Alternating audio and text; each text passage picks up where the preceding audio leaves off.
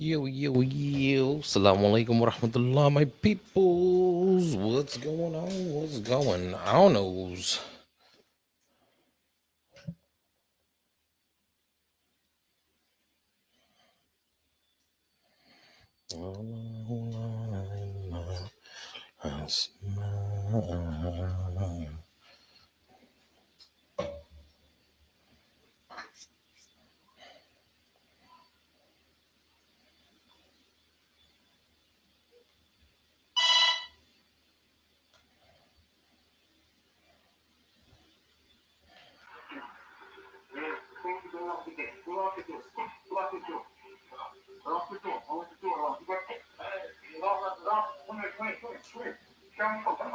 Meet the Samsung Galaxy man.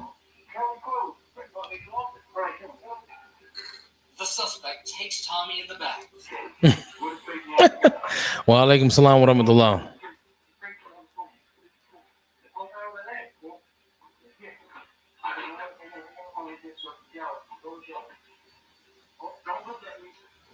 Don't look at me, look down.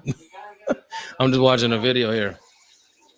The assailant senses Tommy is looking for a way out. But Tommy flees through the back door of the cell phone shop. He finds the back door of a neighboring travel agency open and escapes through the front with a female worker. Outside, the man pulls down the security gate. The assailant is trapped and desperate. Oh, that's hilarious.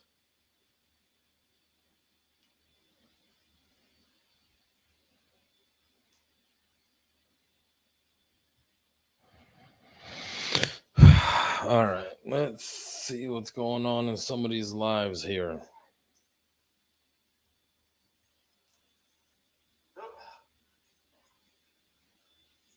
So I tried to unhook the hose from out front and I got sprayed in the face. And That's KC. If you didn't know. Okay. Al-Fatiha. Who's this brother? The Al-Fatiha. Al-Fatiha. Okay, Surah Fatiha. Al-Fatiha 1:4. And Fatiha 1, what does it say? What's that? What does it say? Surah Al-Fatiha doesn't have 14. No, hold on. Let him, Brother Shwan, let him say it, please. Let him say it. Master of the day. Yo, Buck. Walaikum salam wa rahmatullah. What about it? Are you sure he's Al-Fatiha? Right. Who else would be the master of the day of judgment other than God? Allah? God is the Allah is the master of day of judgment. Yeah, but isn't this prophet that comes? This is part of the Alex, give up. Give up. This is part of the Dawah team. I know what you're doing. This is part of the Dawah team that we have on TikTok. Like we got a group of brothers that come up in here and they go live on TikTok and stuff like that. He messed up. I know. This is what I'm saying. I know he messed up because I've told him before. What is everyone doing? I know him. Like, I know him. Yeah, I know him. That's what I'm saying. I've told him, advised him before. I've advised him before. Who is he? What's that? Alex, who are you, my friend? It seems like you have quite a reputation. Yeah. That doesn't matter. Let's just talk about the words that are on the texts. Let me get up. Yo, put me up. Chapter 1, verse 1. Okay, 1:1. In the name of Allah, the most compassionate and most merciful.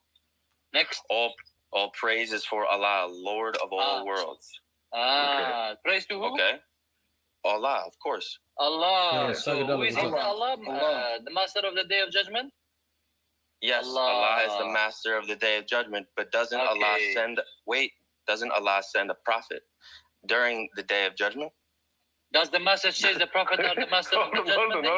Hold on. Why would Allah send a prophet at day of judgment? What's the prophet going to do on the day of judgment?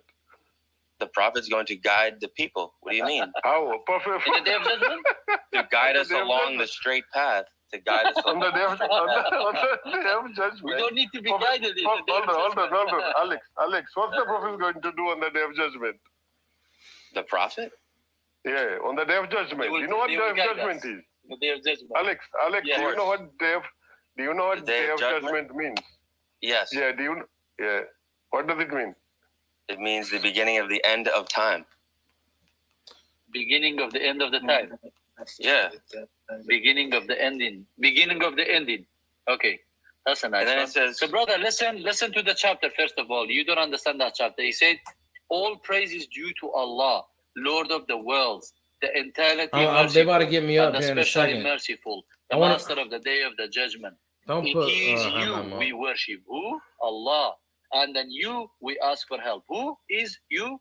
Allah. Then guide up Allah. Bestowed favor, not of those who have evoked your anger. Who is your anger? Allah's anger. For those who are astray. So this is talking about Allah subhanahu wa ta'ala. Next question, please. Assalamu alaikum wa rahmatullahi wa barakatuh. What's up, my brother Shwan? Hey, wassalamu alaikum, brother Isa. How you doing? Good, alhamdulillah. What's going on? What's the problem? What's popping, bro? The problem is, can you imagine in this dunya we are talking to Jesus? That's the problem. Oh, you think you Jesus, bro? Yeah. nah. Oh, so you don't think? No. Your mind? I'm just Have you talking changed your about mind? all I'm doing is I'm just talking about the scripture that we have in front of us. But Wait. Alex, previously you claimed to be a Jesus, isn't it? Are you changing now? You change your nature? Yeah. Okay, that's good. That's good sign. Okay, That's so good you sign. know, so you're no longer. You're Okay. no longer Jesus. Okay, good. Yeah. Okay. I was actually Yeah. reading your mind, Isa. So like when I'm on here, when I talk with you guys, I always want to keep it very respectful, and I always want to be just talking about the word. But do you know? Yeah, that's cool. And I always want to just be talking about the words that we all have in front of us. You know what I'm saying? Okay, that's cool. That's cool. Yeah, That's cool. Hold on. Wait. Okay, so that's cool, and I understand that. But you know what's really disrespectful is to claim that you're Jesus or God or to be a disciple or some. That's highly disrespectful. In fact, it's blasphemy. Okay. Do you not mean? But brother Isa, he Okay. changed. It's okay. Past is past. He changed. He's no longer Jesus. Yeah. It's okay. Let's move on. No. Okay. All right. Yeah. All right. Whatever. So I want to talk. Mm. I want to talk because I've been listening to the Muslims a lot, and I also listen to the Christians, and you guys have a lot of different points that you guys make against each other, and so they don't make any points against us. You're right. You guys know much better, to be honest, from what I gather about what these texts mean, and it's because you guys read the Quran, which is an extension, in my opinion, of the Bible. Would you guys agree with that? No. No, it's not an extension. Absolutely not. Would you say then that the Quran may help to clarify the Bible? Is that something that make more sense, or would that be right? Yeah, I would agree with that. That the Quran can absolutely clarify the Bible, but it doesn't. The Quran will not reconcile everything in the Bible because there's too many things in the Bible that is not from the prophets, right? So, for example, Ezekiel 23:20, I think, like things like this, talking about there she lusted over her lovers whose genitals were the lengths of this and whose emissions were the amount of that. This isn't godly. This doesn't come from God or the prophets. I think this is something that has been inserted into the text. So the Quran cannot clarify something like this. All that we can say as Muslims is that this did not come from God. Just like Paul, for example, all of Paul's writings and things like this didn't come from God at all. Right. Okay. Akhi, sorry to interrupt. I'm going to do my fajr, inshallah. Bring Hammam up, yeah? Is that okay? Okay. So there's a point Sorry, that I brother hear. Isa, inshallah. I'll talk to you later. All right, my brother. Assalamu alaikum wa rahmatullahi wa barakatuh. So there's a thing that you guys bring up against the Christians. Wait, before you do that, did you understand what I was saying? Yeah, for the most part, to the best of my ability at the moment, yeah. Okay, so simply, hang on, Hammam. I want to call out this guy, Daniel. Daniel, if you got no points against Isa, don't be going after his business, dumbass. This is why we don't go. No, this is why we don't take no friggin' fiqh lessons from somebody who worships a man. Who's Daniel? I don't know. Bring on. What's going on? Daniel, who? People, come on up. Or do you only like speaking to 7-year-olds? Wait, who's Daniel? What Daniel? What's his Daniel Andrews, and he tags me in a video. Apparently, oh, go call out your brother. He's selling pants or something. Is he here? I'm like, no, but I bet you he's here with his fake account, probably filming. Oh, okay. And then people, do you want to come on up, or do you only like speaking to 7-year-olds? Who's Daniel, by the way? Daniel is a guy that who has mental issues. Okay, so simply, Alex, what I'm trying to say is, for example, when Jesus in the Bible says, "I and the Father are one," see, the Muslims know that there is only one God. So when Jesus makes this statement, he is saying that he is one in purpose with God. He's not saying that he is one in him and God are one and the same. Doesn't mean that, because there are other verses in John that would suggest where Jesus prays to the Father that his disciples become one in him as he and the Father are one. So are there 13 gods now, or are they all one God? No, it doesn't make sense at all to believe this way. So I and the Father are one is a metaphorical statement, just like John 17:3, this is eternal life, that they may know you, the only true God, right? This statement right there is what we believe in Islam, 100%. Now, I'm not saying I believe the Bible. What I'm saying is that statement, even if the devil said God is one, we would say absolutely, we agree. It doesn't matter. We take truth from wherever truth comes, right? And then we reject falsehoods. So Paul writing about Jesus, who the hell is Paul? Do you understand what I'm saying? Who gave him the authority to write on behalf of the prophets, right? Who gave them the authority to exegete Jesus or Moses or anyone? Who gave him that right? No one. He wasn't prophesied. In fact, Jesus spoke about people like this, saying that, many false prophets will come, and these people you got to stay away from. And Paul misquotes things from Isaiah in Romans chapter 11, verse 26 and 27. If you go read Isaiah 59:20, compare the two, it's actually different. So Paul says, as it is written, meaning he's referring to the Old Testament, saying that what he's quoting next after as it is written should be exactly the same as in Isaiah chapter 59 verse 20, but it's not. It's literally the exact opposite. So this is a misquotation by Paul. We don't have these types of errors or misquotes or something like this in the Quran. You will never find anything like this.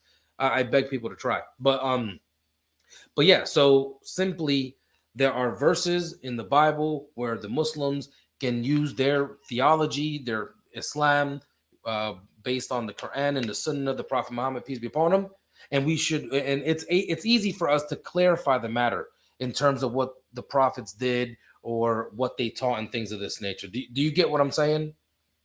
Yeah, no, I do. Okay, sure. Cool. I'm sorry that I was long-winded, but I really wanted to give an idea as to what I mean by Muslims are the unbiased, logical, rational thinking people who can help the Christian in their theology, because it's quite delusional to believe that God became a man and that this God died. Do you know what I'm saying? Wa alaikum salam wa rahmatullahi wa barakatuh. Yeah, I feel like that all the text, the Bible is mostly pointing towards things that could be understood, but are very hard to understand, and the Quran helps that. Yeah, but not the. I mean, we can't do the entire Bible like that, because, like I said, there's things in there written by men that, and these men misquoted, and things like that. So, we can't reconcile.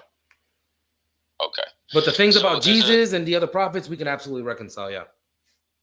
Okay, so for example, so how much of the hadiths are very valid to you guys? That's a question for Hammam. Okay, say that again, brother. how much of the hadiths are valid for you guys? Like, are they all valid? Hang on, let him finish his question, brother, and let him finish his question and then answer him, please, inshallah. Yeah, like how much of the hadiths are considered valid by you guys? Are there some verses in there that aren't valid? You know?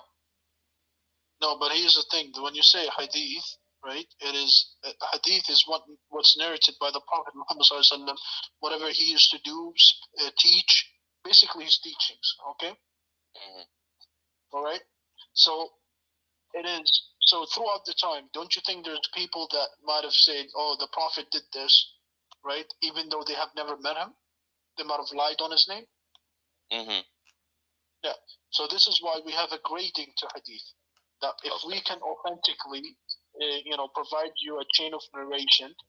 So, a chain of narration meaning I can tell you that I heard that the Prophet did this from you, Alex. And Alex heard it from Isa. Isa heard it from Algerian. Algerian took it directly from the Prophet. If I can provide to you, and I can show you that each one of these people in the chain of narration is truthful, with amazing memory, and they've never told a lie, then we can call this hadith an authentic hadith. You see? Okay. So how much? So only the authentic ones is what we take. Okay. There might have been people that lied on his name, and we caught them in the lies, right? Right. And they did not pass our chain of narration test. Right. You get it? So yeah. So what part do we take? The ones that are authentic. This is what we take. Okay, so it talks about how in the hadith, I'm pretty sure, or it could be the Quran, I'm not exactly sure, but it says that Jesus endures the cross, right? He endures it, right? Endures it. Am I correct on that? Wait. What was the question? Ask the question again. It says that it's either the Quran or the hadiths that Jesus endures the cross. No. Endures it. No, it doesn't. He doesn't get killed on it. He endures it. Right? No, it doesn't say that, brother. No. It says, they killed him not, nor have they crucified him.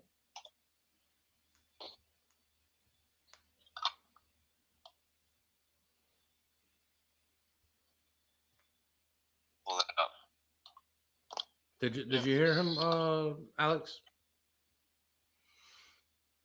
Yeah, just let me pull it up because I'm pretty sure it does say that in the hadiths. Okay, let him bring it up. That's fine. But the Quran says they killed him, not they crucified him, not, but it was made to appear to them. Yeah. So basically saying that this thing did not happen.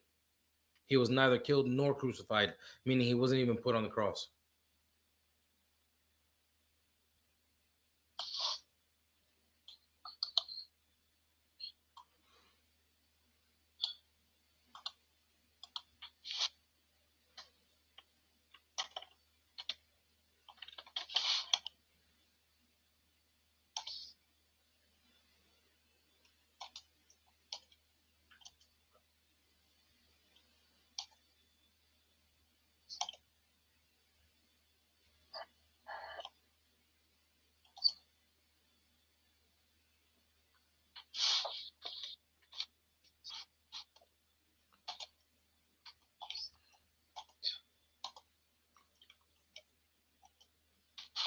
Get the likes up, guys, inshallah.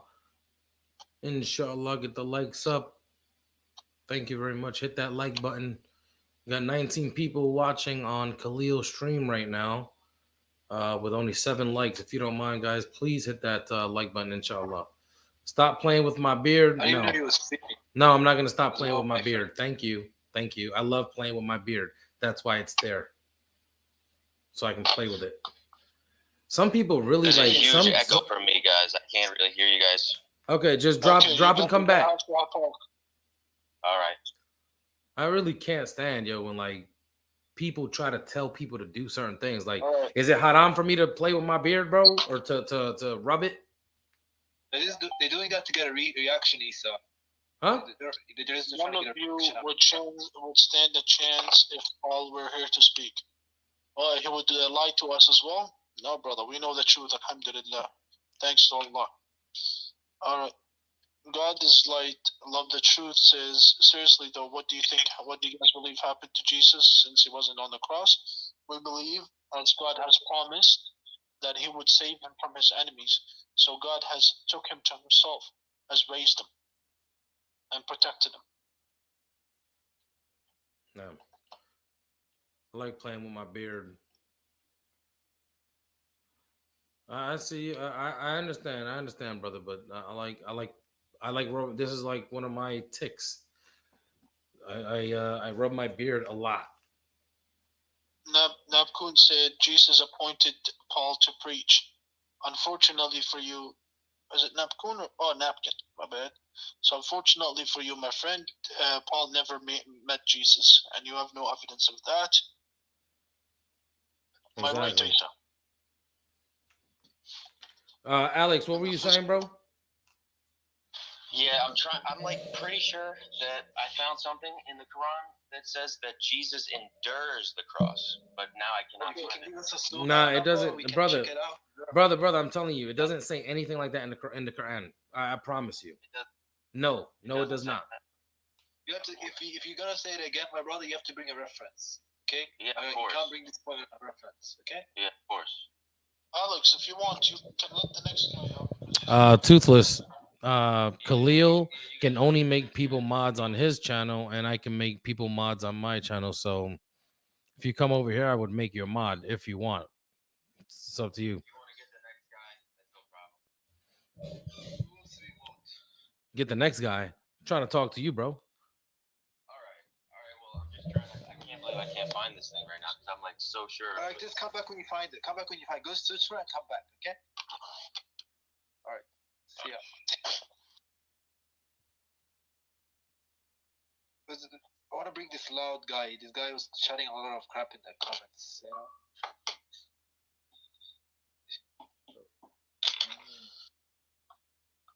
We invited him up. Let's see if he crosses.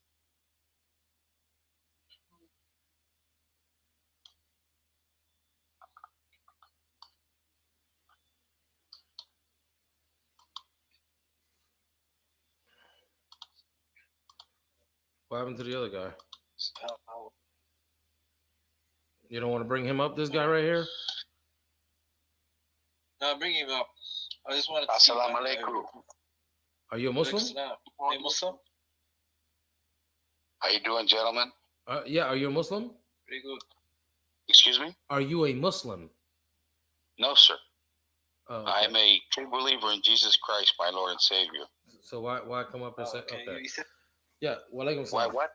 Yeah, that's fine. Because it means peace be unto you. In case you didn't know, I know all what it three means, bro. Don't come religions up here believe in acting, bro. Don't come up here acting stupid, bro. Because I will act real stupid with you, bro. I have no problem doing it. No. Let's move on. Let's move forward. That just shows your level of ignorance. You're getting snappy with me, and if I'm telling you, if you want to act this way, I have no problem wilding out on you. That's all I'm saying. Oh, whatever. I came here to talk.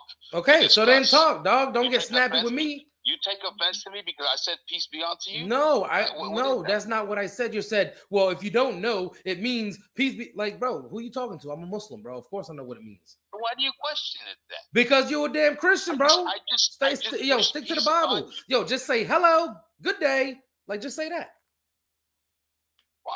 Yeah, all right, let's move forward. Okay. Anyway, I have Muslim friends. Just because I don't believe in Islam doesn't mean I can't be civil. Okay, brother, stop being so touchy, bro. Just say top of the morning to you or something like this. Okay. Go play with your beard, bro. I want to talk to real people. Yeah, whatever. Just bring your points, bro. You came up here to talk. Allah. Let's do one smarty. Okay, so what's the point of all this? Because in my eyes, humbly speaking, you are making a mockery of Allah with this nonsense. Yeah, you're making a mockery of yourself by still talking. Just bring your points, bro. Just bring your points. Did I act like this with the other guy? No, I didn't. Bring your point.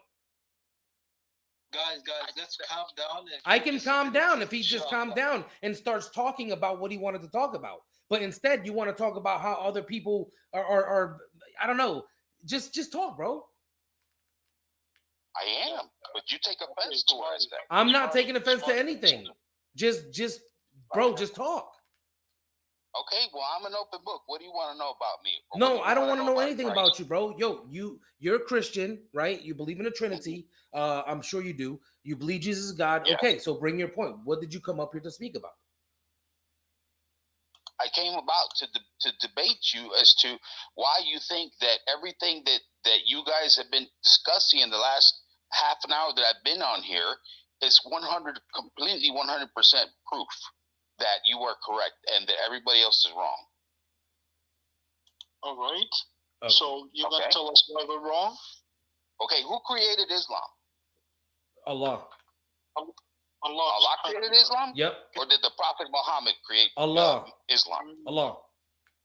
Mm-hmm. And whom was in charge of spreading Islam throughout the land? Who was that? All the Prophet Muhammad? All the prophets. All the Prophet Muhammad. All the prophets, bro. Oh, all prophets. Okay, I see. But you guys believe that Jesus was a prophet, except that he was not God, or he was not the Son of God, or anything to that equation, correct? Yep. Yes, we believe he's a prophet, yes.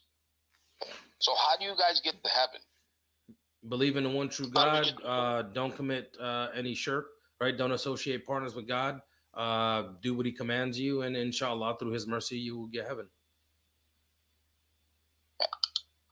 So if you guys acknowledge Jesus, what is so difficult to understand the concept that he came to earth, died, was crucified, and rose again to free mankind of sin and give eternal life? What is the problem with you? I'm sorry? No. It's okay. Because he's asking a question. He's asking a question. It's fine. Go ahead. Right. Well, so what's the problem? The problem is that human sacrifice is pagan rituals, and this is not accepted in any of the Abrahamic faith whatsoever. It's never been accepted. Okay, when was the last time any Christian was sacrificed that you know of? Jesus. Jesus was sacrificed because God sent him as his only son to cleanse the world of sin. And you was Jesus wait. Hang on, brother. Was Jesus a human? Okay. Was Jesus a human? Jesus is in human form, but he is part of the Trinity. He is part of God. There's the Holy Spirit, there's the Son and the Father. So yes, Jesus at that time was inhuman. He was flesh. That's why he was crucified, and he died. Okay, brother, that's fine. I'm just asking you a question, and just answer it very quickly, like simply, yes or no. Was Jesus a human? Okay. Oh yeah, he was a human. Okay, was he sacrificed? Yep. Yeah, he was sacrificed by God. Thank you. Okay. Which means, hang on, brother. Wait. Which means it was a human sacrifice. Thank you. You take these two things, you put them together, human sacrifice. This is a Greco-Roman belief. Christianity, as you know it today, is as they knew it, right? This comes from Paul, because Jesus didn't teach these things. But yeah, so this is all Greco-Roman, not Judeo-Christian at all whatsoever. Okay. Well, first of all, I want to tell you that you're correct, and unfortunately, the religion. See, what you fail to understand is Jesus came to preach, not religion. He does not want religion. I don't believe in the Catholic faith anymore. Okay, a lot of that stuff was messed with by the pagan gods and the kings back in the day in Rome to appease the pagans. Yeah. And they meshed a lot of things. Thank you, brother. And I don't believe in the Catholic faith. What I believe is in the teachings of Jesus Christ, and I'm a follower of Jesus Christ. I don't believe in the Catholic Church because they're wrong. But brother, thank you. That's exactly what I'm saying. But by the same token, you have to understand that in Islam, there's a lot of perversion and a lot of things that go on with the problem is that we have extremists, radicals, And in the Muslim faith, there's a lot of that going on. My friend, before you finish, I can say the exact same about Christianity. You really want to play these dance? Because I study history. I'm agreeing with you. And I'm agreeing with you. And in the Christian faith, you have extremists like the KKK. The Nazis were the Pope back in the day had a relationship with Adolf Hitler. We condemn all extremism. How about that? We condemn all. As a Muslim. And I say to you, free Palestine, because it's the right thing to do, because that's their land. Okay, right. So that's where I stand. First, Marty. The thing is, you came on here. You said that we were wrong about something. So can you just tell us what we're wrong about that? Even though you just gave us a really good speech, and I appreciate that. Just no, it's not that. I think you're wrong in the sense that you're missing what Allah wants, and Allah wants is to bring everybody together. You're not going to do God's service by creating this. And forgive me for saying it, but it's the truth. A lot of you guys were laughing and mocking the Christians and making fun of them. And I see the writings there, people making comments and that they're stupid. Brother, but this is what I'm talking about, bro. No one cares about that. We already went past that. You're bringing it back. No one is laughing at you or anything right now. So long. Hang on, brother. Hang on, brother. So long as you're not up here like just making dumb remarks and things like this. Like, there ain't no point. And I get it. We all should be, grown up about these things or whatever, but not everybody's like that. You know what I'm saying? You say something dumb, they're going to get on you. You know what I'm saying? So forget about what happened in the past. We deal with people on an individual basis. Some people act up and they get clapped up very, very quickly. I have no problem doing that. Yeah. And that's all I'm saying. That's why earlier I said, if you want to get snappy, trust me, I can get snappy too. And I don't want to go down that route. I just want to talk. Okay. All I'm saying is, bro, brother, forget about all that. I know there's no need for it. There is no need for it unless you give me a reason to do it, which like I said, I don't want to do. So, please give us, I guess, your best evidences as to why Jesus is God, and why we'll just stick with the whole God business. But before we get there, I want to flip the question on you first. How do you get to heaven? How do I get to heaven? By following Christ, because in the teachings that we're taught throughout centuries, you can only get to the Father with the Son, and that's basically in a nutshell. So the Jesus Christ used to pray, right? Do you pray? Absolutely. How do you pray? I can't tell you verbatim because I wasn't there, but I pray. I have a personal relationship with Jesus Christ, and to me, there's no set way. I grew up Catholic. Okay, hang on. Okay, so let me say this. So then that way you don't have to like go through your subjective experience. And I'm not being smart with you at all. I'm just check this out. So if you look in the Gospel of Mark, chapter 1, verse 35, it states very specifically that Jesus, very early in the morning, while it was still dark, he went to a secluded place and there he prayed, right? And then when you look in other parts of this would be like the Fajr prayer, right? The morning prayer that the Muslims do. And then you look in like the garden story where he fell upon his face and he prayed, right? So now we're starting to get an idea as to how Jesus prayed, by putting his forehead on the ground. And then if you look through other parts of the Bible with the different prophets and different stories of like in Isaiah and things like this, you'll see that people put their forehead on the ground and they prayed, right? So if you're just like sitting there in your chair and you're just praying and you consider that prayer, to me it's questionable, because Jesus put his head on the ground, so did Moses and other prophets. They put their heads on the ground, right? This is what we're talking about. This is why that is the correct way to pray. Not everybody does it. It's a show of respect, a show of humility.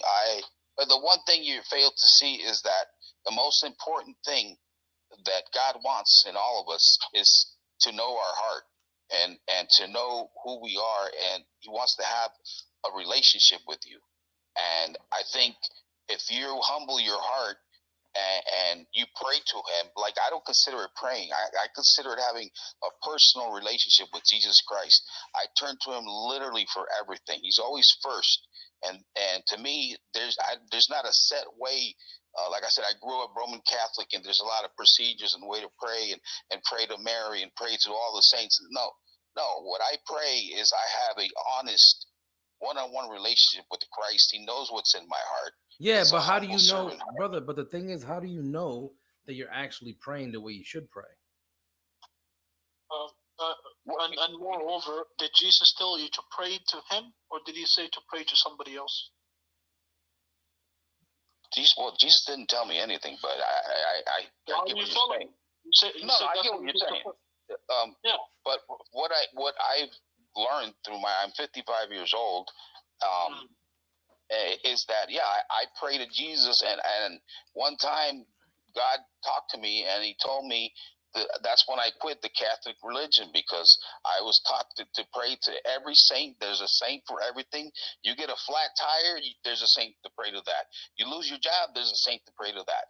And He told me one day that was wrong, that I was taking my prayers and my adoration away from Him. But you just said that Jesus. You just said that Jesus didn't tell you anything, but now He told you that this is wrong.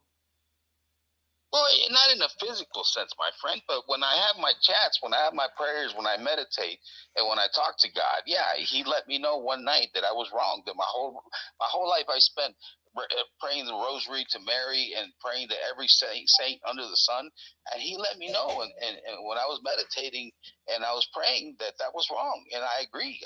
I wasn't giving Him His due. I was giving all the attention and adoration to Mary and all the saints. And so I changed that, and I left the Catholic Church. But what you guys have to understand is that God wants you tonight to talk to people's hearts and tell them, if you believe so in your heart that God is telling you to do this, show people why they're wrong, or show people why you feel that Islam is the right religion or the proper religion. That's what we're doing here, brother. That's what I'm telling you, because listen, there's scholars that can go back and debate the Quran, the Bible, everything to a T, and you probably won't get to the same agreement. But I think we're failing to see the point. Bro, hang on. Brother, you're preaching, bro. Like, you don't see it. But every time you start talking, hang on, brother. You're talking about, have a relationship and speak to people's hearts. Bro, this is all. He apologized.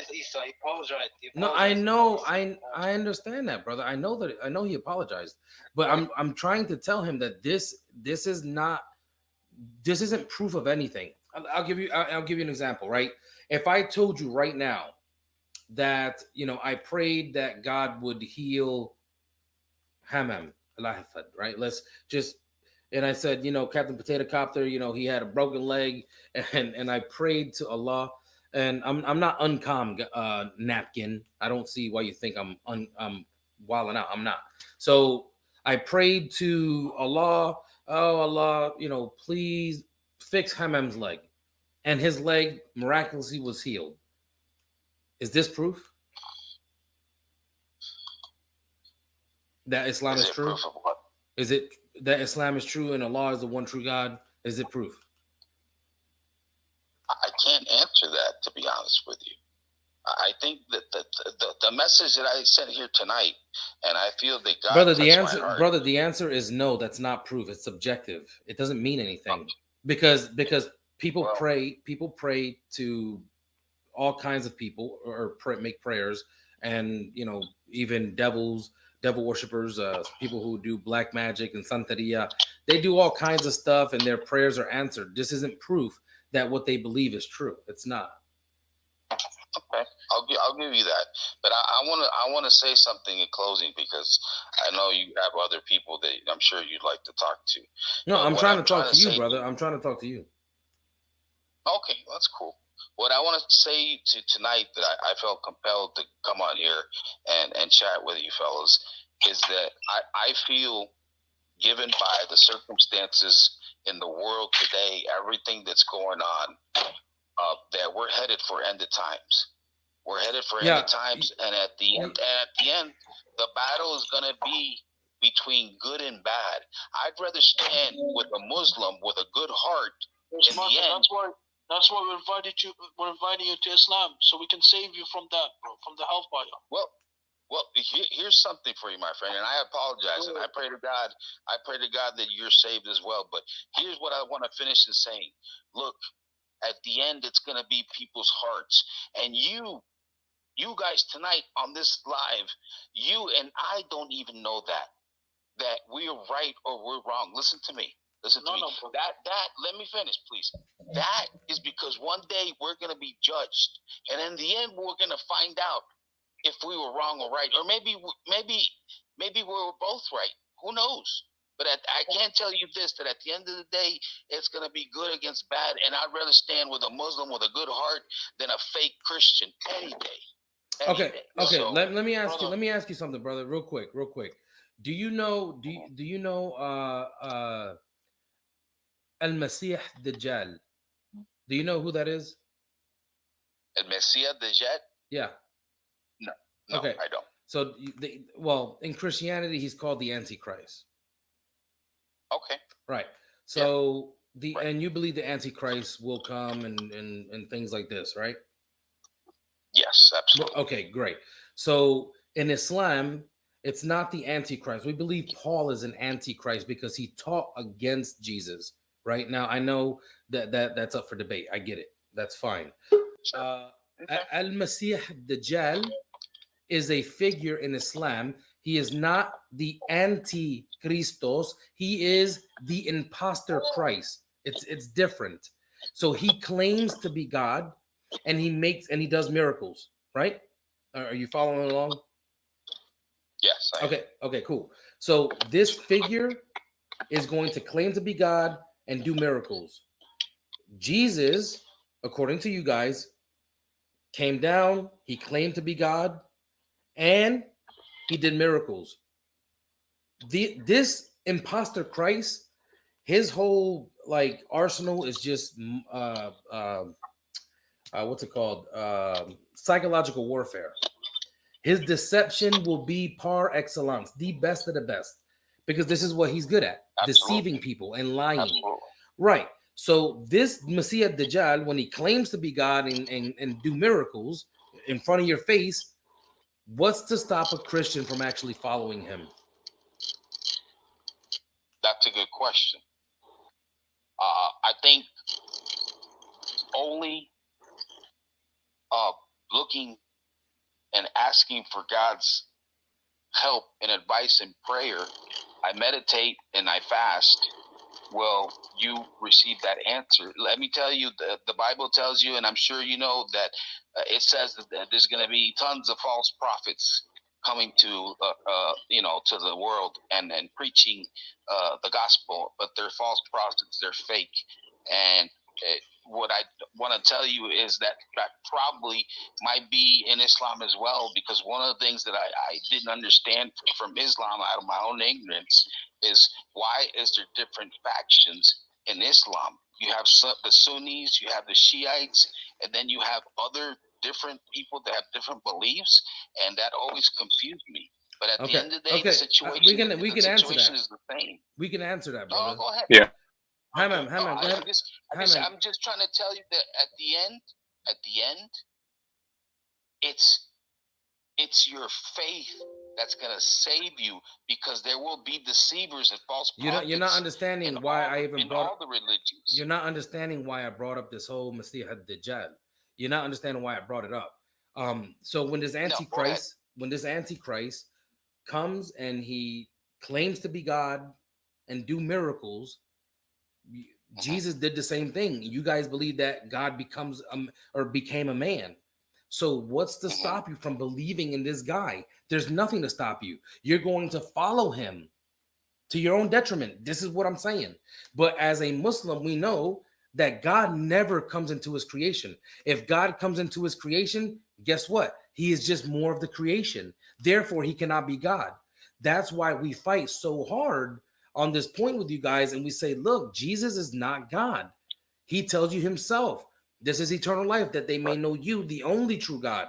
And then you look at David in 2 Chronicles chapter 6, verse 18, where he says, will God really dwell with men on earth? And then he says, the heavens nor the highest heavens can contain you. How much less this house I have built? Meaning that you can't contain God in this realm. You can't. He is the creator. He is far greater and bigger than anything that's created. Than the universe, because he created the universe. There's anything, everything that's been created. He is far greater than that. So the king doesn't become a peasant. You know what I'm saying? He doesn't do that. A king doesn't. But in Christianity, this is actually. Hang on, brother. This actually comes from Paul's writings. I mean, Paul is the one that gives you this idea that we're just these meek, just disgusting people and we're undeserving and things like this. This is Paul's teaching. Jesus didn't teach this at all. I'm not preaching Shaddai. I'm not preaching.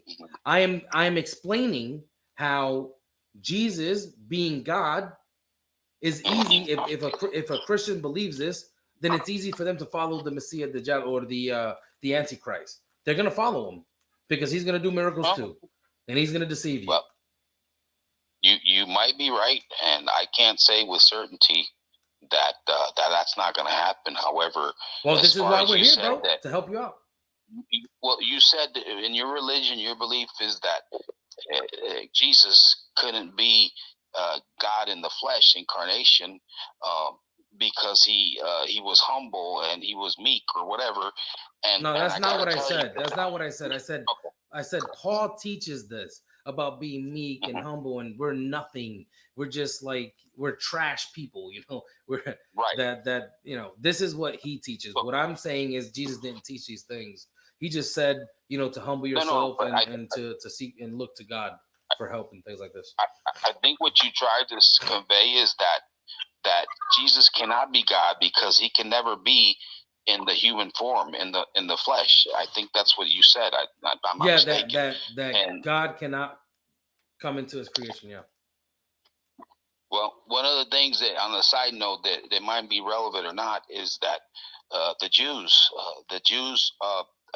sacrificed Christ, gave him to the Romans because they said he wasn't the Messiah. And the idea was that in the Jewish faith, that the Messiah is supposed to come with riches and gold and treasures, and Jesus was humble. Jesus, but they were wrong too, though. This is the thing, that they were wrong. We know that the Jews were wrong about this. Oh, no, I believe that they're absolutely wrong. They sacrificed their Messiah because he didn't come full of riches and wealth. Brother. They didn't sacrifice their Messiah. What they did is that, first of all, they were, Jesus came with a message, and this message was to bring them back. Nazmi, salam alaikum, my brother. I forgot to say salam alaikum earlier. So Jesus came with a message to bring the Jews back to the worship of the one true God. That was it. And stop adding things to the law, taking away from the law. This is what Jesus came to correct, right? And this is exactly what we believe in Islam, that Jesus came to correct, right? Anyways, so these hypocrites, these Pharisees and whatever, these scribes, Sadducees, Pharisees, and all these people, these teachers, these rabbis, they were hypocrites. This is why Jesus said to them, if you would believe me, you would have believed, he said, if you would believe Moses, you would believe me, because he wrote about me. But because you don't truly believe in Moses, then how could you believe what I say? Right? So these people were hypocrites. He came to correct them. They didn't want this correction. Jesus was enemy of the state when he came preaching against them. Same thing like Malcolm X. Same thing. You know why? Same thing like Malcolm X. Same exact thing. He's preaching against the state. He is public enemy number one. You got to get rid of him, right? So it wasn't that he was the Messiah or not the Messiah. They didn't care about that. They wanted him dead because they wanted to end his message. So as per Deuteronomy chapter 21, verse 21, 22, and 23, if I'm correct, anyone that is hanged on a pole is cursed from God, right? So they wanted him crucified.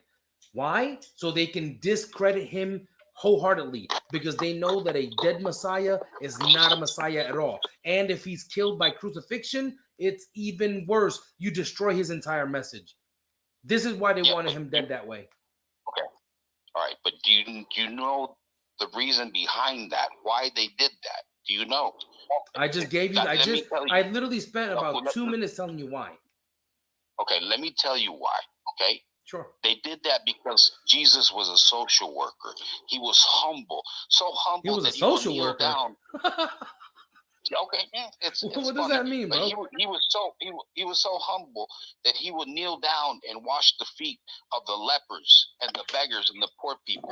They didn't like Jesus because Jesus got mad, angry one time when the temple, he overturned the table of the tax collectors.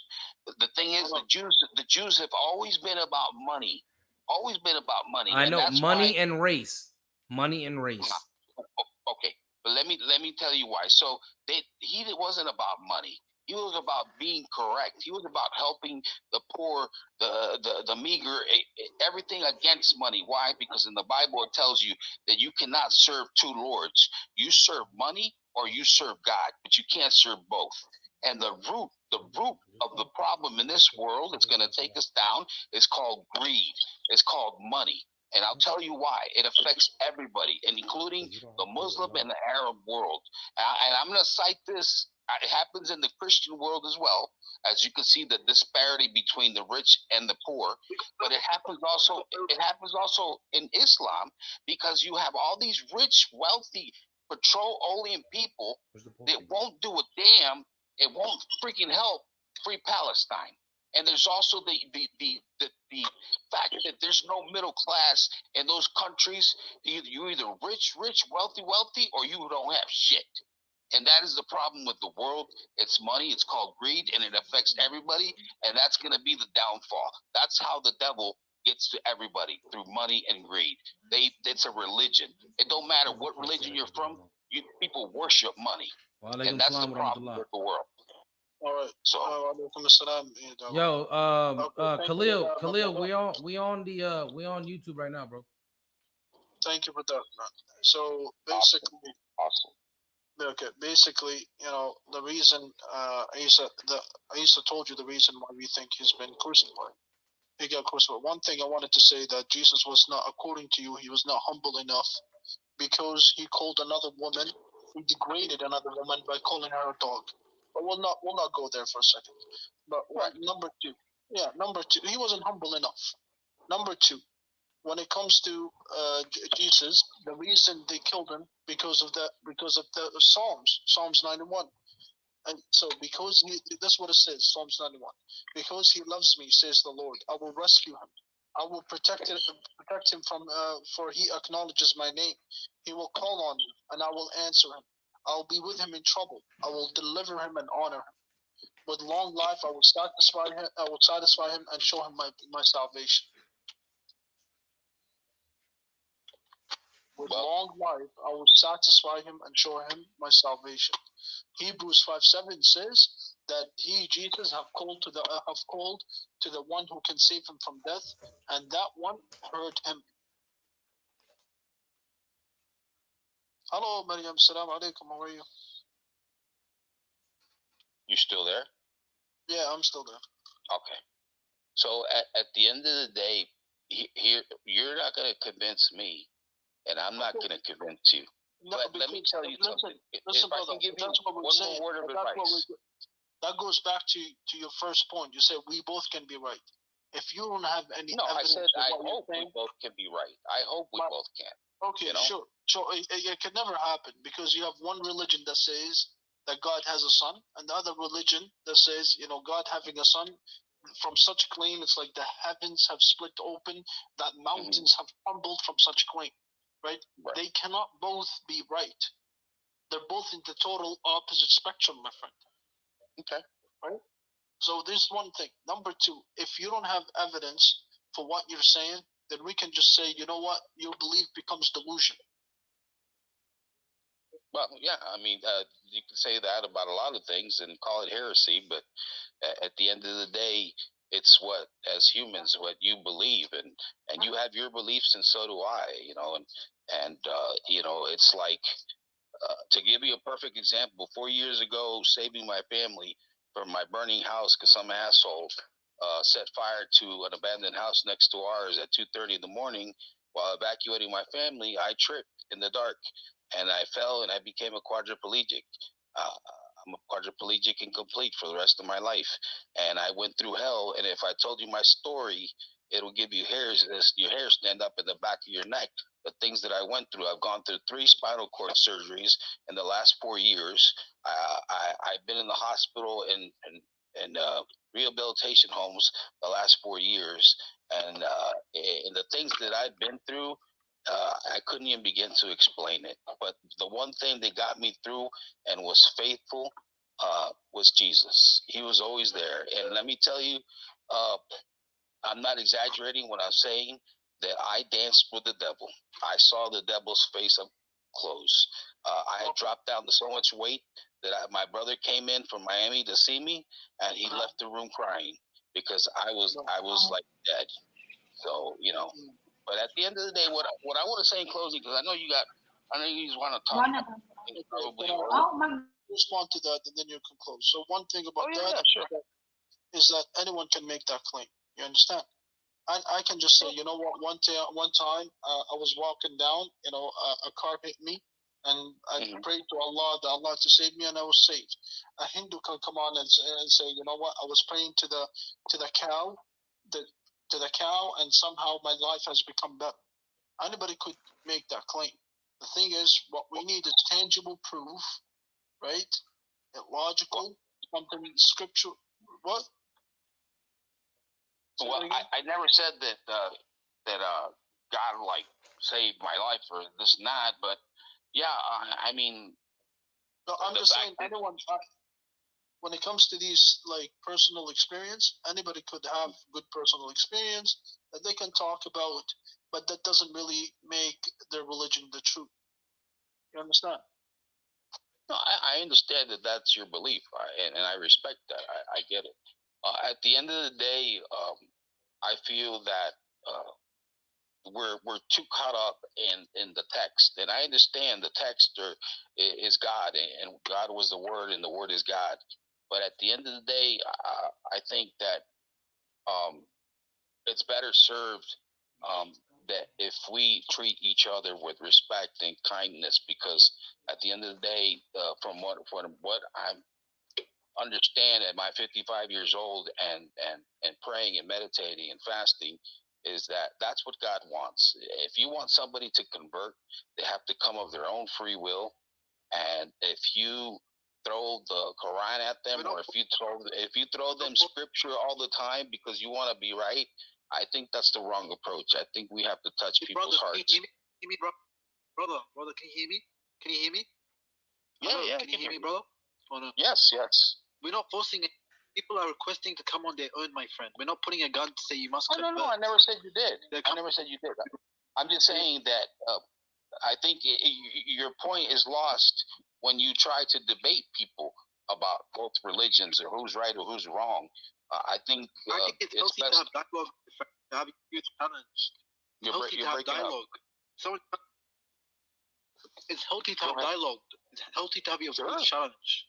Yeah, no, I agree. But it just, sometimes it comes across like, you know, and I'm not saying you're doing that. It just the perception comes across like you're just trying to get your point across and say that you're correct by quoting the Bible or quoting the Quran, you know, and I think it misses the point. If you're trying to persuade people to come to Allah, then I think you need a better approach, in the sense that you need to touch their minds and their hearts, not always prove to them that you're correct because the Quran says so and because what the Bible says so. Well, that's all I wanted to say. I enjoyed the conversation with you guys. It was fascinating. I wish you the best. I'll pray for you. And you know, if you want to keep in touch and have more conversations, I'd love to. Other than that, you guys have a blessed night. Take care. Take care, bro. Thank you for coming. God bless. Khalid wants to say something to the guy really quickly. Stay Yeah, 1 second. Khalid, Yeah. Khalid wants to say. Hamam, I'll bring you right back, akhi. You know? Sorry? Khalid wants to say one thing to him really quickly. Sure, no problem. All right. Let Khalid say something.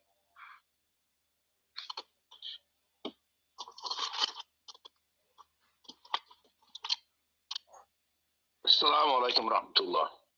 Wa alaikum assalam rahmatullah barakatuh. How are you, brother Khalid? Alhamdulillah, alhamdulillah. I just wanted to pop in real quick. I can't come to YouTube or anything tonight. I'm hanging out with the wife, but I just wanted to pop in and say it was a decent conversation. Kind of listened to it for maybe about the last 10 minutes. But my question is first, Martyr. Or what was your point of giving those directives if you didn't think that we were doing that? What was the point of giving what directions? I'm so talking about how we shouldn't be just quoting, like throwing scripture out there, and you were saying that stuff, and then you said you guys aren't doing that, but it's almost like, you know, if a police officer comes up to you and he's talking to you, and then you're not breaking the law or anything, and he's like, well, make sure you wear your seatbelt, and, you know, do the. That's just kind of how it came across. Like, you're saying that we weren't doing it, but you were giving us instruction on how we should do it. I was just curious why. Well, first of all, with our respect, that's your perception, how you perceive things. But my actual intent was giving you advice, believe it or not, because I feel that I'd rather speak to somebody that's good and does good in the world, despite having a different opinion about religion. And what I was saying is that sometimes you have to appeal to people's hearts and not so their minds, because by quoting scripture all the time and getting into these debates about who's wrong or who's right, you're not going to get to anybody. You understand what I'm saying? You think that we should judge a religious belief based on how the people act, not the belief itself? Say that again. I said, so you think that you should judge the truthfulness of a religious belief based on the way that the people of that belief acts, rather than the belief itself?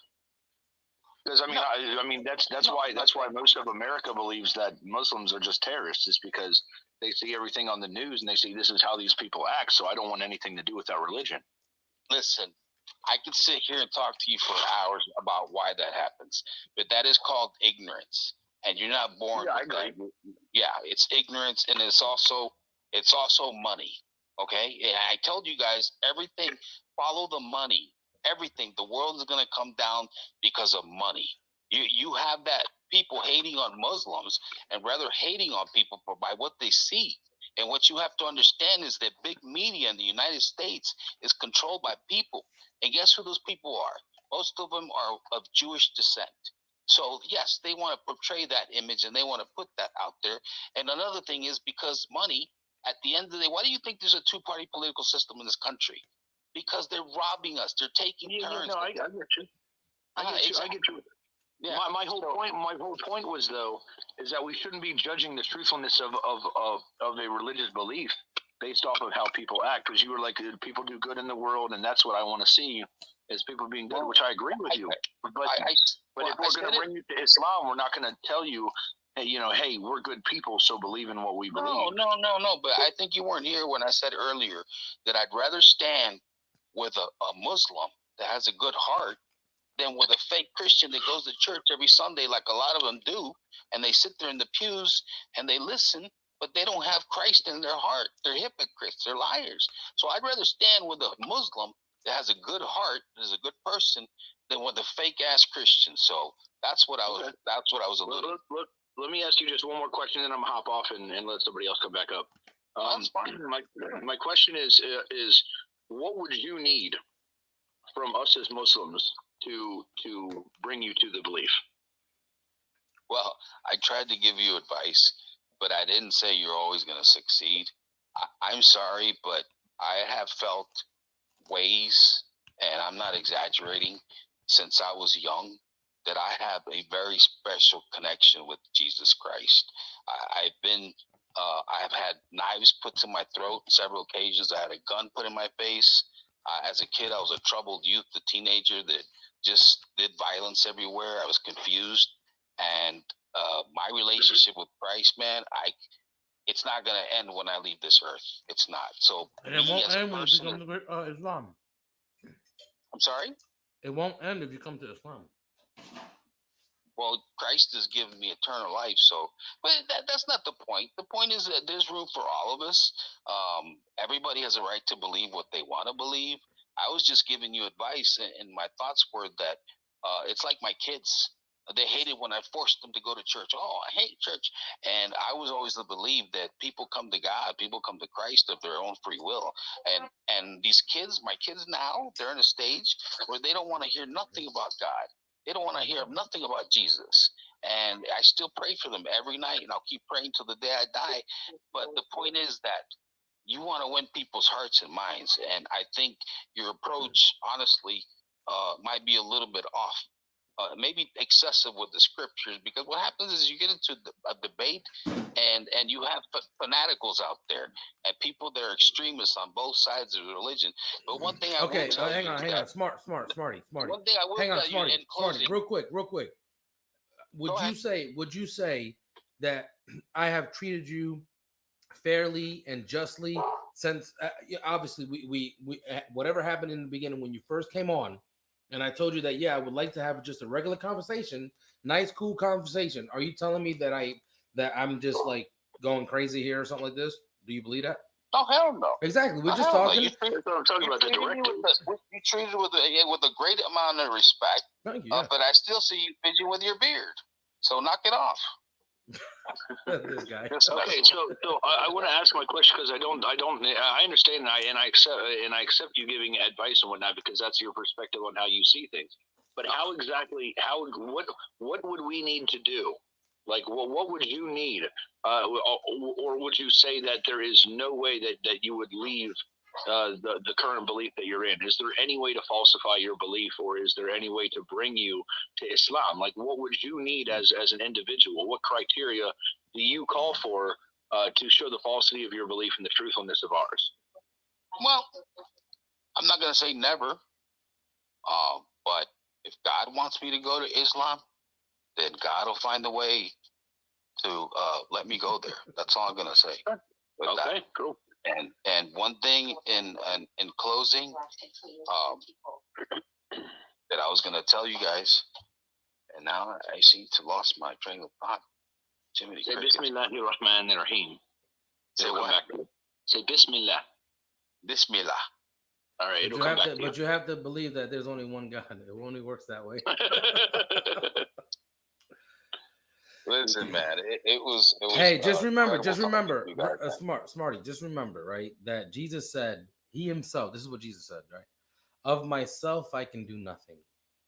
As I hear, I judge, and my judgment is righteous, because I don't seek my will, but the will of the one who sent me.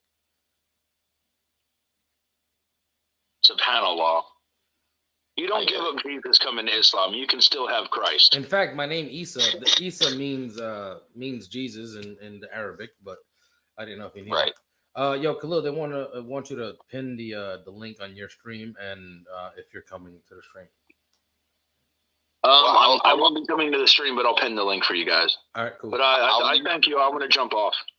Yeah, I'll leave you guys in closing. Hey, Khalid, I'm going to say. Khalid, did you see my video? Did I what? Did you see the video? On a TikTok video? Yeah. No, but I'll check it out once I jump off of here. All right, cool. All right. Okay. The last thing I'm going to say is that Christians and Muslims have been living side by side in peace for thousands of years. So yeah.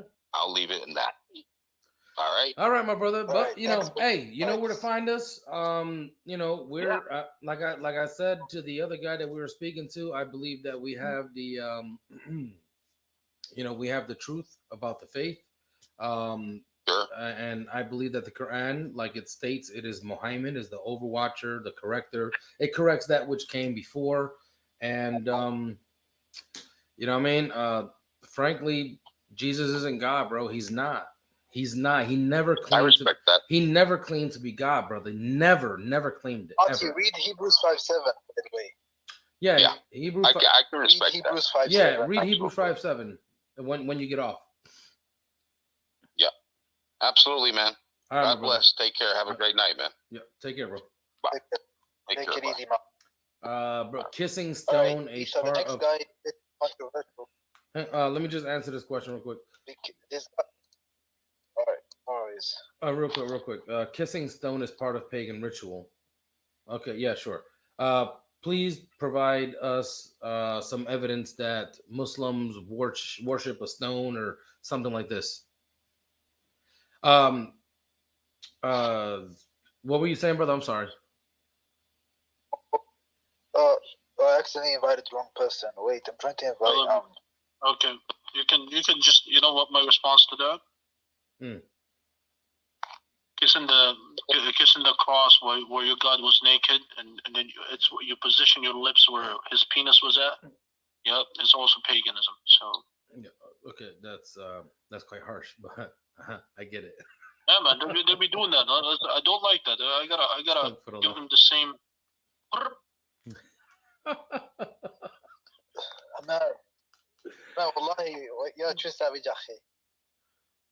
God forgive you for that, my friend. I'm sorry, but don't come out as like that. I'm gonna come harsh. You come harsh, I'm gonna come harsh. Yep. Assalamu alaikum wa rahmatullah. Wa alaikum salam. Tell the other chick. Bro, when you guys were speaking to the Christian guy, Claire was in the chat, like she was going hard at him. They were like, go ask these idolaters why they believe Jesus is God instead of just telling them Jesus is not God. Like, bro, and she's an atheist. If she probably didn't hear when I told him that Jesus is God and why. So maybe she didn't hear that part, but I wasn't gonna go over it again. We were past that part of the. Yeah, no, she was just being passionate in the chat about Tawheed for some reason. That's all good. Yeah, what happened to Shaddai, yo? He was waiting, Algerian. Oh, yeah, that guy's a bit aggressive. I'm trying getting up. What happened, Shaddai? You don't want to come up? Shaddai is one emotional. Your brother, you got to come closer to the mic, inshallah. Shaddai, I'm saying the brother is a bit aggressive with his approach. He likes to yell a lot. Who, Shaddai? You know? Oh, I know he is, yeah. And that's fine. I can handle people like him because I'm aggressive too. I can be aggressive, you know what I mean? Yeah, but I don't know if it'll be fruitful to have a conversation with him. I don't know.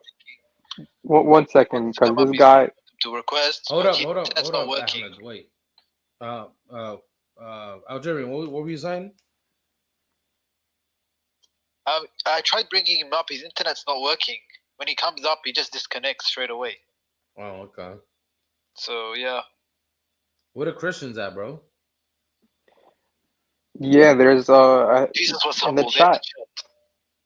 In the chat on YouTube, in YouTube chat, there is a guy. He made 2 claims so far, and he's really coming with a lot of baggage. He says Muhammad and Allah don't understand Trinity, and then he says I believe men's sperm come from the backbone. So now he's like, you know what he's doing, right? Yeah, he is okay. It sounds like a complete Christian. So if you wanna come up and talk about it, bro, what's your name? Bro Pro, I think his name is. Yeah, bro go, come up, bro. Hit the link at the top, bro. Stop being a keyboard warrior. Any Christians come up and substantiate why Jesus is God? Because I believe Jesus was too important to die on the cross. Jesus prayed to God. Jesus was a prophet of God. Jesus prayed like the Muslims. Or ask us about Islam. That's fine too. Yeah, and ask us about Islam. Yeah. Yeah, That's absolutely. true.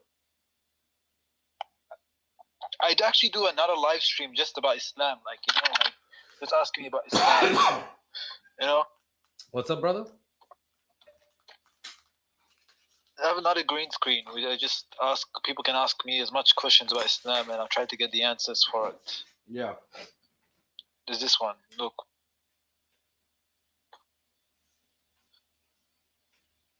All right, just keep it up.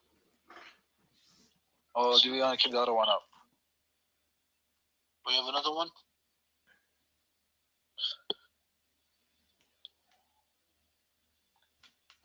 Read Hebrews 5:7, Isa. Read Hebrews 5:7 so they can understand why you think Jesus is too important to die on the cross. Yeah, Hebrews 5:7. I don't need to look it up. It just simply says, during Jesus' time on earth, he gave reverent prayers to the one that can save him from death, and he was heard. But the Christian would say, no, he died. I'm like, but it just says that he was heard. This is, if you read the following verse, like verse 8, it starts saying that he suffered. And then we're like, hold up a second. If he was heard, then how did he suffer? It's a contradiction from the one verse to the next. Straight up contradiction, bro. Did you hear me? And he says he was saved from death.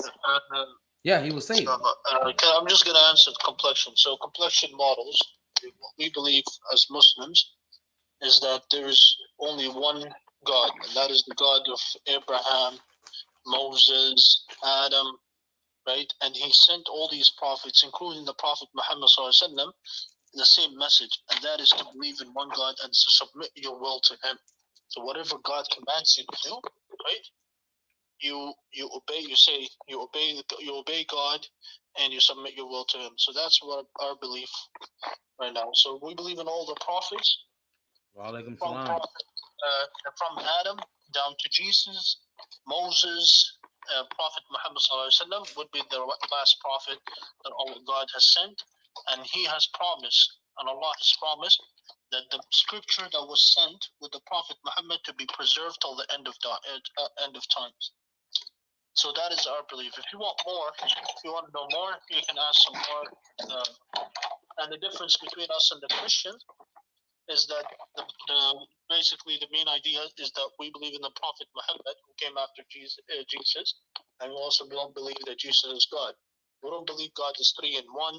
We believe God is one, right? Throughout every single prophet has preached the same thing, God to be one. No single prophet said that God is three in one, right? No. And we don't believe God can be a man, because God is too high up there. He's too high, too powerful to be a man. He's too glorious to be a man. He's so is royalty, right? He is majestic. He is the authority of the authorities.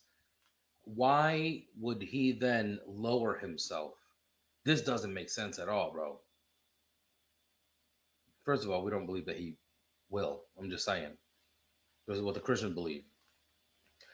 The king became a peasant, so he knows what the peasants, so he could know how the peasants lived. That doesn't make any sense. Doesn't the king know how a peasant lives? I'm talking about, someone who's rational and logical, right? But we're talking about the creator of the heavens and the earth. He created everything, so of course he would know, wouldn't he?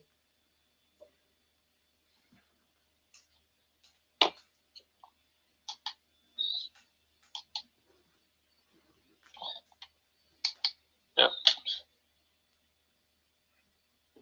And moreover, man, Islam the only religion that goes with the sound mind and intellect.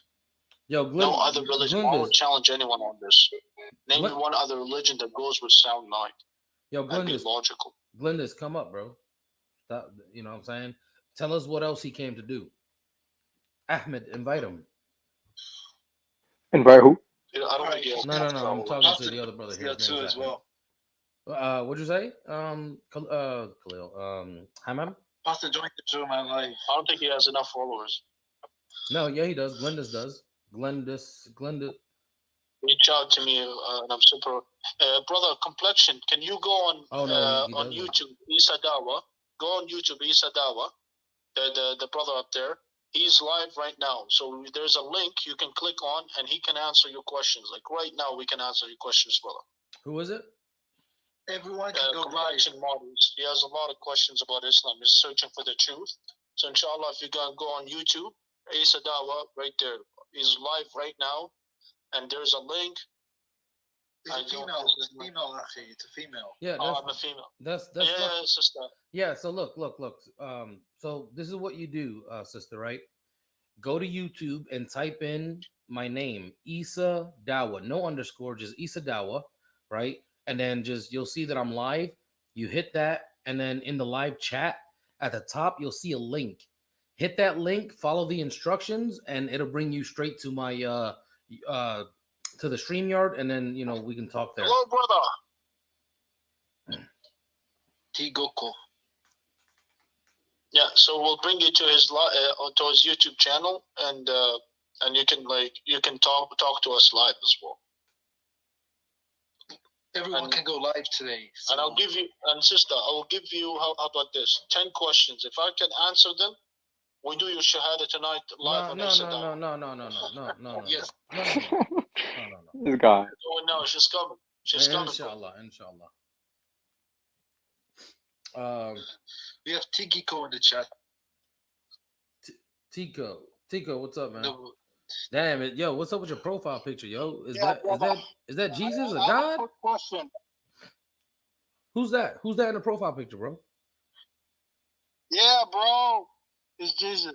Stop it. Does Jesus look like that? It's Jesus, brother. Did he look like that?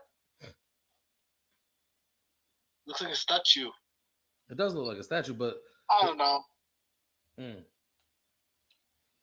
Yeah, he looked like. Anyways, what's up? What's up, bro? Yep, that's exactly what he looked like.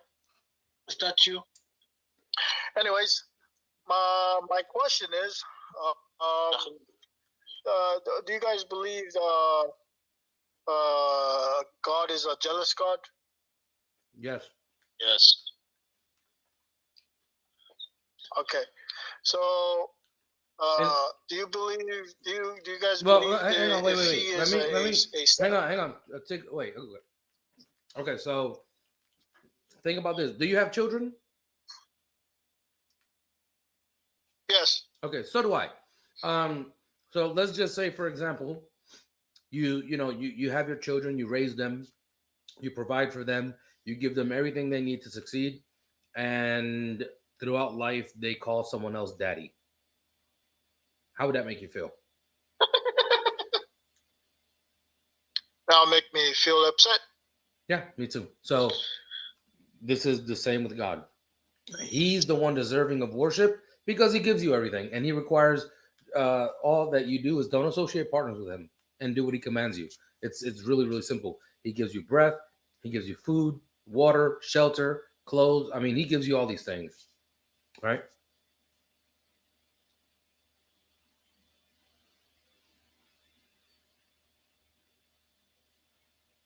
Yes. Okay, cool. All right. I believe that. Okay, next question. The thing is, can we use your logic in this conversation? Sure. So if God was to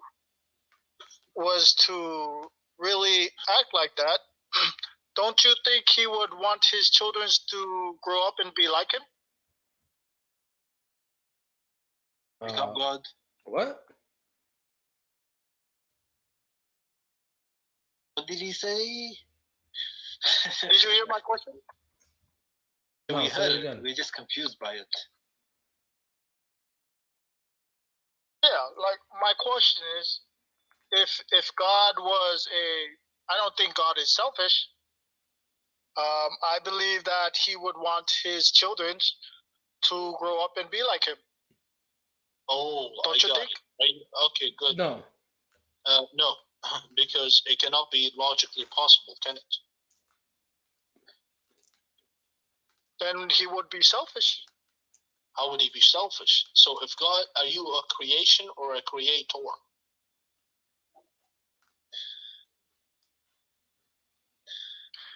Well, God creates us, but doesn't he want us to gain the same gifts he has? Because he is so loving? Tigo, focus. Focus on the question. Focus. Are you a creation or a creator? Yes. Yes. Okay. That doesn't answer my question. I am a creation. Perfect. So how can you grow up to be a creator? Can you create God? Yeah. So if you want to grow up to be like God, are you going to grow up and create God?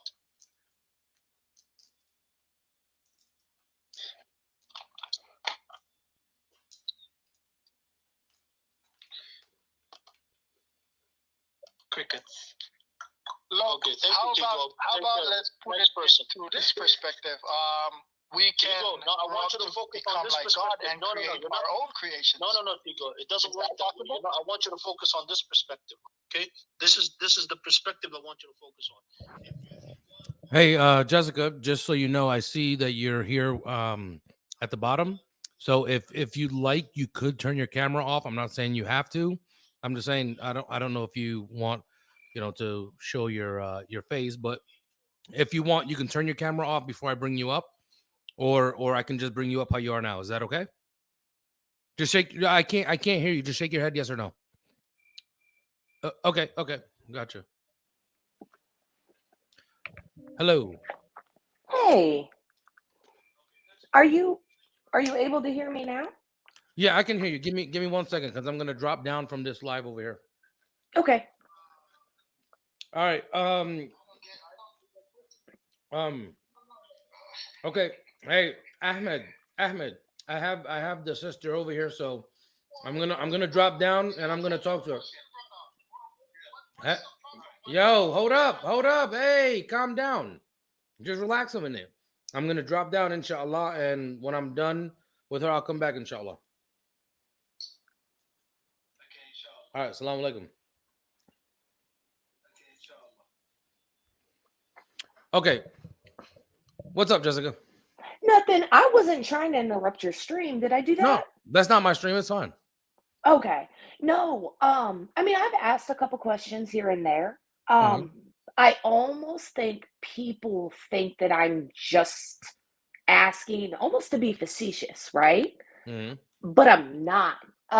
So with me, when you look at complexion models and you look at, my management company, I've been in the entertainment industry for years. I kind of fell into it because I was military and I ended up in DC. And that's at that time, BT was there. So we ended up opening a modeling agency and all this. But that's completely aside from all of that. When I was younger, I went through a lot with my parents. I didn't necessarily grow up with my parents, but So you're a veteran? I am. So am I. Oh, nice. What were you? I was in the Army, combat medic. I was a Navy corpsman. So okay, close. Ain't that we can pick on each other, right?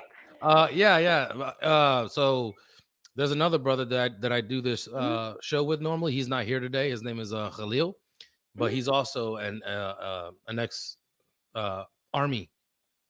He's deployed to Afghanistan. He's been shot at by Afghans. I mean, he's a white boy from Ohio, and he became a Muslim just over a year ago. Yeah. And so with me, anyways, I'm sorry that I just wanted to give you a little background. And I love that. And I'm one of those people that I grew up in Chicago. I was in DC. I was military, and it's just a different world for us, right? Oh yeah. We become inclusive, and you start to let all those weird bias go. So I didn't necessarily grow up with my parents. It wasn't the best environment, but I ended up middle school through high school. I moved in with my grandmother's sister and her husband. He was a Pentecostal pastor. So at 14, I was thrown into this crazy religion, whether I wanted to be there or not, right? with people that were speaking in tongues and doing all this stuff that, like you guys keep saying, just logically doesn't make sense, right? And the more, I'm a very logical person. I'm a very factual person. Like math makes sense. Like math makes sense, right? Numbers make sense. I'm very good with that. With this, just believe because I said so, or there's a lot of stuff to me that just doesn't make sense. So I've started, like, I've tried to pull up the Quran. I can't really follow it. I've never been able to do that. But the flip side to that is I've been to Israel, right? So because my uncle was a pastor, I was there for 2 weeks. And one of the things I tell everybody is it's so open and accepting. Well, Israel? Yes, and respectful. Okay, let me say of this the Jews, right? No. Let me say like this Hasidic Jews and stuff like that. No, sister. Let me say this real quick. So the Israel, most of these people are atheists. They don't really believe in God like that. Right. They don't. So them being open and accepting, of course they are, because they don't really, believe in God. That's why you have Zionists. Zionists are people. It's a nationalistic movement. It has nothing to do with religion at all. But there are Orthodox Jews, Hasidic Jews and things like this, that they believe in God wholeheartedly, and they actually they're against the Zionists and their movement and things like this that are going on in Palestine. They're against this. There's plenty of Jews that speak out against this, and normally what you see are the Jews who are Zionists, and this is what you get when you go to Israel for the most part. I'm not saying, because there are Jews who actually look more Arab, and they're catching flack because of it. You know what I'm saying? Yes. Because they're not light skinned, unfortunately. Right. But what do you do about that? You can't. You don't choose like what color skin you are, right?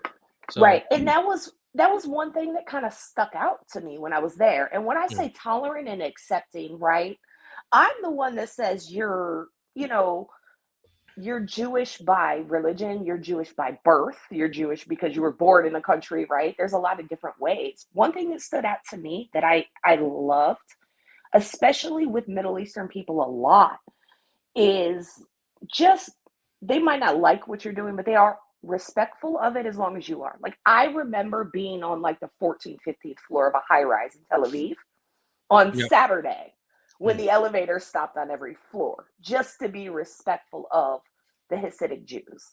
And the reason I told you about my uncle that was the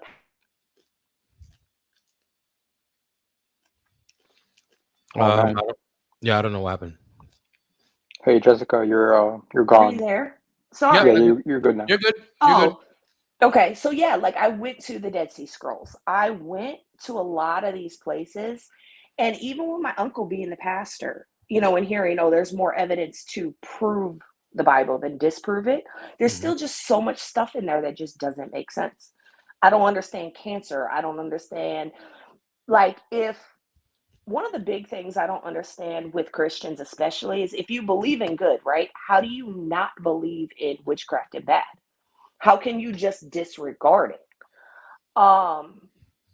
So I guess the last couple of years, I've just been doing that. Like, I've been looking into, believing and trying to just figure out what's right and what's there. And I just want to figure out more.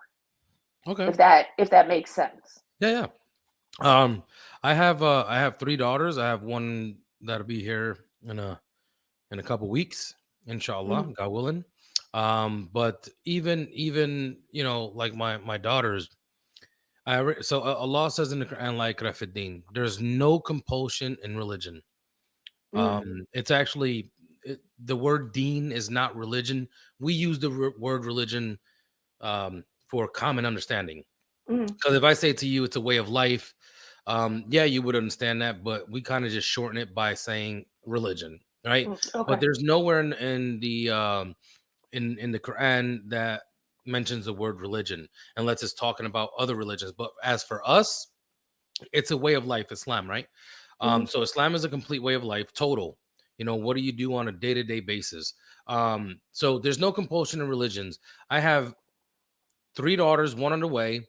there's no way in hell that I can force them to accept Islam. I can't. It's Right. actually a sin for me to force them to do that. And if they don't accept, you know, if they didn't accept wholeheartedly. So even if I say, you better believe, you better go to, you know, the mosque, you better pray, you better do this. This is all forcing, right? Mhm. If I did this and their hearts wasn't in it, then it was never in it to begin with. So it doesn't matter. God knows the heart. So we can't get around that, right? So and I'm just saying that based on what you were saying, Yeah. you know, like, you know, I guess the experience that you had as a the experience that you had, you know, coming up in life, Mhm. right? That you were kind of forced into going to church and partaking. And I, you know, I used to be a Christian, and I know exactly what you're talking about. You know, the speaking in tongues and jumping up and down and people passing out. I've passed out once or twice before because I wanted to be part of the crowd. I'm young though, Yeah. you know what I'm saying? I'm like 13, 14-year-old at the time. Mhm. But to me, I can see that that is more contagious rather than it like when you see people Right. going through this, you kind of go through it yourself because it's not like, you know, some ghost came inside me and I'm just, you know, going crazy. You know what I'm saying? No, it's not that.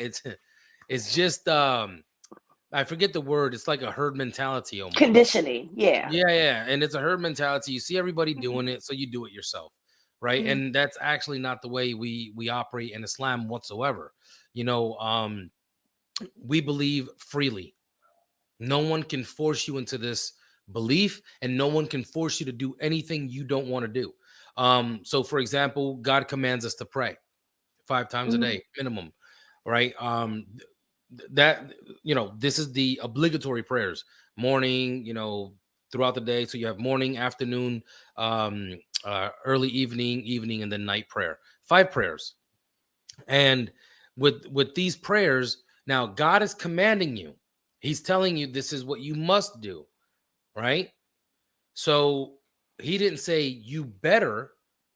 He says if you do it, it is better for you, right? This is what we believe. It is better for us if Mhm. we do these things. But if we don't do it, hey, you know, this is a punishment that you'll have to deal with Allah then. Mhm. But here on this earth, you do whatever you want to do. If you're a Muslim and you don't do what God commands, then are you really a Muslim? Do you know what I'm saying? Right. So exactly. So I like I would say I've been a Muslim now almost 12 years, and it's only been like within the last year that I actually started practicing my religion. So I, Mhm. you know, I've been a Muslim for a long time, but I really wasn't a Muslim, like a Right. practicing Muslim. Mhm. And it's quite weird because the only thing that literally distinguishes us from the disbeliever is the prayer, is to Mhm. pray. This is the key here. Um, so and like I said, it's not forced. God doesn't say you better do this or tomorrow you're dead. No, it's not that. You know, you get to live your life and do whatever you want to do. If you accept, it's better for you. If you don't, well, there's a punishment at the end time. And you know, if you believe, then you do what he says. If you don't believe, well, you do what you want. Doesn't matter. Mhm. So I know basic stuff, but from what I've heard, everything other than Muhammad and a crucifixion sounds so close to the same thing. Wait, say that again. I said everything that I've heard, and I don't know a lot, right? So we're gonna be open with that. What's the difference? Because the only thing that I've really heard with the difference, other than, you know, you guys are a little bit more free and it's kind of your own personal relationship, the only thing that I've really heard different is the crucifixion. That's the only thing I've really heard different. You know, like little stuff like you guys don't celebrate Christmas. You know, we don't really know when his birthday is. I can understand that. I get behind that. What's the what's the difference with like the crucified versus not crucified? What is that? I think Good, he Evan. keeps trying to say something. Yeah. That's right. Go ahead, Evan. Nah, I mean that at that time I was trying to, because you asked a question, you were like, Uh-huh. okay, answer, and I was trying to like clarify what you mean by that. But yeah, when it comes to the differences like between us and Christians, their storyline is a little different, right? Okay. So their storyline is similar, right? Mm-hmm. God, you know, he has angels, created the earth, created everything, Right. created Adam, Eve, and from there is where the differences will start to change.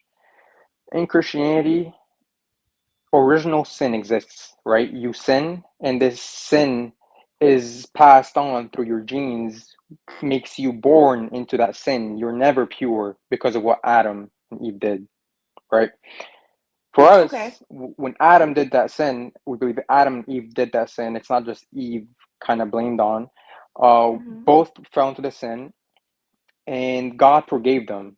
God taught them a prayer, and they said that prayer, and God forgave Mm-hmm. them. And obviously we came through, and the test goes on and on and on, and we exist, right? And this the simple way of being forgiven in our belief is simply going back to God, asking for forgiveness whenever you do wrong.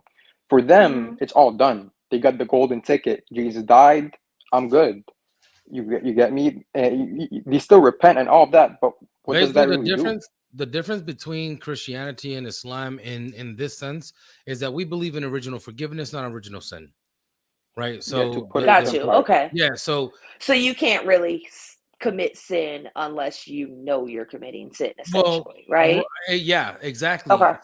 So look, You can't be blamed for somebody else's let me actions. ask you this, sister. Were Mhm. you there when Adam and Eve decided to eat that apple? No, but and see that, but that, and that's what I mean with those contradictions, right? The Bible Mhm. kind of says you're not really going to be faulted for your father's sins, right? But at the Mhm. same time, we're faulted for what Adam and Eve did. And that's the stuff that I keep telling everybody does not make sense to me, right? It Mhm. says, hey, if I believe Jesus is Jesus, then he can forgive me, right? But then if we add a Catholic in there, they say, well, you have to talk to this weird priest that, and none of that is what didn't make sense to me. Well, that's That's a Catholic. where I get lost, right? But that's where I step back and I'm like, wait, none of that makes sense because from my understanding of what I've been told and what I've read is I should be able to By the talk to way, Jesus. sister, this is Hey, I watch him. yeah, this is the co-host right here, Khalil, and he is also a veteran. We're all veterans, bro. Subhanallah. How are you guys? Hey. Assalamu alaikum wa Hey, rahmatullahi wa barakatuh, my Assalamu brother alaikum. Khalil. But I mean, it sounds from what you guys are saying, it sounds like everything that I'm like, that just already makes sense, or that didn't make sense. And it might just be because I am that logical person. Well, in Islam, the Quran, the book we believe in, it's Mm-hmm. called the Muhaymin, the corrector. Whatever people messed up before in the past through Mm-hmm. their corruption and whatever, the Quran is here to tell you the fact of the matter, what really happened. And what really happened is from God. And what God gives his prophets and all this information, it can't be contradictory. It can't not make sense. Mm-hmm. And this is why the Quran is correcting it, and it makes full sense to us. Okay, now that makes sense. Once the final revelation Mm-hmm. is here, the corrector, and now it clicks. Everything clicks. Right. Yo, Khalil, did you watch that video, bro? Yes, Did you I like the did. edits? Did you like the edits with Yeah, the that was with funny. the words on, bro? Bro, I was my wife was listening to me edit the video yesterday in the morning, and she was like, "Man, it's like it was like on repeat." I was like, because that's how like when I make the videos, I got to keep going back and hitting play to make sure that the words line up with the actual voice. So yeah, but that took me about an hour to do, bro. That 1 Really? minute clip. Yeah, because I have to edit. I got to make sure it's on point. I speed it up because I always try to condense it, no more than like 15 seconds, but it's a long clip. It was like 1 minute and 30 seconds, and I got it down to 1 minute and 6 seconds. You know what I'm Nice. saying? So whenever MashaAllah. that's why I speed up my videos, because people on TikTok, they ain't got time for that crap. They don't have time for it. So I know that it's literally gonna take if you got to get them hooked within like the first 10 seconds. Yo, Ijaz, come up, brother, inshallah. Assalamu alaikum wa rahmatullahi wa barakatuh, my brother Ijaz. And I'm glad I get to see our beautiful brother Ahmed on camera. Subhanallah. Yeah, I was like, you know what? Why not? Hey, there Gotta you do it go. one. Yeah. Can I So say this though? I have been go ahead. watching you guys for a while. Like I've seen, I think 2 of 3 of you, right? And it's so much better to actually have this conversation without everybody yelling and arguing at you. Yeah. It really is. I mean, I learned a little bit from you guys, but what were you gonna say? I'm not trying to cut you off. I'm sorry. Oh no, you're good. Keep going. I mean, where is it that I kind of learn stuff and I start looking up stuff and just why do you have this huge smile on your face? Just because of I the can see comments. it. Oh, the comment. I can't see the comments. Yeah, wham burgers, bro. That had me crying. Wham burgers and French fries, or freedom fries, bro. Yeah, Yo, the guys, victim of that comment is waiting to come into the room right now. Yo, guys, can you mute this Brogo guy because all he's doing is making like false claims or Yeah, let me disrespectful just claims. bother him. Yeah, I got that. I got him. But you. Yeah, I don't see the chat. Maybe it's If 'cause Brogo wants to make comments, he can hit the link at the top of the stream and come in and make comments to us. Don't be a punk, bro. Well, so I'm Jessica. I'm assuming that that you've looked at some of our content and you enjoy it. I do. Like did you? I don't know if you got to hear for what I was telling them earlier, but I've been for the last couple of years just kind of really looking, if that makes sense. Sure. Like looking for what makes sense. And I got to tell him, so I didn't grow up with my parents. I was the end of middle school, high school. I moved in with my grandmother's sister and her husband. And her husband was a pastor. He was a Pentecostal pastor at that. So the speaking in tongues and the passing out and all the weird craziness. So I went from having no rules, no parents to you're going to church and you're doing this. But a lot of it just didn't make sense. And to this day, it still doesn't make sense. Like I was telling him, like there's stuff about Islam I understand. Like I understand not celebrating Christmas December 25th because that doesn't make sense because that's just an arbitrary made up day. Right. I get stuff like that. But I was asking him what was the difference like in the crucifixion? Because 90% of what you guys say makes more sense than 90% of what I've heard. Yep, we commonly hear that.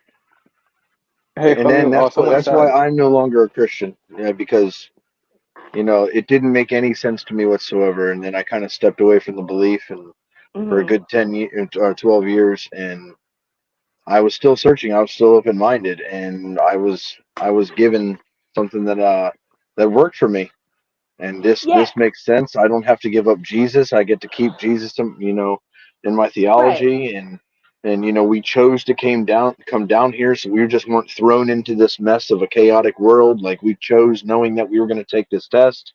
I get to keep all the prophets. Everything has some type of logical end to it. So explain that to me. You chose to come down, and I don't mean that. So let me preference this with I'm the person that's always like, bro, I know this is gonna sound fucking crazy, right?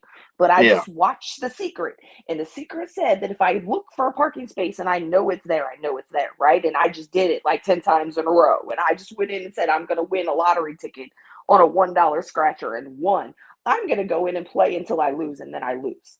So I understand that 90% of what I say sounds crazy to most people, right? And I know for a fact, I believe that there's a higher power. And I believe that there's only one. And I believe that we weren't put here for nothing. I have heard some weird thing about what if it's a simulation and we all chose to come here. But I've never heard anything Islamic about that. Sure, yeah. So the idea is, and I have justifications that I can bring to the table to show that I should take not the Bible, astaghfirullah, take the Quran as the actual word of God. So once I get to those justifying ends, and I say, okay, this is from God, then whatever's in the book, whatever's in the Sunnah, I accept, because I've already gotten to that logical end to say I am justified in believing that whatever is in this book is true, as long as it's logical, right? Right. So the belief is that God creates us as souls, right? And we are put into this realm of souls. The other brothers have the actual Arabic term for it, but we are in what's called the realm of souls. And God speaks to us, and He says, "Hey, you are in a place where you're just chilling. You're good. Would you like to attain a greater paradise? Would you like to have a higher level of paradise?" And you can take this test where you'll obviously forget that you were ever here, because what's the point in taking a test if you have all the answers, right? Yeah. Right. So Believe it you're or gonna. not, it makes sense. Exactly. Makes sense, Yeah. what you're saying. So I'm we come following. down, and if we choose to take the test, we come down here, and we have the ability of gaining that, living a good life, being good people, giving to charity, repenting for what we do wrong, submitting to our one true, Creator. And at the end, you can be granted paradise. Now, every Muslim won't necessarily go straight to Jannah, but every Muslim is guaranteed at some point in time. If you truly are a Muslim, you are guaranteed Jannah at some point in time. We may need to go to hell and burn off some of these sins, some of these things that we've done in our life. But we have the ability to attain that higher paradise, but you also have the ability to fail and go to hell. Now, prior to you choosing to come down here, you have everything in front of you saying these are the possible routes that you could take, and you make the choice knowing that you might do the wrong thing and go to hell. So what we try and do is come down here and be the best that we can, and try and gain that higher paradise. And we believe that God is entirely merciful, especially merciful. So He understands that He put us down here with this human nature, knowing that we won't be perfect. So He forgives us as long as we're truly repentant of what we do. And that's, comparing that idea to the Christian idea, or another belief, to where you're just thrown into this chaotic world. I mean, to me, the analogy that I would bring is like God throws you off the side of a ship, and then Right. he holds up a life jacket and is like, "Hey, you want this? Like, just accept that I died for your sins. I'll give you this life jacket. I just threw you into the storm, and I'll give you this life jacket if you want to take it." Now, in Islam, it's I'm going to freely jump off of this ship, right? And I'm going to weather the storm, and I'm going to do whatever I can to make sure I'm worthy of that life jacket. Right. So that makes that's sense. basically the conception.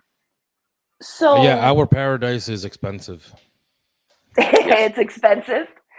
So Yeah, it is. actually, I'm gonna tell you. So I'm a mom. I have 3 kids. I have 2 girls and a boy, and I had the weirdest experience today because do you guys have kids? Yeah, I have 8. I'm about to have 4. You have 8. So Yeah. one of the rules as parents is we're not going to touch anybody else's kid, right? But we're also not going to leave them there, right? At Yeah. least that's where my mind is. Like, I'm not going to do it. So I stopped. My kids were over at their friend's house. I was going to go get them. Their mom called me, right? Their friend's mom called me and said, hey, the kids want Slurpees. So I stopped at 7-Eleven to grab Slurpees. This is today. So I stopped and I grabbed Slurpees. And this little girl, she looked like she couldn't have been 12. She's 15, okay? But she comes up to me as I'm about to get out of the car. She says, ma'am, can I borrow your phone? Do you have, I said, yeah, you can use my phone. You know, I was hesitant because you have a lot of kids now, teenagers, that are grabbing phones and running off and doing crazy stuff. But she just looked so scared. And she said, do you have Instagram on your phone? I said, yeah. I said, what's wrong?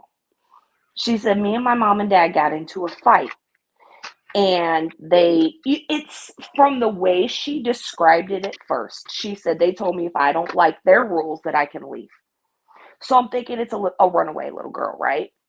She says, please don't call the cops. I said, well, do you have family in the area? Do you have anything? Right?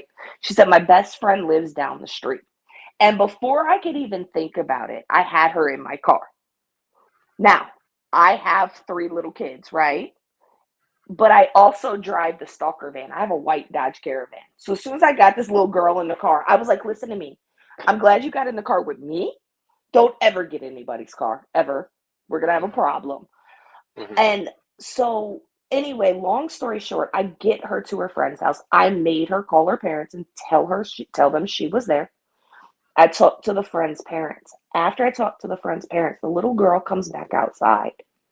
I'm so glad I didn't call the cops because I almost didn't leave the house without calling the police. This girl had bruises all down her back and all down the back of her arms from her mom and dad getting into a fight with her today.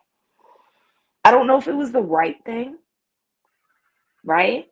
Because I've seen CPS just drop kids back off with abusive parents. Mm-hmm. I don't know if it was the right thing, but I know she was safe at that point. And then now it's making me step back and look at this. Back to your point, right? Why would God do something like that, knowing that bad shit can happen and just leave you here? Right? Yep. Like, it what makes if a lot more sense wasn't when me? you make the choice knowing you might Right. get into something like this. I lost you guys. I was trying to close a notification. So, I mean, I guess I guess my question is, where do I learn more? Like, where do I actually Right here, girl. learn? You at the spot. We got you. I mean, are there books to read? Are there? Do you have a Quran? I don't. I've tried to listen to it on Would you YouTube like and I one? just fall asleep. Yeah. If you're willing to one of us in the private chat, if you're willing to disclose your address, we'll send you one. Do it in the email, not in the private chat, please. Or yeah. So put your email address in the private chat, and I'll email you. And if you over email, you could just send me your address. I'll send you a free Quran. Yeah. Yeah, I can. So the email is our show's email. So both Khalil and I have access to that email only. That's why I said it's better to do it through the email rather than put it in the private chat because other people can see it if they come in. Right. Okay. Give me 1 second. Let me grab a pen for you. Oh. All right. I got it. What's your email? It's K as in kilo, I as in India, .gauntlet@gmail.com. I'm gonna put it in the you said you can't see the chat, right? For some, like if I click chat at the screen I'm looking at, all I see is, didn't I say you should be up every day? That wasn't okay. Issa, that wasn't funny. That's all I see.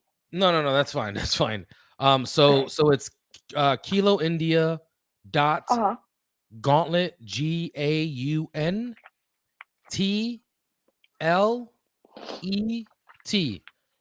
@gmail.com. At Gmail. Okay. Yeah. And if you want in the email, just you can do attention Chloe. That's Khalil's wife, and because we in Islam we try to keep the women communicating with the women, men communicate with the men. It's all about modesty and things like that. So that's why I said it's best to use that email and don't just be putting your your address or whatever in right. Nothing. So well, more than likely it'll be me actually going on Amazon. Come closer to the mic, Chloe. It's hard to hear you. The microphone's in Khalil's ear. Oh, okay. Let's just do this. Let's just do this. No, I can. She said it's easier for her to. She'll probably be the one going on Amazon. I think I heard her. Oh, okay. It's Chloe, CHLOE. Is that what you said? Okay. And I can make this actually super easy for you guys as well. Like I said, I have my photo studio, right? I also have my management company, but I also do custom merch. So what I can do, because I sell on Amazon, I'm an Amazon seller, I can send you a shipping label. That way it'll be free. I can email you a prepaid shipping label. Cool. Well, is that easier for you? I'd be interested in doing is starting to, do you make decent money? Like, you don't need to disclose how much you make. But I do. You make decent money? Would you be willing to kind of teach me how to do that? Because right now I'm looking for something with a little bit more money. What are you looking at, like making fast money? Are you looking to get into photography? What are you trying to get into? Amazon? Yeah, I mean, if Amazon is something that I can use to make a monthly income, that's what I'm looking to do. Okay. Can your wife hear me? Yeah, I can hear you. Do you wear makeup at all? Yeah. You don't? Okay, so private, me and you will have a very private conversation. One of my best sellers right now, and this is honest to God truth, I will send you my invoices, is Mary Kay. I'm not a consultant. You're not allowed to sell Mary Kay on Amazon as a consultant, okay? If you go on the Facebook groups and you're able to find people that don't want to do it anymore, and you buy their products, Amazon will approve you as a seller. If you can find the older shades of makeup or anything discontinued, they're selling for $40 and $50 a piece. I'm making, for the past week, I've made over $200 a day selling on Amazon. Just foundation. To be done, yep. And I'm a person that will hold my hand out and help you. Once you figure out Amazon, it takes about 2 weeks before they start dispersing payments. They send it automatically every 2 weeks, or you can request a payout every single day. And Amazon, he's a genius, right? He literally just has people buying products and sending it to them. There's 2 ways to do it. It costs $40 a month to get an Amazon account. And I'll walk you guys through it. Me and you could talk. I'll give you my cell phone number. But you just sign up. They need your ID. They're going to mail you a verification code instead of a text. You get it. It takes 3 or 4 days. You instantly have your account. You download the seller app, and this is how easy it is. You click add product.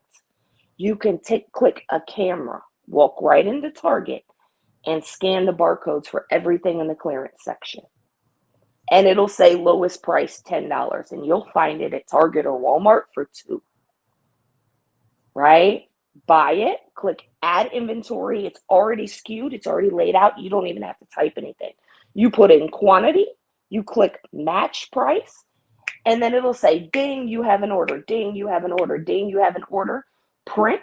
It takes your shipping cost, it gives you a discount, and it takes your shipping cost out of the cost of that product.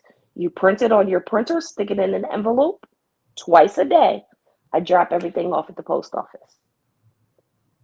And then once you understand that and you find the product that's going to work for you, you switch to doing an FBA, which is fulfilled by Amazon. You buy your product, you ship it to them for free. They take a fee from it now, right? Yeah. And they handle your customer service and all your shipping.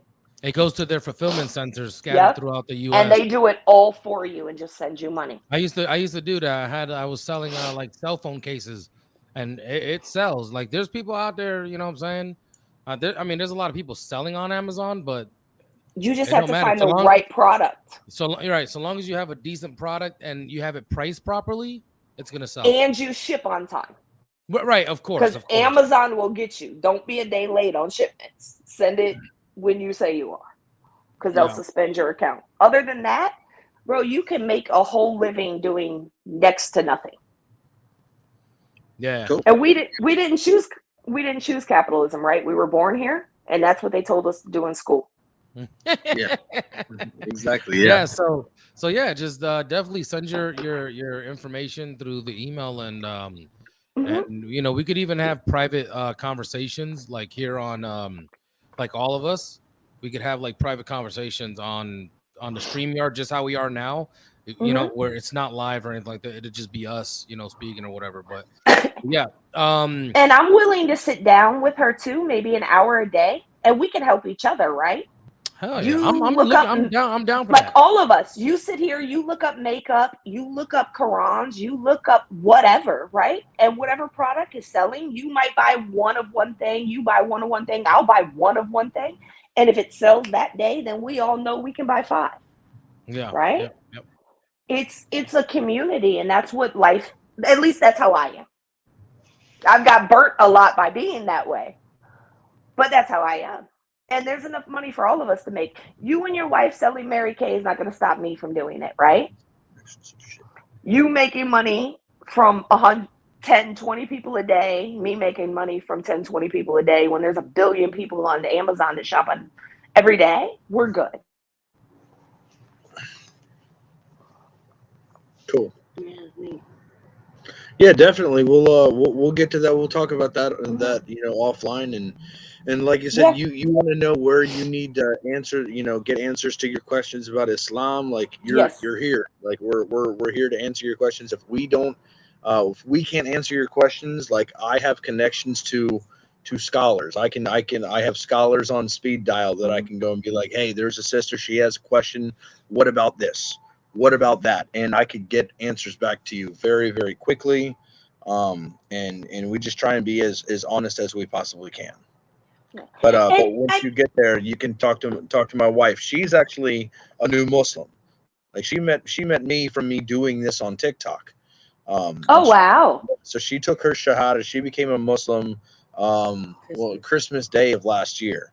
And she went to school for Christian ministry. Okay. So she's very knowledgeable on the Bible and whatnot, and she's been learning a lot about Islam and the Quran. So, and just for like professionalism and whatnot, most likely once you get into it, like we're here, in the open answering any questions you may have, but you can ask her any questions about women in Islam and women's rights, and she knows all about that. Well, and believe it or not, I've never had that opinion. Of course, let me not lie to you. I was in Bethesda. I joined the Navy in 2003, right? Mm-hmm. And there's a huge Muslim, Pakistani, Middle Eastern presence. And right after 9/11, I think we were all apprehensive, right? But with that said, some of my best friends are Muslim, right? And like I was telling him, I've been to Israel. I spent 2 weeks in Israel, kind of like on a religious thing, right? And there's just a lot of stuff with it. There's a lot of stuff, don't get me wrong, that makes sense, but there's more that just doesn't make sense. And so I guess that's just kind of where I am. I just want to figure it out, and I know we're not here for no reason, right? I know that. And I know if God loves us so much that the world can't be as evil as it is. Right? Or it shouldn't be. I don't think the content of evil in the world I don't think God's love is predicated on that. I don't think the measure of God's love, I don't think that's the measuring stick.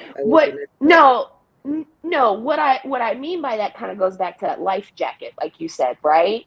Is I don't think God would put us here intentionally to suffer and die. That I think that's more what I mean, right? Sure. Yeah. Gotcha. I don't. Oh, go ahead. I'm sorry. It's okay. I was just gonna say I was kind of like where you were, where, I knew that there was God and I knew that there was more, but I just I couldn't frame it right, because the frame of Christianity, there's a lot of cracks and it's broken. And within the frame of Christianity, I couldn't love God back. I just couldn't. I wanted to. Oh my God. So many times at the altar, I wanted to. I just didn't, because I have a lot of my opinions about the God of the Christian Bible. None of them are very high. They're not. I'm trying to restrain myself, but when you're not gonna. I know you missed the beginning half of this. You're not gonna offend me with anything. I'm the one that sits back and says, okay, blonde hair, blue-eyed Jesus, but if we look at a map, it's the Middle East, right? So and it borders Africa. So he's somewhere between, a 9/11 terrorist and an African Egyptian, right? Kind of look like me. But that's what, but that's what a map says. Yeah. It's not like I don't understand where all this craziness came from. Here, so what I say is, I think the God of the Christian Bible is a misogynistic, sadistic narcissist. Yes. And I could not love that God. I simply could not. And so when I was able to understand Allah subhanahu wa ta'ala through the lens of Islam, where he's able to operate in the fullness of his character, including his action of love toward us without divine suicide, as like a guilt trip. Like that's so narcissistic. Like nobody talks about that. How I did this for you, so you better do this for me. That's not love. Yes, I've said that too. Love. And so so when I finally understood Islam, you know, that's where I finally was able to love God back, because he doesn't have to do all that. He just can. and that's where he's operating in that fullness of character. So I mean, of course, like Khalil said, if you have any questions, I'm more than willing to have a conversation. Yeah. And I mean, I've kind of said it a couple of times, but then I think I keep going off topic or something. But so what's the deal with the crucifixion? Explain that to me from kind of because I've heard different stuff. I've heard it didn't happen. I've heard it was a twin. I've heard, I'm of the belief kind of like you, right? Like when people say, well, aliens aren't real. I'm like, well, you believe in the Bible, right? So it's kind of crazy to think we're the only thing that God made, right? Yep, I agree with you. So I'm not saying I know there's aliens, but we're limiting this. You don't put the idea out of your mind. Like it's still a possibility. Well, if I could do anything, how self-centered do you have to be to think I made one planet? So what's the difference though? I guess what is that? So in Islam, in the Quran, it says in one of the verses that it was Jesus was not crucified nor was he killed, but it appeared as if he did. Now it doesn't say who made it appear so, and it doesn't say how it appeared so. There are different positions and interpretations on, was it Simon of Cyrene that switched places and it was a bait and switch? Was it Jesus Barabbas that switched places? Was it a mass hallucination that just took place? We really don't know. And in Islam, when we aren't given the facts of the situation, we are not to put our own perspective in there, because we're acting as if we're God, and that's how the Bible got corrupted in the first place. So we don't add our own interpretations as fact. We can say this seems reasonable, but we don't add our own interpretations. But here's what I will say. Looking at it from an objective standard, it says in the Quran that he was not crucified nor was he killed, but it appeared so. It appeared to them as if he was. And then the verse after that states, and the only way that the people that believe this believe is based off of conjecture and hearsay. Now, if we go into textual criticism and we look at the crucifixion itself, I have yet to find any scholar or any Christian bring me any eyewitness testimonies of someone actually witnessing the crucifixion happen.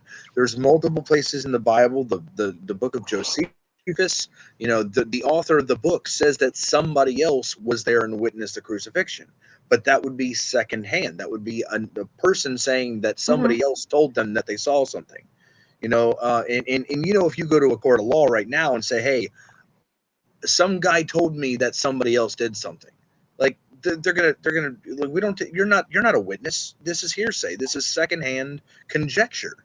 Now, if you go into for example, a textual criticism, and you look at this and you see there's secondary and third-hand sources that are not predicated and based on a primary eyewitness source to back it up, it's by definition called conjecture and hearsay, which is extremely interesting that a book that was written 1,400 years ago states that they believe this based off of conjecture.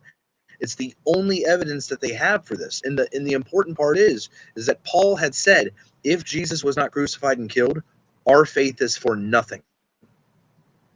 Right. So if we can't back that up and show that Jesus in fact was crucified, how are we supposed to have any sort of hard belief in the crucifixion and resurrection of Jesus? That's my take.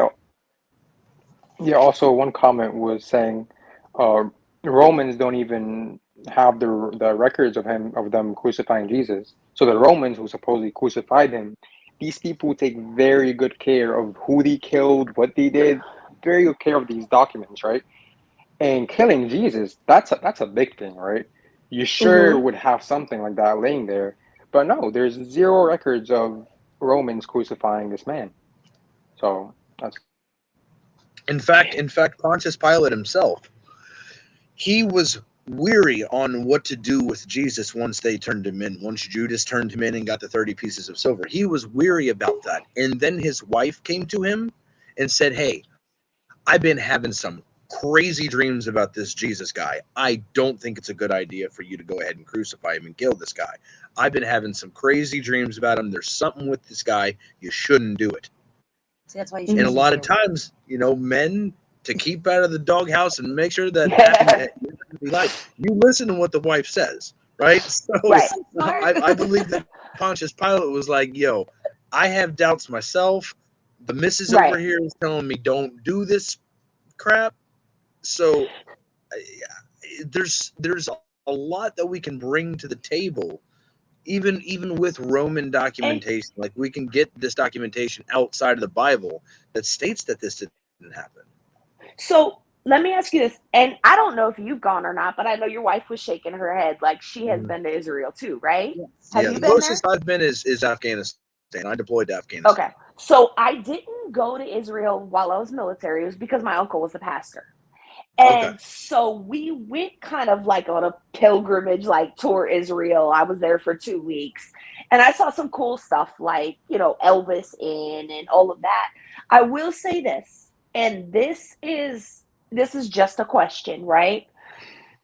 They took us on this tour. I kid you not. I went to the crucifixion site, which now it looks very weird. Have you seen it?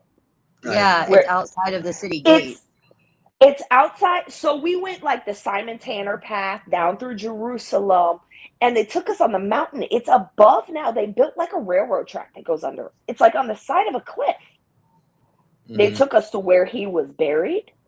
They took us to the church where they cast lots. Like, we had to cross over the Gaza Strip. Like, not everybody can go down there to that Roman. Did you go to the Via Dolorosa as well? Did we go where? The Via Dolorosa, the way of pain. The road that he supposedly walked while he carried the cross. Yeah. Like with the markets where they had the markets and the ladies making the goat cheese, and with Simon the Tanner's house and all that. Yes, we did. And like, first of all, I'll say this, I was shocked at the beauty. Yes. Right? Because when you read the Bible, you don't expect to fly into Tel Aviv with the freshest fruit and the greenest grass on the beach and the palm trees. You just don't expect it. So that threw me back. But are they just kind of making up those landmarks then? I guess is my question. No, I mean, the landmarks are there. The landmarks are there, but that's the thing, is that in a lot of atheists actually use this argument. Just because New York exists doesn't mean that Spider-Man is real, right? So just because geographical location exists doesn't mean a specific event happened. And I actually have an interesting thing in the Bible that I found that kind of points towards one of the reasons why I don't accept the Bible is because Jesus was considered a prophet, and if one makes a false prophecy or says a false statement, that they are then considered a false prophet. Now, if we look at Luke 13:33, remember how you said that Golgotha was outside of the gates of Jerusalem, correct? Right. Yeah. So if we go to Luke 13, 33, where's 28, 29. 32, 33. Jesus says, this is in red letters, it says, "Nevertheless, I must journey today, tomorrow, and the day following, for it cannot be that a prophet should die outside of Jerusalem." And then a couple days later, he was killed outside of Jerusalem. Right. So, supposedly, allegedly.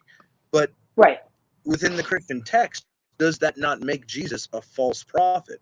Because he says a prophet's not supposed to die outside of Jerusalem during that time. And then a few days later, they took him a stone's throw away from Jerusalem and put him on a cross, stuck for a long.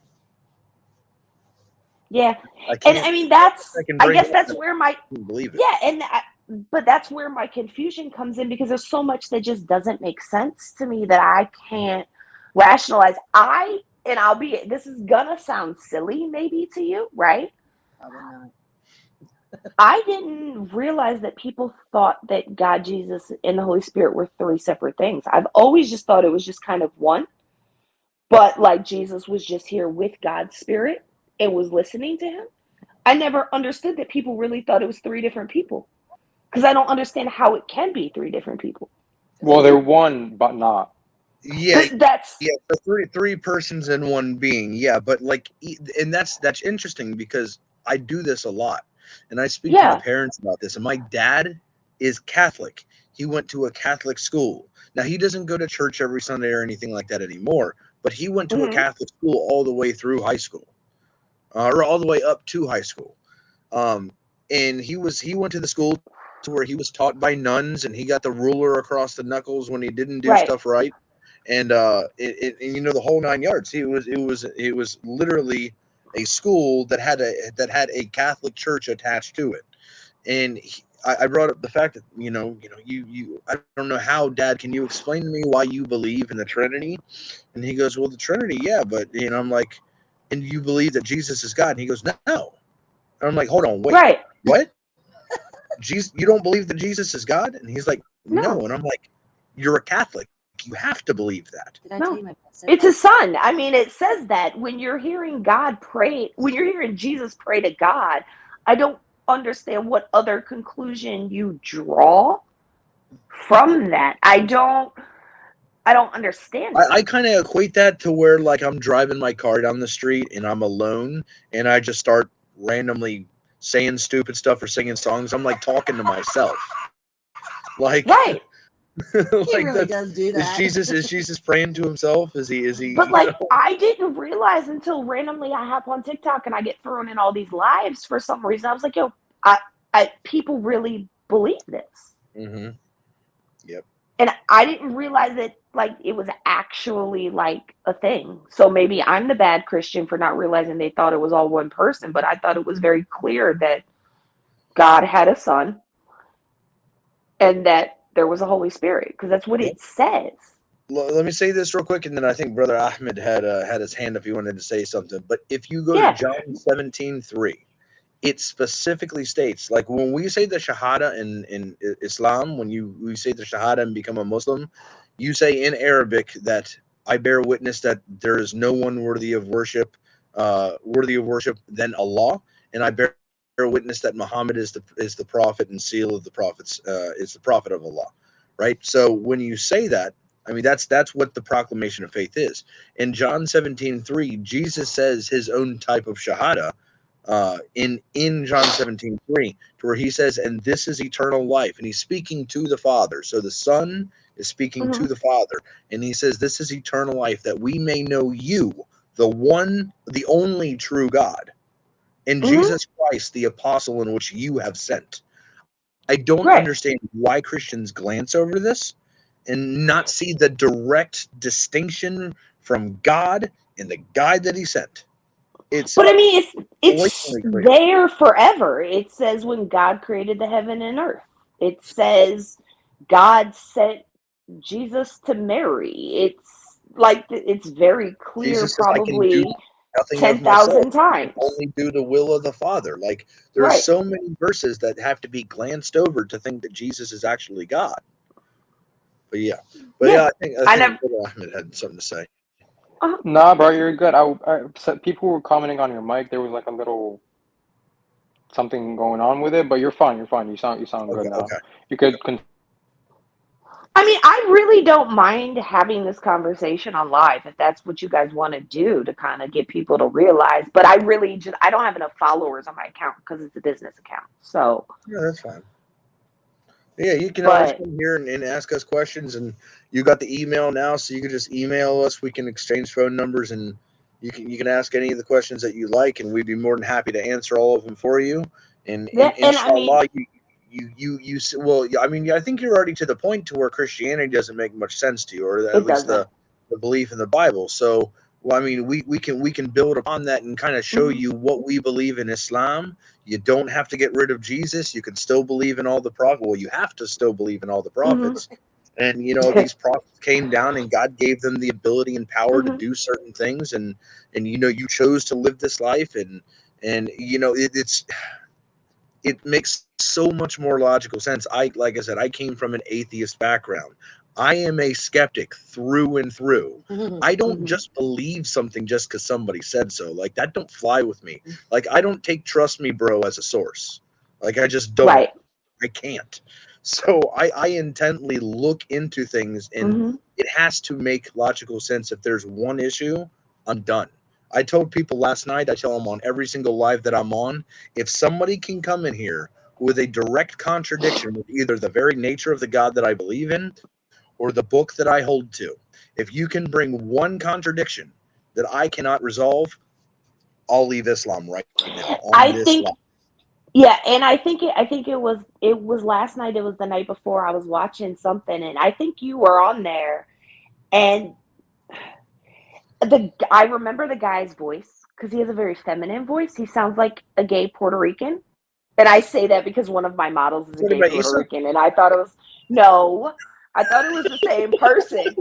But you were talking to him, and he told you to go to the book of Daniel, I think, and you were like, "Yep, contradiction, first page. We're not going anywhere." And then he started going off about the Quran or something. Oh, was that J-Rob that I was speaking to? Yes. Okay, yeah, J-Rob. Feminine, real feminine Puerto Rican voice. Well, actually, Hispanic no, voice. he's a black dude. He's just a regular African American, yeah.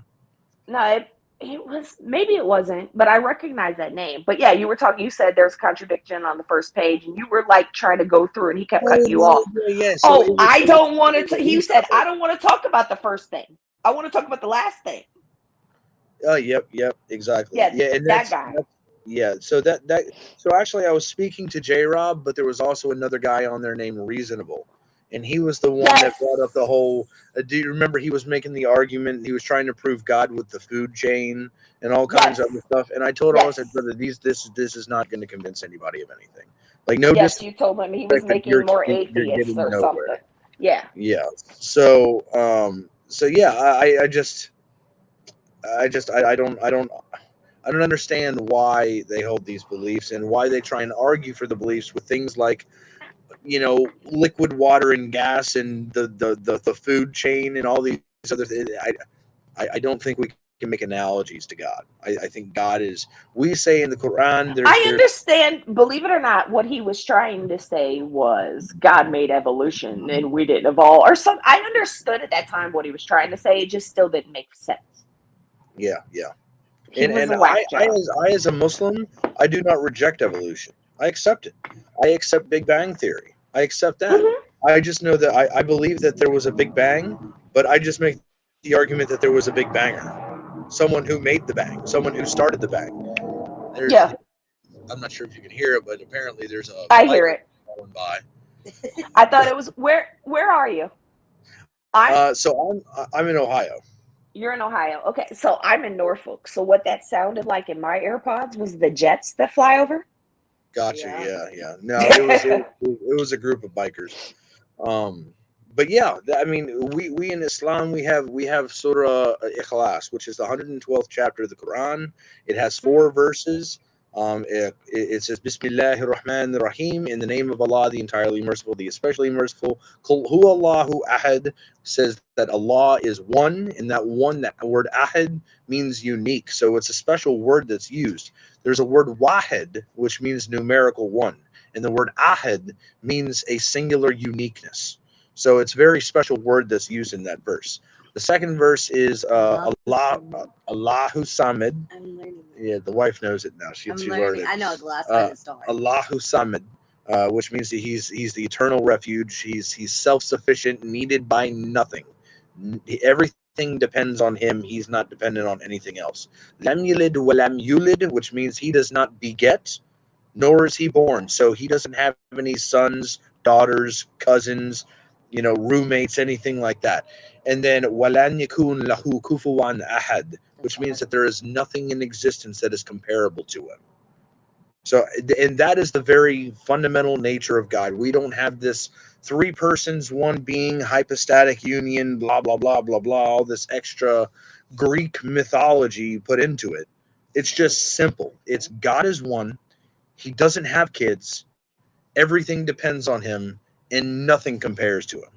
Very simple, very straightforward.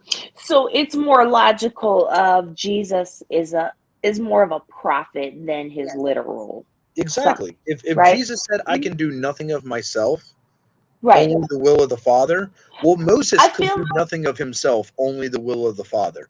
What happened when Moses threw a staff down? Did he turn his staff into a snake?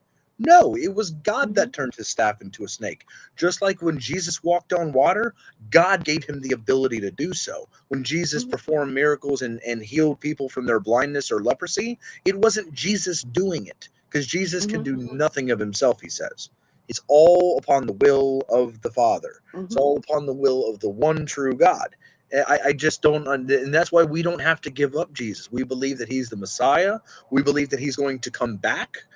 And we believe that this book that we have called the Quran, literally, like, it's the miracle that was performed with our prophet Muhammad, peace be upon him.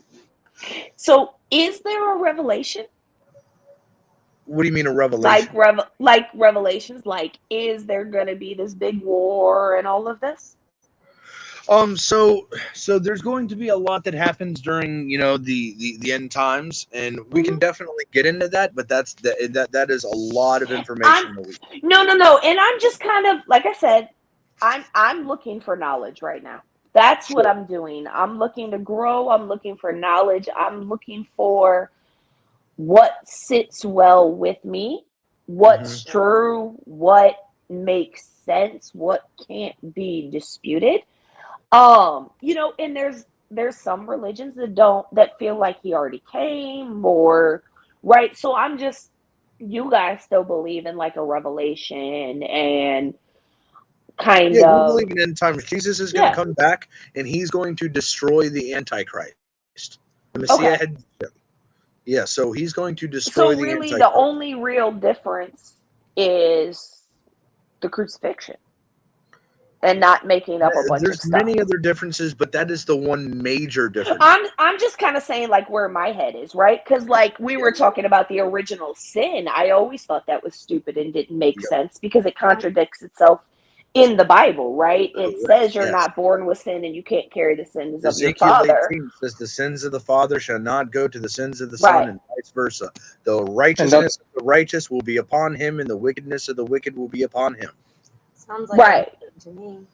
And that's because it's like Jews don't even believe that in the first place. It's like a Pauline doctrine. So yeah. Right. Yeah.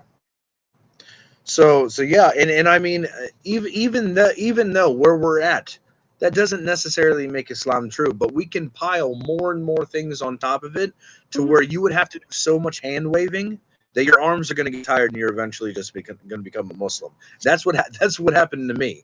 Like, let me ask you this: this Quran that we have was from 1400 years ago. Supposedly, allegedly, it comes from it comes from God, sent to an illiterate prophet who was living out of the caves or hanging out in caves, in Arabia. So I bring people to verses like this, like, have not those who disbelieve known that the heavens and the earth were of one piece and then we parted them?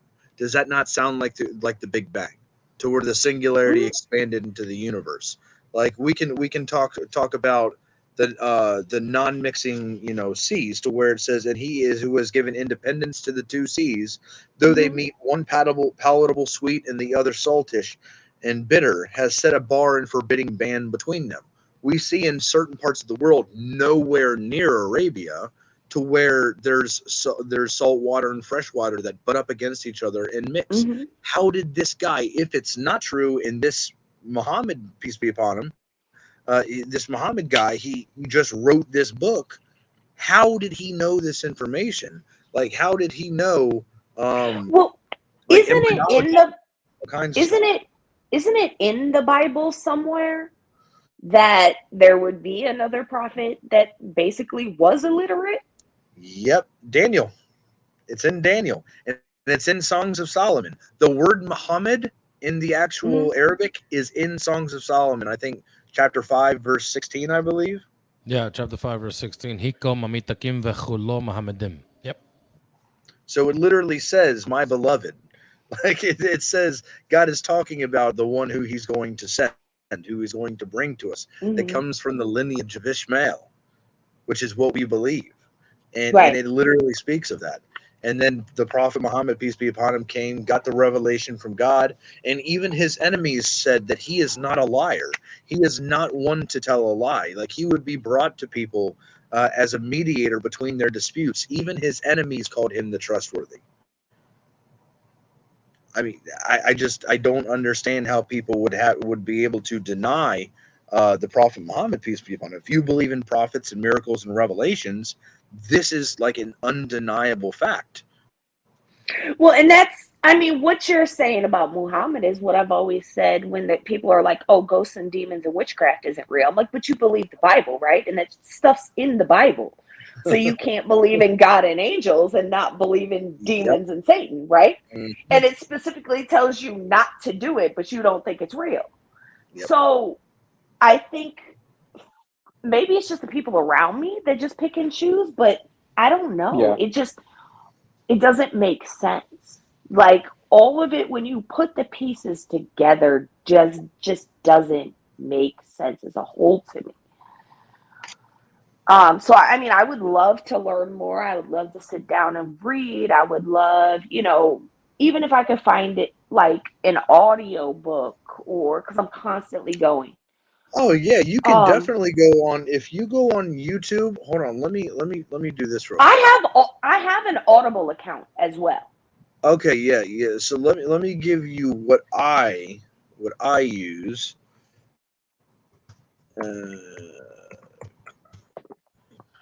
All right. So, and I hope this was a little refreshing and not somebody yelling at you guys and arguing with you. No, it's perfect.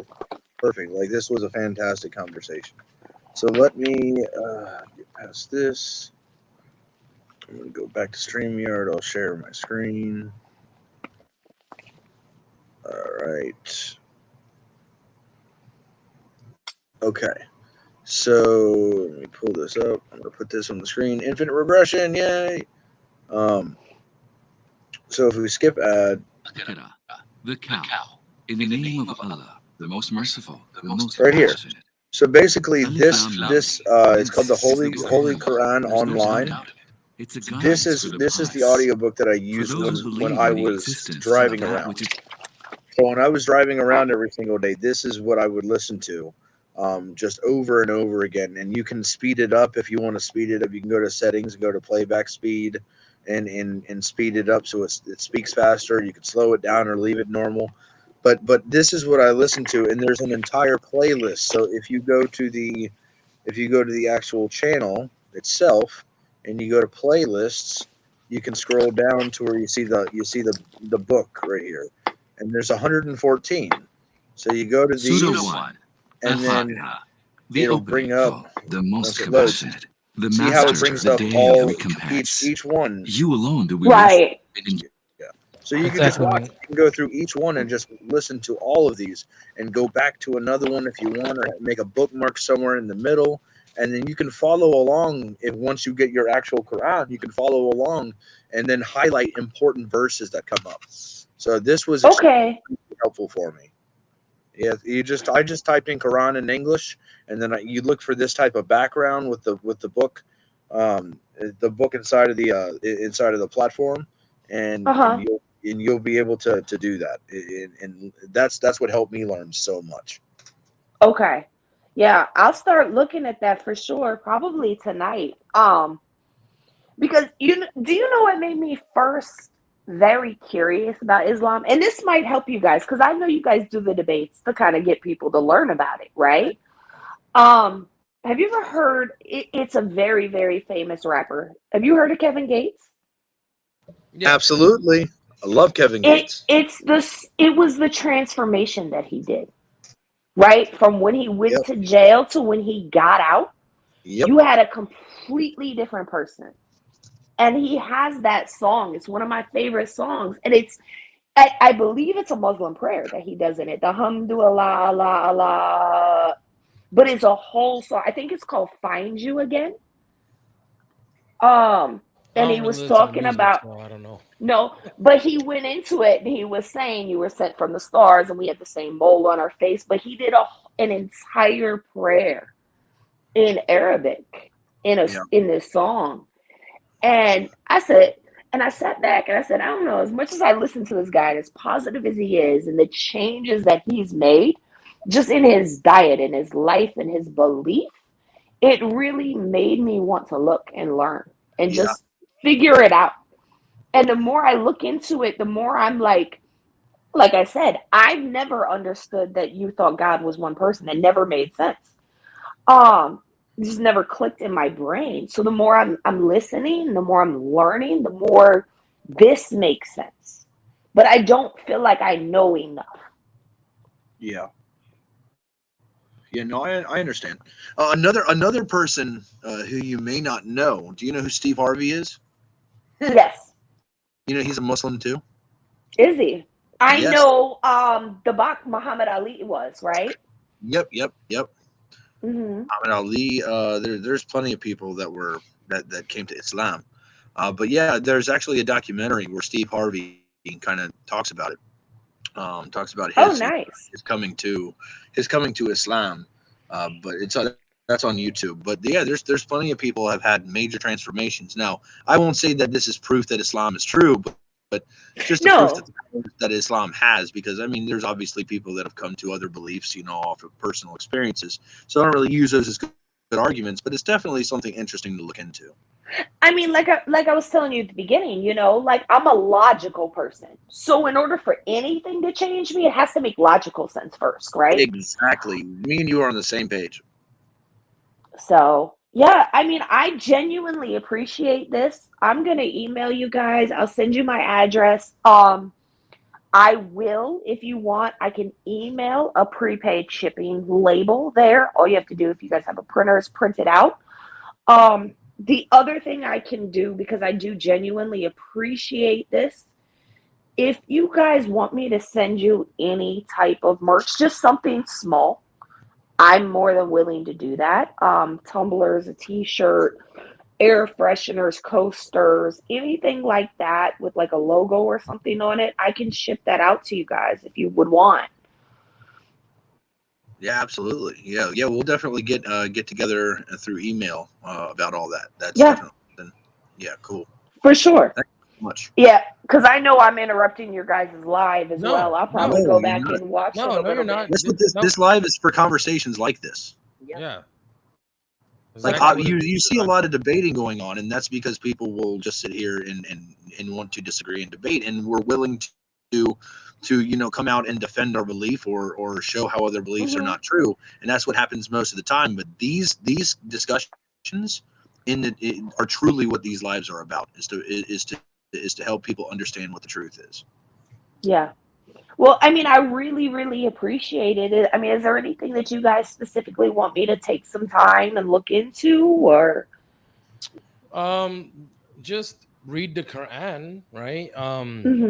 When you get into it, and what I say is, when you read the Quran, preferably, or even if you're listening to the Quran as Khalil was stating, right, on YouTube or something like this. I mean, honestly, it's easier for me just because I move so much. No, that's fine. No, that's totally fine. Just whenever you do read the Quran or listen to it, however you do it, just whatever sounds like, oh my God, this is awful, or this is crazy, I don't understand this. Just write the name of the chapter or the number of the chapter and the verse, and then just write like, this is crazy, or this is awesome, or this is okay, I believe this. If you can do this, so like if you're stuck on something and you come back to us, then it's easier for you to say, hey, look, I had a question about this, and then you're not like, oh guys, do you remember this? Like, I don't know, because I don't know, I haven't memorized the entire Quran, right? So I'm not going to know exactly what you're referring to unless you have it written down, unless of course I do know, and I'm just saying I don't know the entire Quran. So if you write the stuff down that you find awesome, cool, or disgusting, or whatever the case is, you write it down, bring us these questions or concerns, and then we can clear them up for you. Okay. Yeah. And I mean, I genuinely I know you guys get a lot of people pretending like they want to know. Like, I genuinely appreciate it. Yeah. I appreciate your patience. I appreciate what you guys are doing. I really do. Mm-hmm. Thank you so much. No problem. Absolutely. Thank you. Yeah, we could tell that we could actually tell when someone is just asking just to ask or trying to ask to because they're actually curious and they want to learn. Yeah. Well, and I mean, I really appreciate it.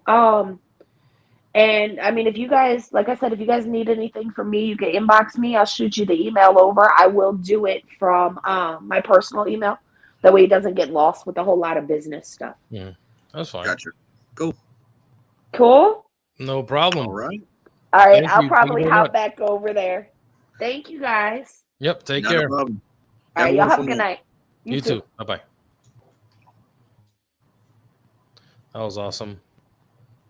Daniel Humphrey in the private chat, he's asking some pretty good questions. I don't know if he wants to come up, but He doesn't have device. He needs to connect devices. Yeah, his camera and his phone, or excuse me, his camera and his mic need to both be connected. And then once they are, he can choose to turn off his camera if he doesn't want the camera on. But you can't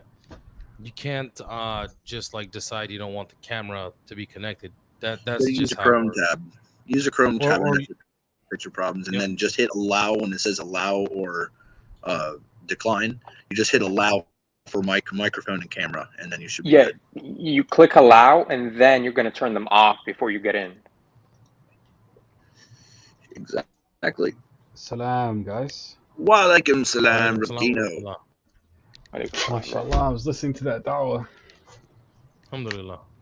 May Allah guide her to Islam. I mean. I mean. Did you guys see the news with Hajj? No. What about it? Apparently, something happened with the travel industry. So, if you want to go to Hajj now, you're gonna have to book through Saudi Arabia directly, which is like usually every country there was like a list or something. So I know in some countries, I think it was Malaysia, but if you wanted to go to Hajj, you had to sign up on a list. And the list was like 30 years long or something like that. So when kids were born, their parents would sign them up. So when they're 30 something years old, they can go to Hajj. Which is crazy. And now they got rid of it. And now like everyone just has to book through. It's pretty much like a lottery. Oh. Which is like, if you really want to go, like, you might as well just sign up, put your name on the list of 2 billion Muslims. And hopefully they pick you, you know? That's crazy, bro. Wow. Oh. I think I mean, like, before they didn't want to make it, like, they thought it was, like, unfair because, like, everyone was on a list. And they feel like this is going to be more fair as, like, a lottery test or whatever. Like, as in, like, Allah will reward those that, I don't know, like, it's just luck pretty much. It's all down but to luck. who's them to choose? I don't know. To me, that's weird. Well, let's be honest. If a super rich person wanted to go, they're gonna go. Like, can it's you not really luck. Exactly. That's why when we say like Sharia compliant countries, like really, you know, is the Sharia really applied to those with money and status? Huh. Mm-hmm. I think like yeah, but there's also been like apparently price gouging from like the agencies. So like some people in Saudi say that like the agencies were ripping people off by charging lots of money for it when it should be cheaper. So who knows, man? Like there are pros and cons to this, but it became more of a lottery. So like before, if you wanted to go, is it per person, or can you actually like still do it through like a group, like a family? No. So well, I think so. I'm not sure. I just know that if you put your name on a list and you put like all of your family members on a list, and then they just pick one. But I'm not sure if, let's say, like your wife gets picked, but you don't get picked. Like, what does that mean? I mean, shouldn't she travel with a mahram, or like, you know what I mean, like yeah, like exactly. with her family? So So I think they allow like family members if like or like a certain amount if one of your family members get picked, but I'm not sure, like, man. I don't think this is obviously it's gonna make it cheaper, and it's just gonna be more rare. Like if you want to go, you can't predict when you're gonna go, which is Assalamu weird. alaikum. Walaikum salam. What's up, brother? Actually, this situation I've dealt with it a bit, not directly, but the Arabic teacher, the Quran teacher of my child, he's going. So what it was, the situation, they actually changed it 1 month before. So a lot of people who actually booked through agencies, they had to get refund. A lot of travel agents. I'm talking about from the UK's perspective. Oh yeah, that's big. So a lot of people who booked it beforehand, like 3-4 months ago, they now have to get the refund, and they went into this. It starts with an M. I can't pronounce it properly. Do you know what it's called? Mutawafif or something like that? Yeah, but I can't pronounce it either. Yeah, so what you do is you register, and one person can register as a group. So when they register as a group, they have to give their details, and then there's like a draw who gets into what. There was supposed to be 3 packages: silver, gold, and platinum. I think the silver was about something around 5,000. Gold was around 9,000, and platinum much more. Now, while my child's teacher, the Arabic teacher, the Quran teacher, they wanted to go for the silver package because that was the cheapest one. They've got the draw, so they've gone through, but they have to pay for the gold package, which is about 9,000. I'm not sure if it's in dollars or pounds, but they have it all in dollars on the website. So now they have to pay extra than what they've planned for, and they're not sure if they can actually make it. A lot of people have been complaining about it because it's been done at the kind of last minute. There's been no communication from the company that's actually dealing with all of this. And if you go into Twitter, if you go into Facebook, or even if you're looking at some news like Middle Eastern Eye or 5 Pillars, you can see people are complaining about it because they did not, from what it looks like, and I'm coming from a IT background, it didn't seem like they actually tested the system out before they actually went live. And the time they went live in, personally, if it was me, I'd have delayed it until next year, get all the kinks out of the system. The UK government, for example, said anybody who books through this way and they lose money, they're not covered by anything within the UK, because the travel agents, for example, if they were conning people and someone, because they're under regulation of the UK, the people who got tricked by the travel agents, they could actually take them to court and get back the money. But in this situation, they can't. Data Protection Act, for example, we have in the UK, the Data Protection Act, or GDPR within the EU. The company does not have any, from what I've read, any Data Protection Act. So any information that people give to them, they can actually sell on. And some people who signed up actually start getting spam email from a certain makeup company that they've never heard of. So there's a lot of issues around this. It's causing a lot of stress for people, especially with people who've actually booked beforehand, and now they're trying to book again, and they're trying to get the money back, as well as using that money they get back to pay Bryce. So there is a lot of issue in this, and it is very frustrating for some people. Like I said, the Quran teacher that I was helping out, they've gone for the draw, but they now cannot afford to go, because what they plan to go for, or what they plan to pay for, they now have to pay much more than they initially planned to. So it's basically priced them out, even though they've got through the lottery, they've priced them out, and they've only got a few days to pay it in, which they don't have the funds to actually get that money to pay it straight away. Especially with all these inflation and everything going up, it's not the best time to actually have done this personally. Yeah. And this is all the problems that are coming up. And ideally, with an IT system or computer system, you don't want to make it go live at the last minute, because if you're doing that, all the problems, everything that could happen will happen. You want to have that. You want to have that couple of months testing beforehand. If they noted about 3-4 months ago, that would be one thing. But because it's now so close, and people have booked tickets, it's just made it a much more stressful and chaotic for people than it needs to be. Yeah, I would 100% agree.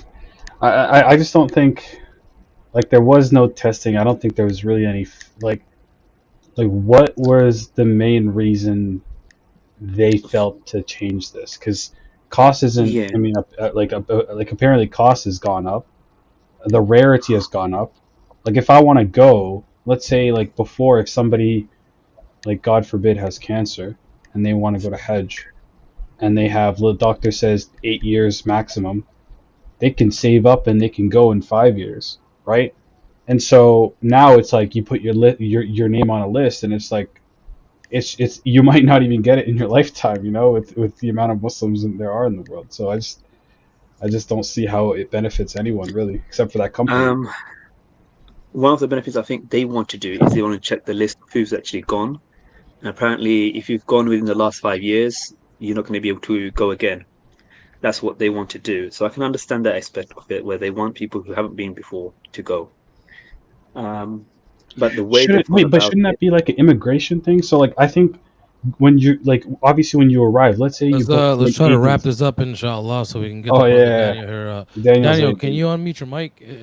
Are you able to unmute your mic? we'll catch up later. I'll drop off for now, okay? Assalamu alaikum. Inshallah, Sai. So Take care, man. Sorry about that, guys. It just No, you're good. You're good. I don't want to keep Daniel in. Yeah. All right. Daniel, what's up, bro? Nothing much. Good to see What's you up, guys. Daniel? I'm sure my internet's probably pretty freaking bad right now. It's all good, bro. What's up? Nothing much, man. I just I saw the stream just kind of popped up on YouTube, and kind of into like religion and stuff. I'm an atheist, but I've always liked learning about this kind of stuff, and yeah, I don't know. It's good to hear the Muslim perspective, because I totally grew up everywhere with Christians and stuff like that, which yeah, I don't know. I never caught on with me. I just never clicked for me. So I gotcha. Well, we have a former atheist right here, brother Khalil. Yeah. And Good to meet you. that's kind of his forte. So I'm glad that you're here with us, inquiring about Islam. Khalil, you want to take it away? Sure. All right. So, background on me: I was raised Catholic, then left Catholicism, joined Christianity. Was about to leave for seminary to become a pastor myself, and dove into the Bible a little bit more to have better understanding, and ended up finding a whole bunch of problems in the Bible. So I backed away from that, was agnostic for a little bit, and then actually became a hard atheist for 12 years. So about a year and a half ago, after a little over a year of me trying to debunk Islam, because I already had in my mind debunked all other beliefs, Islam was the only one left for me to really get rid of, and I tried and tried and tried, spoke to multiple people, went to multiple sources, got supposed contradictions of the whole works, and ended up, I couldn't debunk Islam. And then, through studying philosophy, I ended up finding that my own atheist worldview, and I'm not saying atheism is a worldview, I'm saying that my worldview that I had that had the position of atheism in it was just null and void. It was problematic. It was completely bankrupt. So I came to Islam, and the more I study Islam now, it solidifies my belief. So we don't, or at least I don't, come to the perspective of saying, hey, here's the Quran, read the Quran, have faith, I'm not going to do that. What I'd like to do is meet you where you're at, and then work from there step by step to get to where I am, right? And that was the only logical way that I could get there, from a hard atheist position, making a positive claim that God did not exist. So that's where I typically start from. So where I normally start at is just asking you something about, dependency. So I would say that contingent things exist. Like, for example, this earbud case right here. It's a contingent thing. And what I mean by that is that this thing has an external explanation for how and why it exists, right? There's something external that this thing depends on for its existence. One being matter, material, energy, because it's electronic. So it has energy, it has matter, it requires a factory to produce it. It requires an engineer to design it. So it's dependent on multiple things. So we can agree that there are contingent things that do exist. Now, if we took all of those contingent things and put them into a set, we would have the set of all contingent things. That set is made up of parts, and we could take one of those parts out of it and annihilate it, and it would still be the set of all contingent things, although it would be different than it was before. Which means if it is different, it's by definition also contingent. So the set itself is contingent. Not only the parts inside of it, but itself as a set is contingent, which means that it would need some type of external explanation for how and why it exists. Now, then we look at, what that explanation could be, right? So the only explanation would have to be something that's not contingent, because all contingent things that exist are already within the set that needs some type of external explanation. So the only explanation would be something that is fundamental and necessary. I'm not saying it's God. We're nowhere near using the word God yet. I'm just saying that there is something that's fundamental and necessary for existence. Is that something that we could agree on? I guess, I mean, definitely for sure with the earbud thing. This feels to the like watch and the watch on the. I guess it's more about evolution, but sure. Where you see, you think there must be a watchmaker if you see a watchmaker. Well, yeah. So I guess the only thing is this doesn't have anything to do. Just to clear this up, this doesn't have anything to do with intelligent design. Me personally, I think the intelligent design. I'm not saying that. Garbage. Okay, go ahead. Yeah, you mean intelligent design for the universe or for evolution? No, I mean for either one. I actually hold to abiogenesis and evolution as most. I don't have a problem with it. Okay. Right. Okay. Then yeah, I can agree with that. Like, the only thing is, I feel like a lot of people assume that the Earth left Earth, and that's not necessarily something we should assume. But if you're not saying that, then yeah, we can agree on that. Perfect. Okay. So then the next argument that I would make is trying to apply properties to whatever this necessary thing is. So I would say that there are statements that we can make, right? I could say the ball is red in English. You could say the ball is red in Spanish. Those statements mean the same thing. So they have different statements that have the same exact meaning. In philosophy, that meaning is what's called a proposition. And the proposition is where the truth lies. So the proposition is called a truth bearer. It's the thing that bears the truth. So there's a truth value applied to the proposition. And I think we can agree that things are true, which means truth exists. And if the question that I would ask that some people differ on, is truth something that is physical, or is truth something that is mental? Is it a conceptual thing? So if it's a physical thing, I would just simply ask you to hand me a truth, or to grab a truth off of your desk and show me a truth. But the truth would be separate from a physical object. I'm not asking for the object. I'm asking for a truth of the object, which I think that it only can be something that is conceptual. What are your thoughts on that? Yeah, so I think stuff like truth, logic, facts, all of those kind of things, those are just if you mean mental, as in those are things that exist in a brain, then yes. Logic is just something that is just a function that a brain carries out. I don't think that truth exists like built into the universe. I think all truth really is what the facts are. Whatever we can show to be true is the truth. And I mean, truth is just a convenient word we use to describe what we think we know. Sure. Okay. So we can agree that truth exists, and truth is something that is like abstract or conceptual, correct? Mm-hmm. Okay. And are concepts mental things? Yes. Okay. And are mental things grounded in minds? Yes. Okay. So we agree that you cannot have a concept without a mind to ground that concept, because mental things don't exist outside of minds. So Absolutely.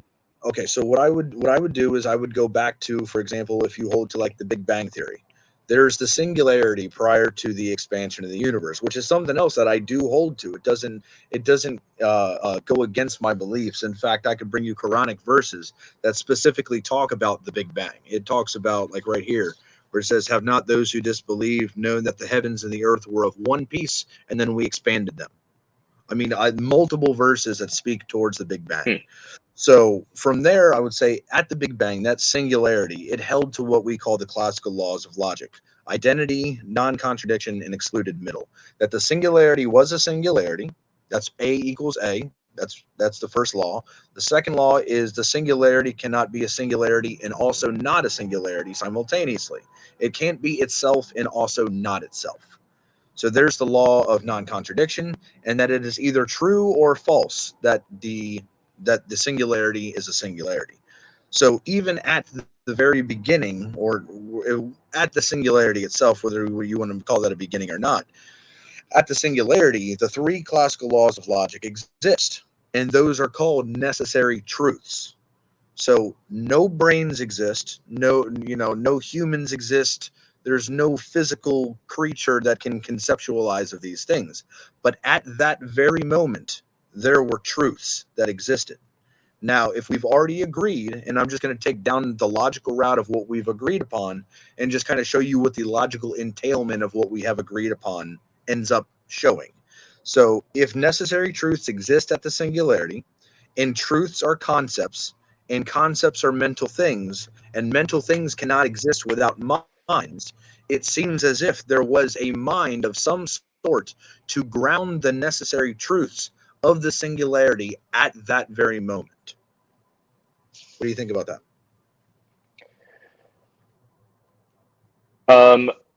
I guess I'm following you there. I think, like, if I said truth is what the facts are, we can, like, using science, we can, with our minds, see back to the Big Bang, and Correct. that there is the mind viewing it.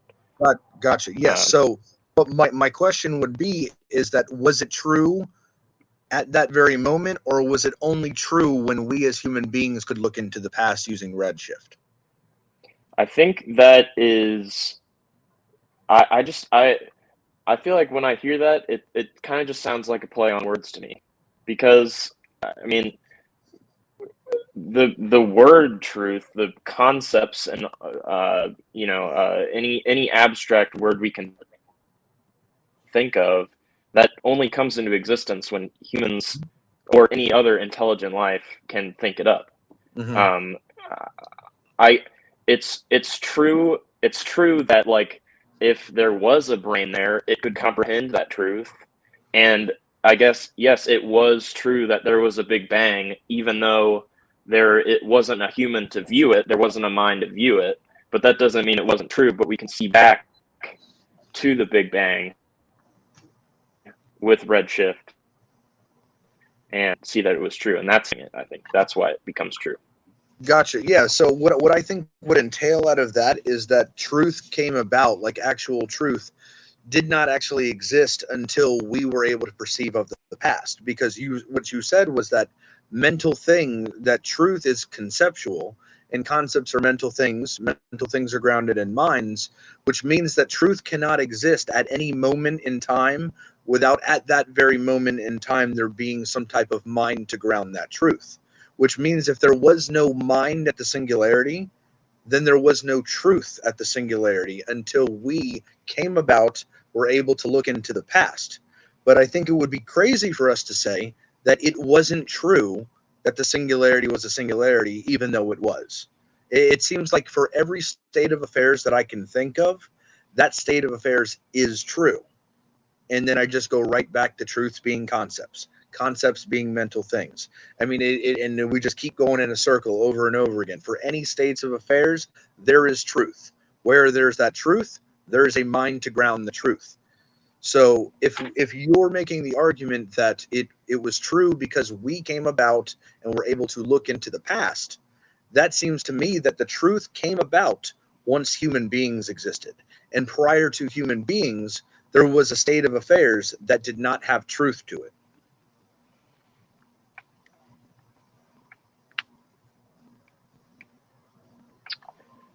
Yeah, I mean, yeah, I thought you were gonna keep talking. Sorry. No, I just want to know what your thoughts are on that. I just think it's, and I'm not saying anything bad towards you. I'm just saying that in my mind, thinking about these things, that if truth did exist at that very moment, I just go through everything we've already agreed upon, and I think what it comes down is to this presupposition that we both hold. Okay. I am a substance dualist. You seem like a naturalist. I think you would say you're more of a naturalist, which means that you don't see minds existing outside of brains. Correct? Mm-hmm.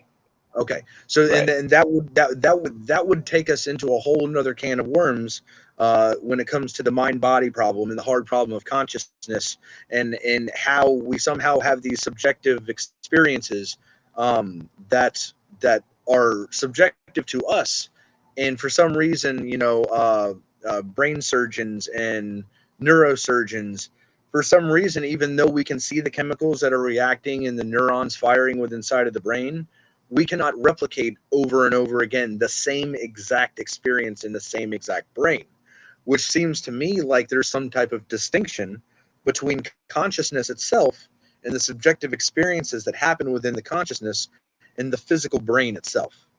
It seems like there's some type of distinction, because if it was just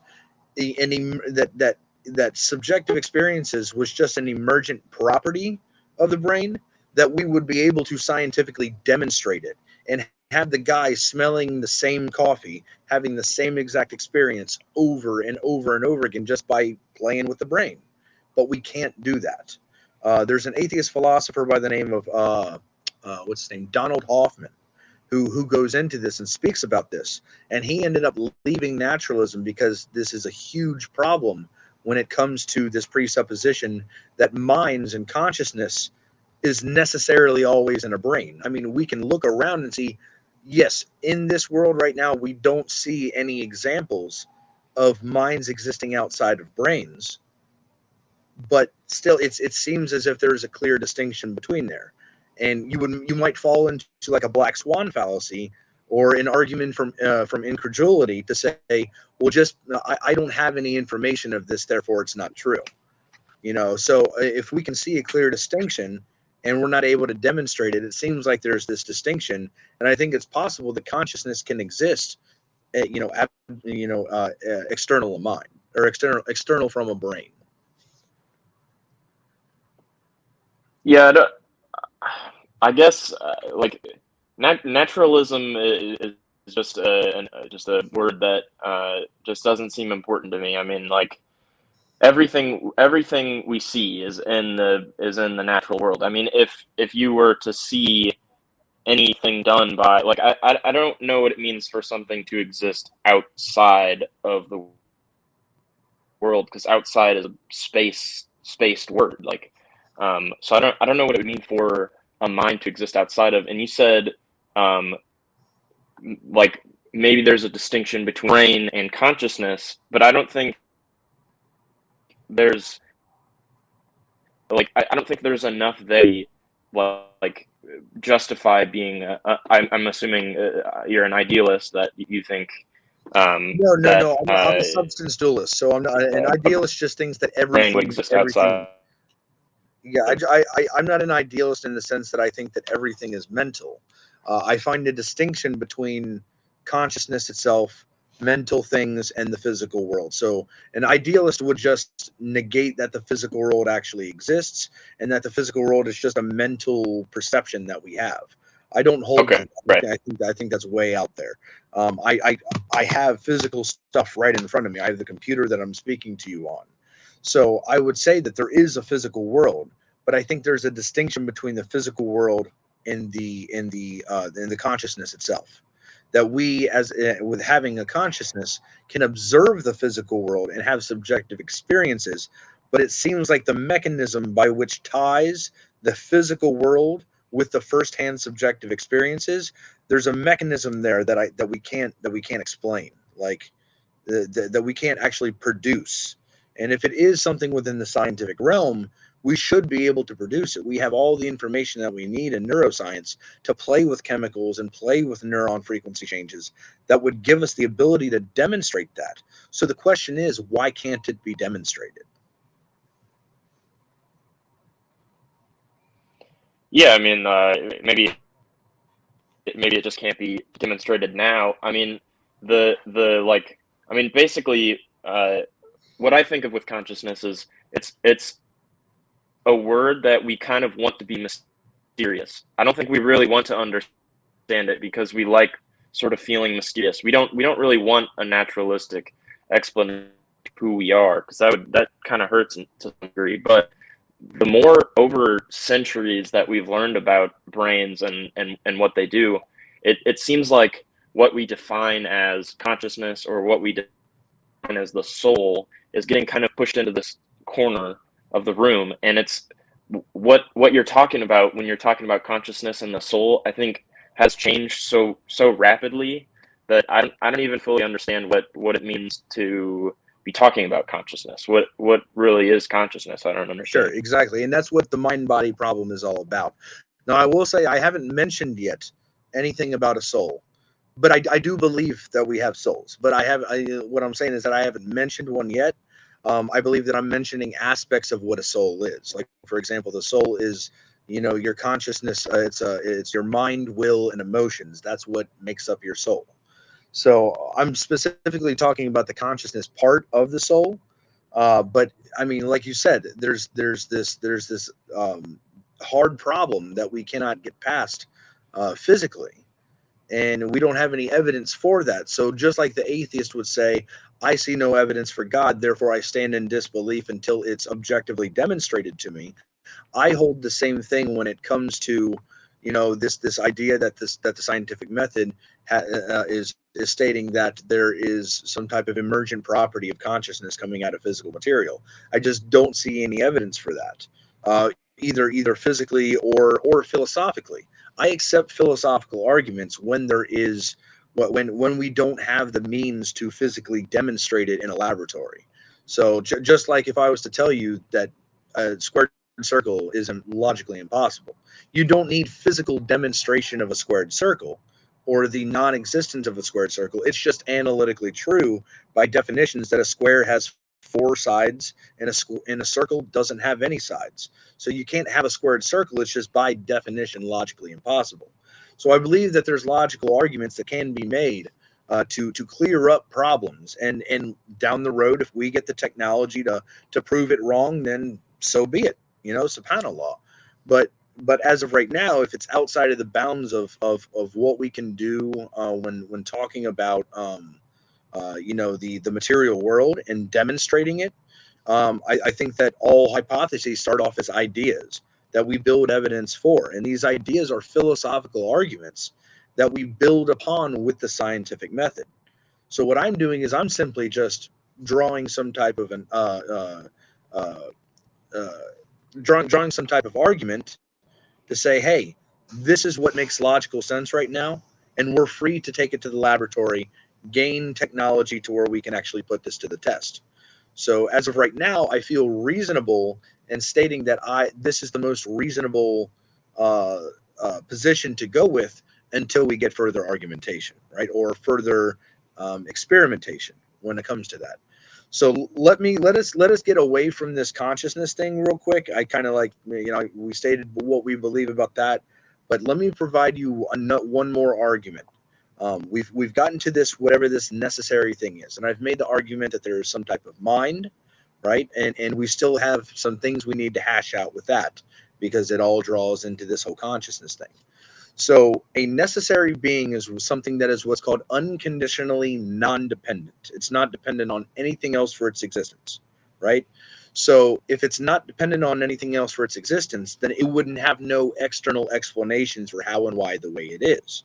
So for example, if we were to just say that according to the second law of thermodynamics, that energy and matter, that energy itself is the necessary being, because it can't be destroyed, isn't created, and is never destroyed, according to the second law of thermodynamics. So that it would be eternal, and then this energy stuff would just be this eternal thing that everything else that exists, like the headphones, everything else that exists is dependent on this one thing called energy. That would be fine when it comes to that argument that we've already agreed to. If you say energy is that necessary being, cool. And then we go into this argument to where if there is any arbitrary limitations placed on this thing that we're attempting to say is the necessary being, then there would be, according to the principle of sufficient reason, any contingent fact or object has an external explanation for its existence. Then I would say if this energy, if it's logically possible to say this energy could have an attribute or could have a certain level of an attribute, and it doesn't, then it would be arbitrarily limited, and there would need to be some type of external explanation for how and why it is limited in the way that it is. Which, if it has an external explanation, it automatically falls into that set of contingent things, because by definition, it cannot have an external explanation. So if I was to say, is there a contradiction in me saying that energy could have a mind?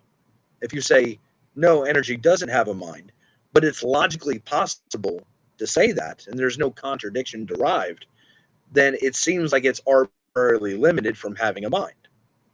And then I would say, by definition, energy would be contingent. And now I need to look for the more fundamental thing than energy to explain energy and be the explanation for why energy is the way that it is.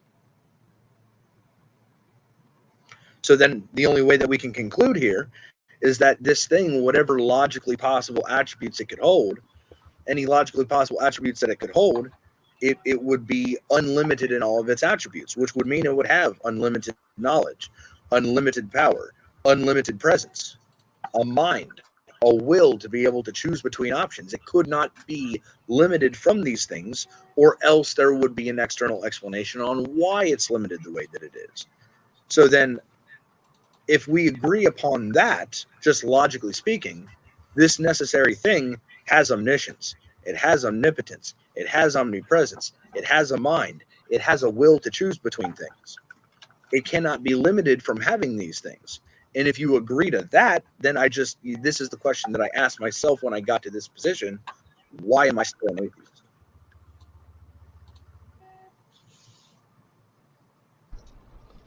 Yeah, that was a whole lot there. I didn't quite follow exactly where you start saying there has to be an omniscient being. So where's that come in? Let's back it up. So we have this necessary thing, and we're trying to find out what properties this necessary thing has, right? And the necessary thing that caused energy? Well, no, if you say that energy is the necessary thing, then we can start asking questions about energy itself, right? Is energy limited in any way?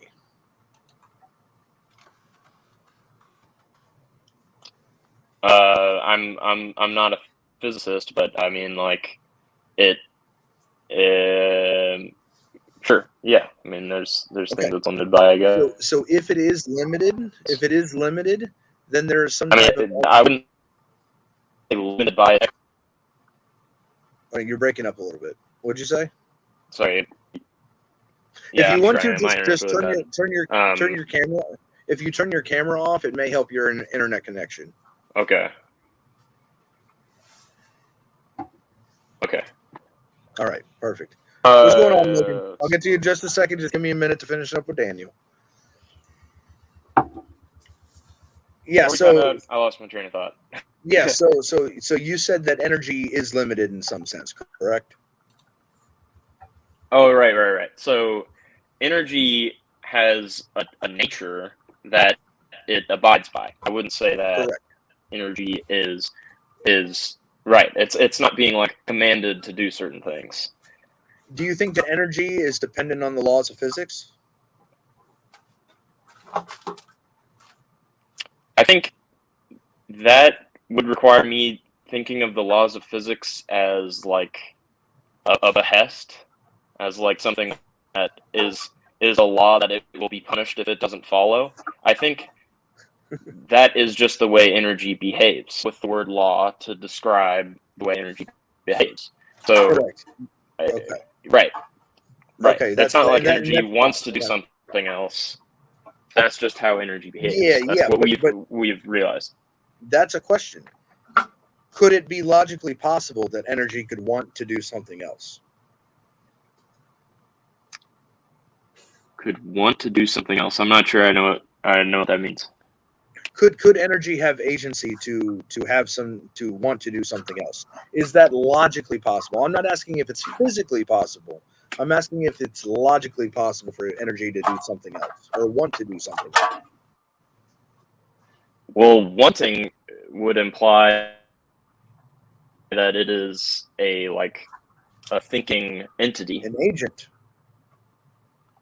So I wouldn't say. I mean, I'm not going to say anything's impossible, because you can't really prove all that many things to be really truly impossible. But I don't understand really what it would mean for energy to want to do something else. We can show things to be impossible logically if we can derive a contradiction from it. Like if I was to tell you that I'm a human and also also not a human, that would derive a direct contradiction. If you cannot derive a contradiction from it, then it would be in the category of logical possibility. You're right. We can't prove anything to be 100% true, but we can prove things to be false. You're correct. Right. So then my question would be, is there a logical contradiction in saying that energy could have agency? I don't see one right now. So if you don't see one, then it is in the realm of logical possibility. And then we could say, no, energy does not have agency.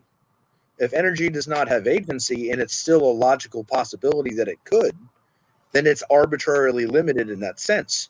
So now, according to the principle of sufficient reason, I'm going to look for some type of external explanation on why energy is limited the way that it is.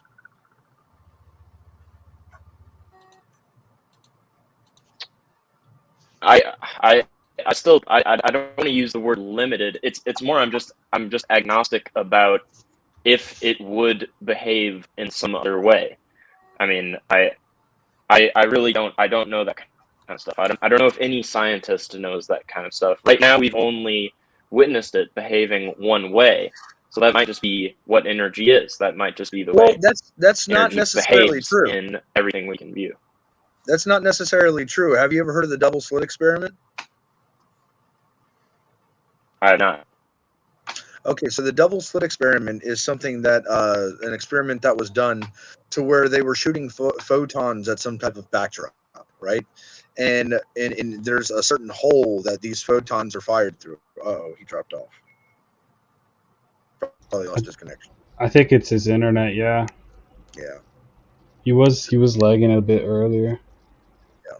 Good conversation though. I think it got him thinking. Now I've presented these same conversations. Oh, there's Dan. He's back, but he's got to connect his devices. Logan's throwing back a few scotches before we get into it. Yeah. Did you read those papers? No, I didn't. Okay, gotcha. I have been overwhelmed with input recently. There's a guy named James Smalley. He is a James Smiley something. He is a religions professor scholar in South Africa, and he has been posting some things, and I have been disputing his claims, or at least challenging them. He is of course, Jesus historicist, and I'm a Jesus mythicist. Gotcha. Yeah. And I've just been kind of questioning. I don't have a problem with anybody thinking Jesus was a figure of history. I think they got a lot of explaining to do, but I hope I'm being understandable. But I just try to point out, where he has flaws in his reasoning, and he wants me to address the Son of Man phrases, and so I've been trying to catch up on thought on those. Daniel, are you there? I don't want to take over your conversation you were having with Justin. No, you with Khalid. You go ahead. My internet's really freaking bad, so you do your thing. I'm sure we'll get back to it in a minute. Well, Khalil and I have actually. Do you know you can change your name on Facebook, Khalil? Yeah, I can, but I keep it the same. I might end up changing it here soon. That's where I get confused because we're Facebook friends, and your Facebook name is Justin. Yeah, a legal name. Yeah. So I hope you don't mind if I slip and call you Justin. No, that's fine. You for people that have known me as Justin, I don't have a problem with them calling me Justin. Now, there's a lot of times that I can tell people are intentionally calling me Justin, and I find it to be very hypocritical. Like, for example, like a lot of the atheist community, they support, the right for someone to identify as how they want to identify. But then when they speak to me, I say, hey, I'd like to be called Khalil. And they're like, no, I'm going to call you Justin. I'm not calling you Khalil. And I'm like, but wait, shouldn't we respect what people want to identify as? It seems hypocritical to work against that when it comes to me, just because I used to be an atheist and now I'm a Muslim. It seems like the whole giving people their own identity flies out the window when it comes to me. Right. Yeah. Logan isn't my birth name. There's a long story behind it, but I basically decided I wanted to be called Logan, and some people had an issue with that. Even at work, 25 years later, I work with the guy I went to high school with, and he brought in my yearbook, and everybody, not everybody, but some people started teasing me about it, and I was just like, why shouldn't I be allowed to be called what I want to be called? So that's basically it. I don't know where we left off. I hear you taking a similar path with Daniel here. Yep. I did talk about that. Have you heard of Stephen Hoyt? Heard of him, yeah. Okay, I've discussed a few things with him. He's degreed, and he says your argument is very bad. I don't remember exactly what he said about it, and he said that paper was awful. I haven't read it myself though. But anyway, that's just. Did you invite him to the stream? I sure did, but it might be too late for him. I actually just tagged him and said I gave him the link. But yeah, he wanted to join like last Friday, but I don't think you guys got on. Here, how about this? How about you let him know that I will be on live tomorrow night at 9:30 p.m. Eastern time, and he's more than welcome to come on and show me how bad my argument is. And he is a theist, I'll tell you that. He is a theist. I'm not sure what kind of theist he is. Okay, all right. I'm not sure what kind of theist he is, but he is a theist as far as I recall. I don't understand how any theist could actually disagree with these arguments. Okay. Because I think you would just have to reject like truth in general.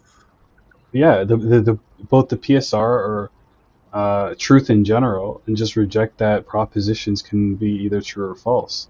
And I don't think you can do that as a theist. I just don't understand. Because then I'll just ask you: is it true that God exists? He can't say no. He can't say yes. So it's just like you can't answer that question. Really, I just don't understand. Really. Yep. Well, propositions can be true or false, but it's determining if they're true or false. That's the issue, I think. Sure. Yeah. So what would you say determines if the truth is, if a state of affairs is true or false? Well, we have to have a demonstrable situation in reality that would indicate it. I was thinking about this today. I was actually watching very quickly, Logan, if you don't mind. Hey, Shah, I'm gonna bring you up. Okay, the first sign of raising your voice. You notice we've been talking this whole time. No one's been screaming or getting emotional. But the first sign you get emotional, son, you're gone. All right. All right. I'm sorry. Go ahead, Logan. I apologize. I don't want to like ignore him. You know what I mean? But go ahead. Is Shah a Muslim or no? He's an infinite womber. A what? Infinite womb. Infinite tutus. Yeah. Yeah, I mean, you can speak with him if you'd like here after we finish up, but he's got a lot of views that I personally believe are way out there. Okay. But it's all good. But yeah, so what were you saying? I can't remember. What was I saying? If you were a theist, I would just say Bismillah, but it's okay. Just kidding, bro. Can't recall where I was. Where was I? So you were talking about propositions about, and truth and whether it's represented in reality. And I was you said something to the effect of that the criteria that you would use to determine whether something is true or not would have to be something demonstrable. Yes. So, question: how would you physically demonstrate that a square circle doesn't exist? Well, that is definitionally true or false. Exactly. So you don't necessarily need demonstrable evidence to show if a proposition is true or false. Well, we can still draw a square and say this is a square, and we define a square as having 4 equal sides and 4. Sure. Is it necessary to draw the square to show that, or can you just say definitionally without having to draw it in reality? Can we just know that definitionally that this could not be true? Well, I could give the definition. Sure, exactly. But I can also give a representation. I can do both. I know where I was going. I was listening to Issa earlier, and I don't know if something he said triggered this thought or not. But when we think about truth, I think as propositions, we give them a confidence level. So I'm 99.99% sure that there's a wall behind me. And I'm also equivalently sure that I can't phase through it. I can't teleport through it. The only way for me to get the closet behind me is to walk around. Sure. I am 90% sure that my wife will return on Saturday. She is gone taking care of her mother, and her and my daughter are taking turns watching. Sorry, not my mother-in-law, because she is dealing with onset of Alzheimer's. Sorry to hear that. So sorry to hear that, man. Yeah, my grandmother just died from dementia. Yeah, that's what I never knew until this happened, is that this can actually lead to death. But yeah, they're dealing with that, and so the schedule is she should be home Saturday. So I'm 90% sure that my daughter's going to keep a word, and that my wife and daughter aren't going to die, but they could. So, but still, I'm 90% sure she'll come back. And then I'm, so is that truth? Yes, this is truth. 90% sure that my wife's coming home on Saturday is truth. There goes my dogs. I don't know if you can hear them. Yeah, you knocked on the wall. They think somebody's here. Yeah, I have an idiot dog. He's a sweetheart, but he's an idiot. So and my other thing I was thinking of earlier was I am 0.0001% that Salma Hayek will never be my lover. Yeah.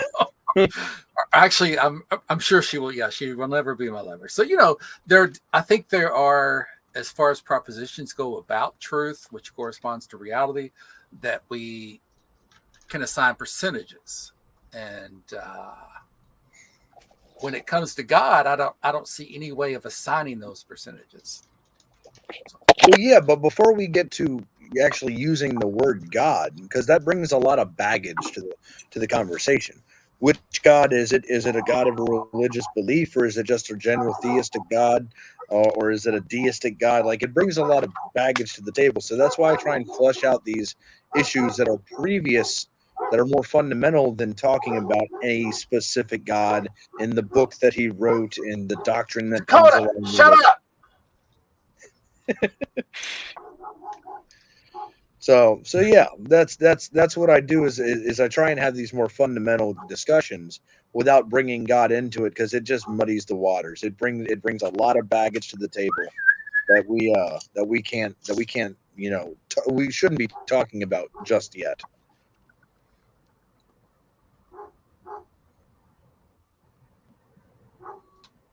So you were talking about some experiment. I didn't get to hear what it was. Say that again. You were about to tell me about some experiment or something about light. Oh yeah. So the double slit I wasn't able experiment to hear is it.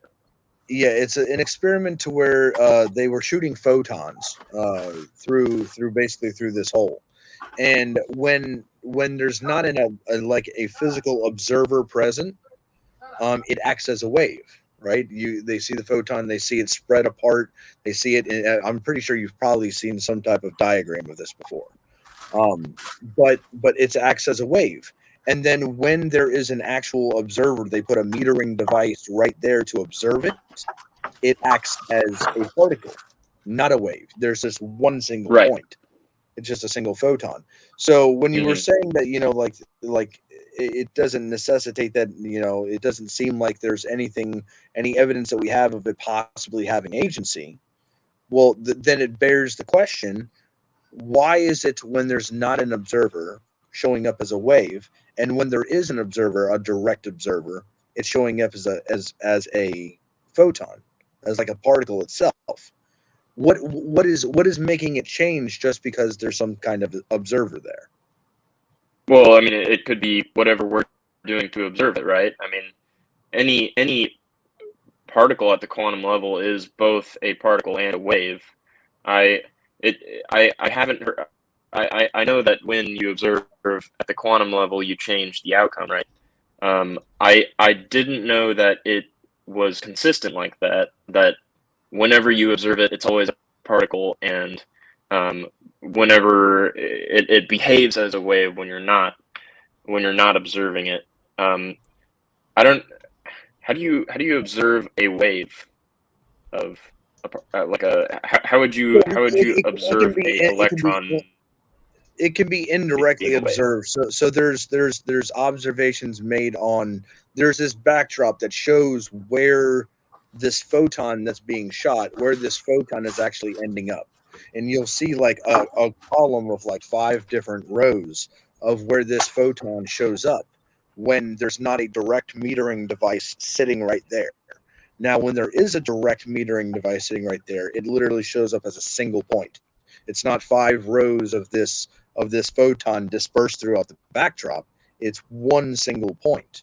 And the question is, and I'm not saying that it for sure has some type of agency, but I mean, it begs the question of why is it changing from a wave to a particle, or at least how we observe it as a wave to a particle based on where the observer is located. It's very weird. It's a weird phenomenon. That's pretty cool. What would we expect to see? Let's say it doesn't change if you observe it. What would we expect to see on the wall if you were able to observe and it was a wave and not a particle when we observe it? So you said, what would it look like? What would be expected? Well, it would either look like one or the other, I would assume, because it's either a particle or a wave. So when you said quantum mechanics, it's both a particle and a wave. I would say it is either a particle or a wave. It has the ability to be either one. When it comes to quantum fluctuation, you have a particle, you have a positive and a negative. It can be either positive or negative at any point in time, but cannot be both positive and negative. That would violate the laws of logic. And as far as we know, as far as we have seen, these particles like photons do not violate the laws of logic. The only time that the laws of physics when it comes to photons are violated necessarily is when we look at the center of a black hole. That's when the laws of physics break down to something we don't understand. Which most atheists would agree that the definition of something supernatural is something outside of the bounds of science, outside of the bounds of scientific method. Now, if you think about it, you may be able to come up with a different definition, but generally speaking, that's what's agreed upon. And then I would say, okay, if that's what your definition is, then we've demonstrated the supernatural, because the middle of a black hole would meet that definition of supernatural. Okay. But I mean, it's still. I would think anything we're observing is natural. Everything that we observe is natural. If it wasn't, we wouldn't be able to observe it. That's how I would see it. I don't understand how we as natural beings have any business even trying to comprehend what supernatural would even be. We're not in any way related to anything supernatural. If we can observe it, it is natural. But yeah, but my question would be, that's a claim that you've made. How do you know that we are not causally related to something supernatural? I mean, yeah, go ahead. I would say it comes down to definitions, really. I mean, like if what we can observe is natural, then right there that implies that we cannot imply something supernatural. But if we can see something supernatural, wouldn't we be able to imply it based off of logical arguments, philosophical arguments? Imply what? Anything, like anything, any claim that's proposed. Do we necessarily need empirical evidence for it to be held as a rational, reasonable belief? No. But you were just giving empirical evidence for it. Yeah. When we have empirical black hole. evidence, I would suggest that we have empirical evidence for something, right? Okay, I'm just saying I don't understand how that's evidence of supernatural. No, I'm not saying it is. All that I'm saying is that generally speaking, if someone was to agree that the definition of supernatural is something that is outside of the bounds of the scientific method, the scientific method relies on the laws of physics to observe the universe. And if the laws of physics are being violated in any way, shape, or form, it seems like that whatever that thing is would be outside of the bounds of the scientific method. Which would mean that if we do know and we observe the laws of physics being violated in the middle of a black hole, the black hole, just definitionally speaking, would match the definition of something supernatural. I guess I see science differently then, because I think if we were to find that a lot of our laws of physics, not a lot, but if some of our laws of physics were wrong, scientists could just change how we define the laws of physics and just start abiding by that. So if we find in a black hole that our definitions of the laws of physics are wrong in some way, then we can adjust those and still use it. Science doesn't need to use the laws of physics as we understand them today forever. It doesn't need to always use those. We can adjust how we see the laws of physics. Science can still operate if we change. In this case, though, if we're to do that, you would have to change the definitions and how we understand cosmological constants. Which, if we do change cosmological constants, we are going back to square one, like the very square one when it comes to the scientific method. If we have to redefine constants, then we have to go back and find new models for literally everything that we've come to know today. I think that would cause huge implications within the scientific field. Ka, I feel like quantum physics is a huge discovery. It's going to change things, I would say. Yeah. What'd you say, Shaw? Always at square one because we haven't fully figured it out. So I don't even feel like we've gotten far in figuring out the galaxy, the universe, or how the Earth got here. Like it's still just a big question mark. And this is why I know again, I respect everybody's imagination. I feel like it's really irrelevant it's irrelevant in the grand scheme of what we're trying to do as far as life goes, like to wonder about can we get to Mars or how far it is, or a lot of that stuff to me is really irrelevant because it doesn't affect or change anything in our reality, even if we found out today. If it doesn't change anything, it's just something we know.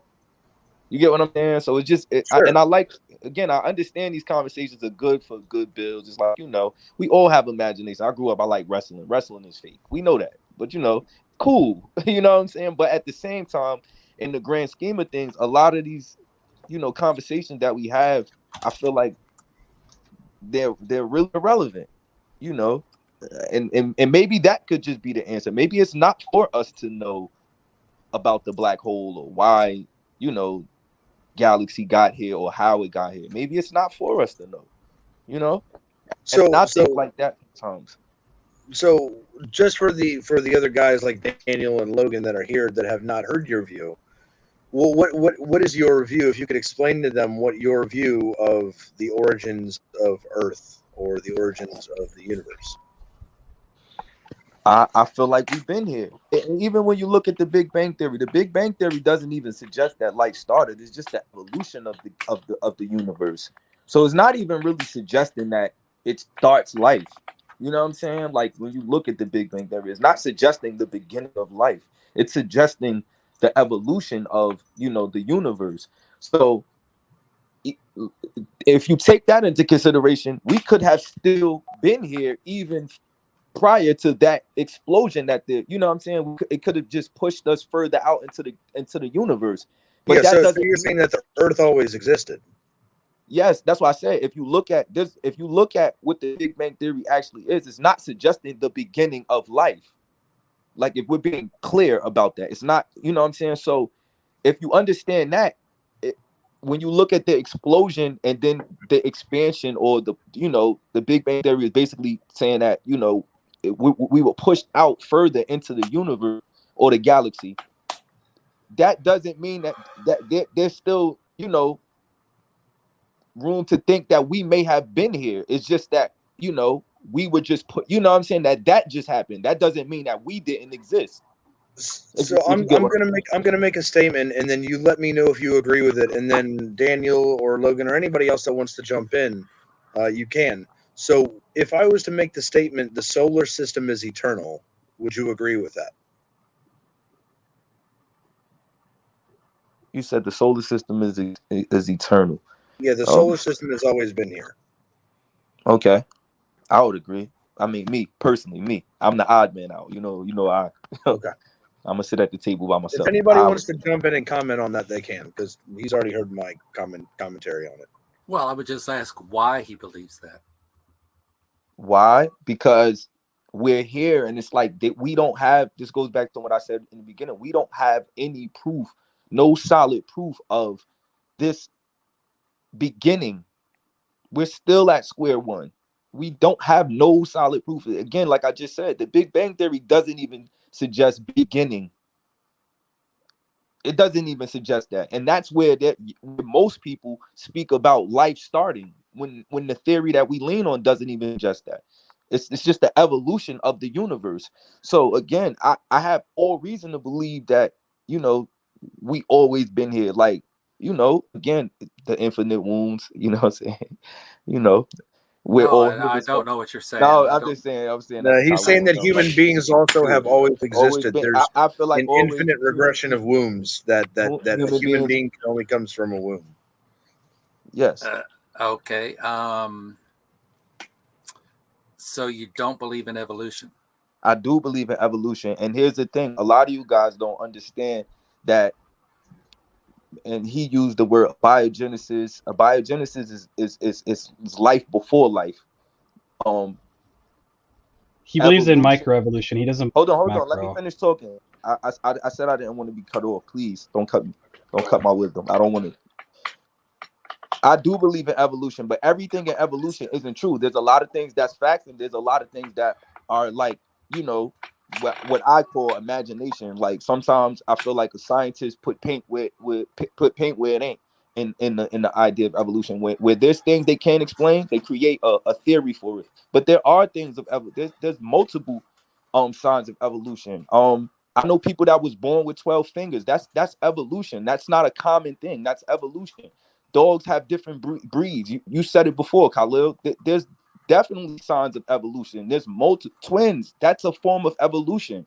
Like, you know what I'm saying? Midgets. That's a form of evolution. Whether you guys want to want to act like it's not. These are forms of evolution. Whether you try to, you get what I'm saying. So again, I'm not negating. Why ain't it? These are not super common things. Okay. So how many? Hold on. I got hold on. We're not gonna laugh. Logan, how many people do you know that were born? Hold on, Logan. How many people do you know that were born with 12 fingers and 12 toes? Is it common? Do you know a bunch of people like that? Zero, right? I know people. Okay. It's a form of evolution. It's a form of no, it's not evolution. Yes, it is evolution. It's a mutation. It's not evolution. Okay. Okay. Someone said shavolution. Anyhow, like I said, I believe that humans have always been here. Scientists have yet to show us another. Khalid said of biogenesis. The biogenesis isn't even about life. That's life before life happened. So he's wrong. He doesn't even know biogenesis. That's not what it is. That's not abiogenesis. Isn't that just the start of life? All right. Okay. Anyway, like I said, humans have always been here. They're saying okay. Whoa. Stop. Do you think beliefs should be based on our confidence level of the evidence? Yeah, I heard you when you said the wall is behind you and if the closet. Okay. So when you say you believe humans have always been here, on what evidence do you base that confidence on? The womb, that everybody can go, that you have a parent. Hold on. Everybody, you can go far back and have a parent. Everybody, every human you know has a parent, right? Every human you know came from a parent, right? Yes. So what grounds do you stand on in order to think that, in order for you to think that life, that's not true, you would have to concede to the thought that life didn't exist. Right or wrong? No. You believe that first, right? No, I don't. Okay. Here would be my belief. Hold on. I'm sorry, you're breaking up. Your connection is weak. My bad. Sauce, I said, bro. are you an atheist, Logan? Yes. So how we got here, Logan? I'm here. Listen. Well, as far as I know, abiogenesis have never been solved. We have several ideas. One of the most fascinating, I think, is that they have found evidence of basic protein molecules on comets. So we could have come from somewhere else, but no one really knows.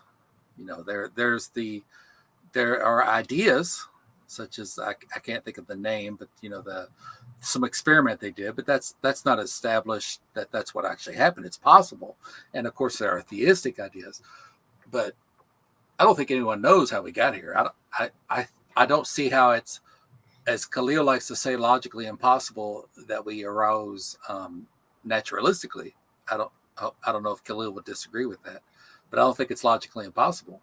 But no, I hold to the idea that we could have been a product of some natural process. Okay. I just believe that there's some type of agent that set that natural process in motion.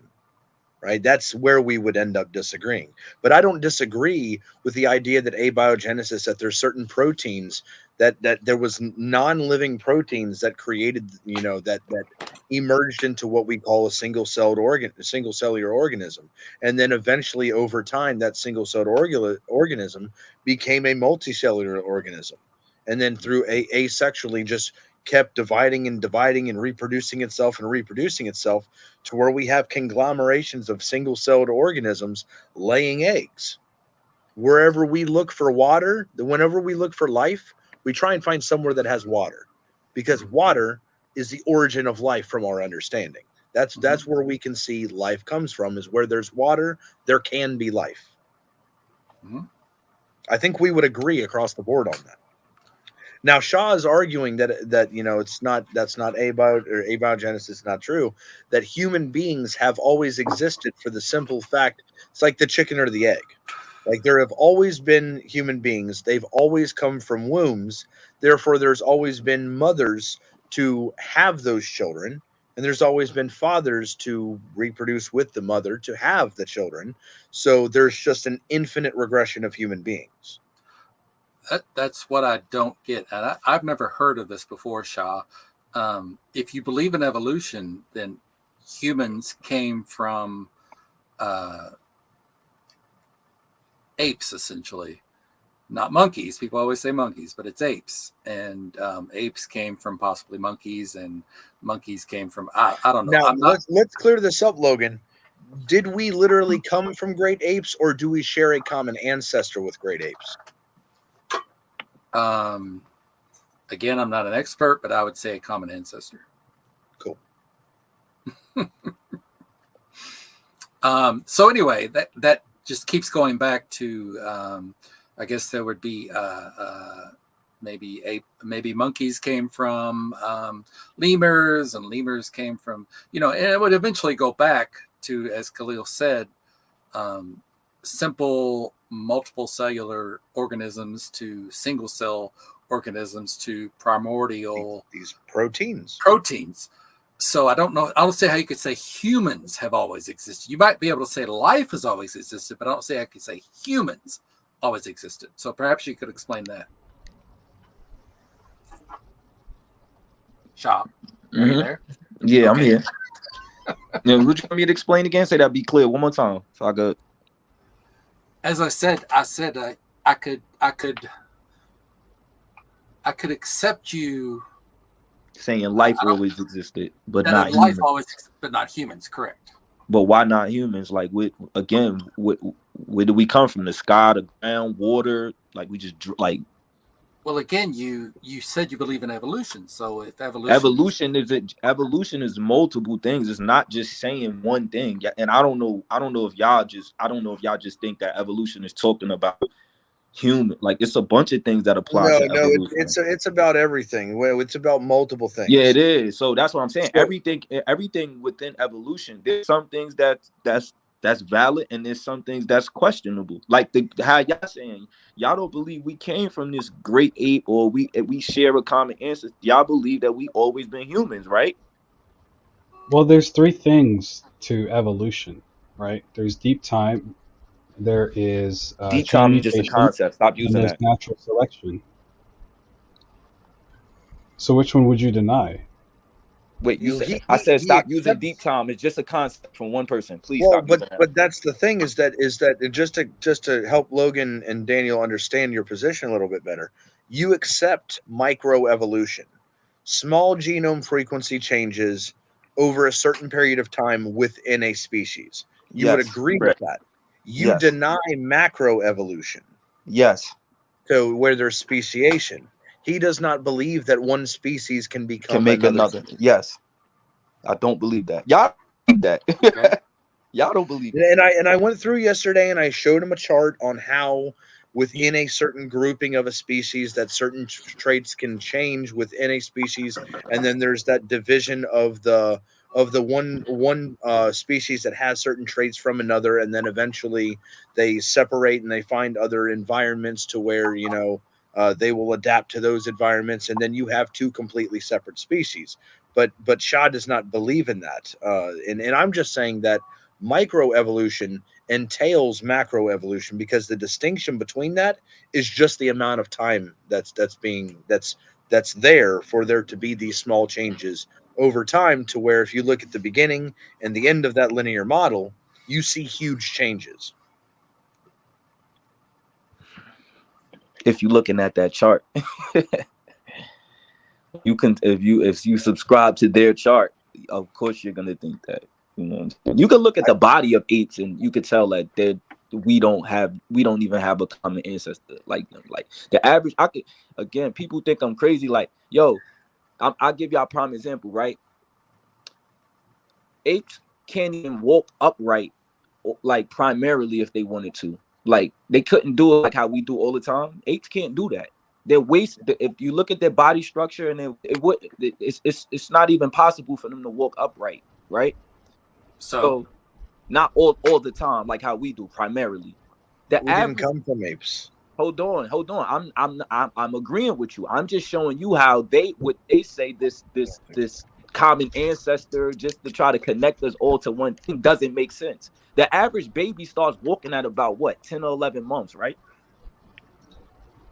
Yeah.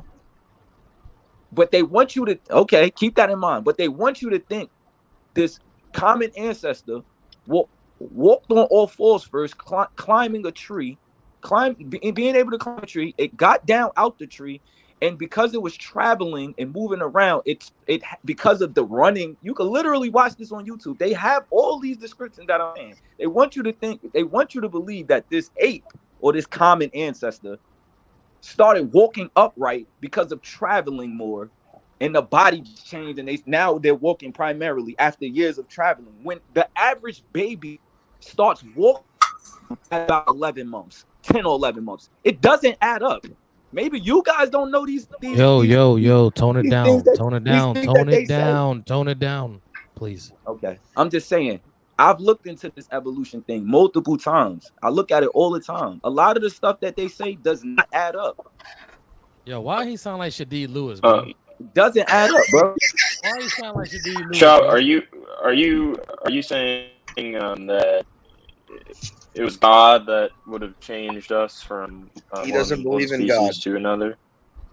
I don't believe one species made another species. It just doesn't add up. It doesn't add up. Again, we can see it. I would just say if you go ahead. Like I said, I've watched these videos of how they try to describe, again, what you called it, an amphibian, right, Khalil? This amphibian was climbing a tree. Then years later, it became a ape that would climb trees. This is their depiction of macroevolution, right? Not right. Oh my God, these great apes were climbing trees.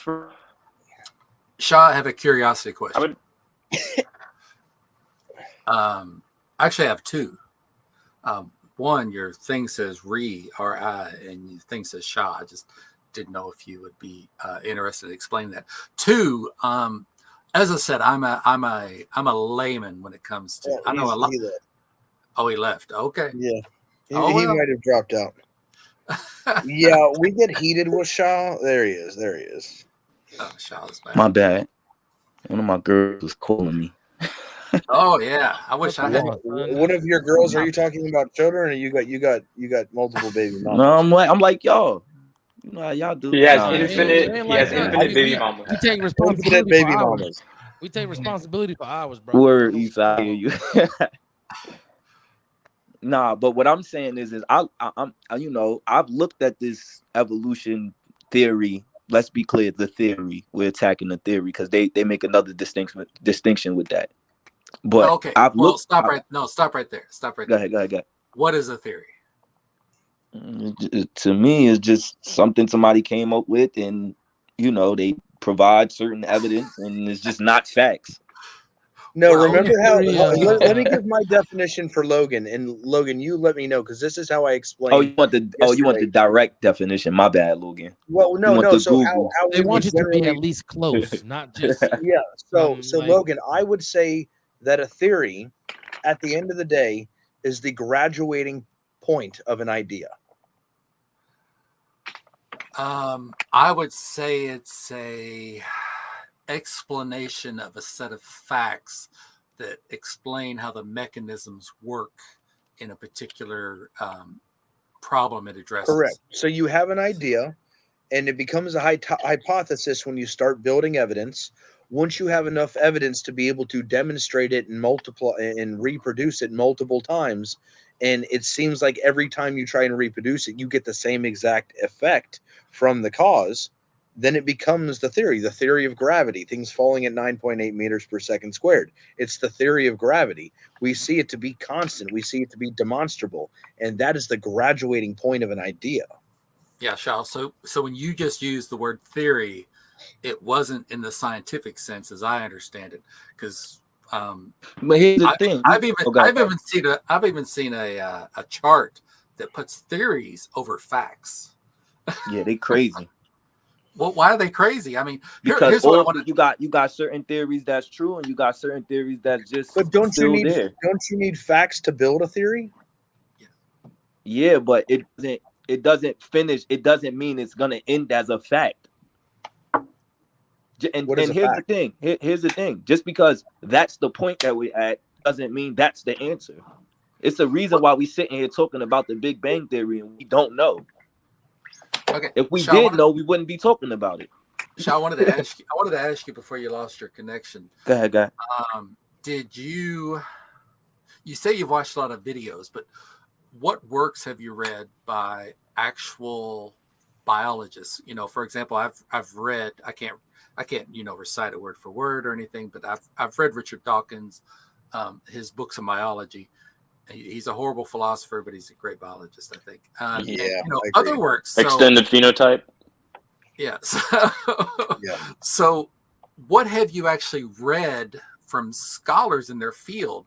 Because I get the impression you are not a biologist, and neither am I, but I have at least read their works. So what have you read besides watching videos on YouTube? Not that watching videos on YouTube is necessarily bad, but just what books have you read that would back your opinion? Or peer-reviewed papers that would back my opinion. Well, my opinion is based on everything that I know about evolution. You got a guy named T Jump on YouTube. You got like these guys. Hold on. Y'all laughing. That's like me laughing at y'all saying that when I'm not laughing at you. I'm laughing at T Jump because he's a joke. But here's the thing. You got people that's up there like this evolution conversation is old. Like everything out there is you can look up anything you want to look up, but biogenesis, everything. There's nothing that, and again, all fairness to you, Logan, because you look like a very young guy. But we're in the age where you, like I said to them yesterday, you could literally, if somebody say something on this panel, forget they word. Go Google it, go YouTube, go watch everything, go do everything you need to do. You don't gotta listen to nothing. You could just take what you want. We're not in the age of where we have to read, because books, here's the thing with books are dated.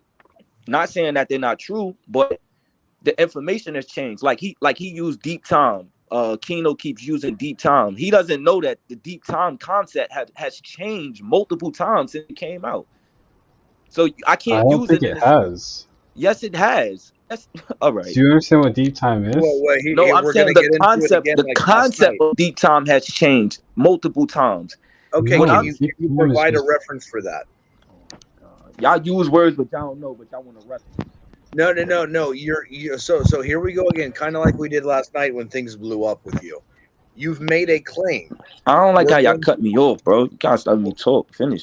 We don't want to jump. I don't want to. If you cut me off, I don't want to jump. You're cutting out. Your connection is cutting out, so we don't really know. What I'm saying is, I don't want to jump topics. No, but we're not. If you made a claim, it wouldn't be off topic. You're still cutting me off. Let me finish explaining. Okay, but hold on.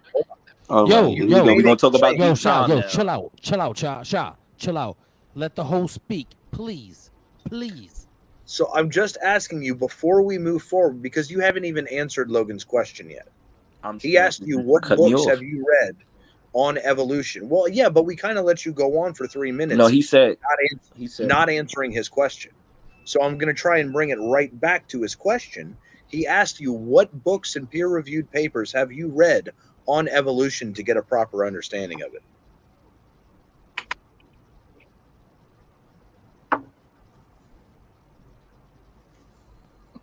I don't think you've read any books.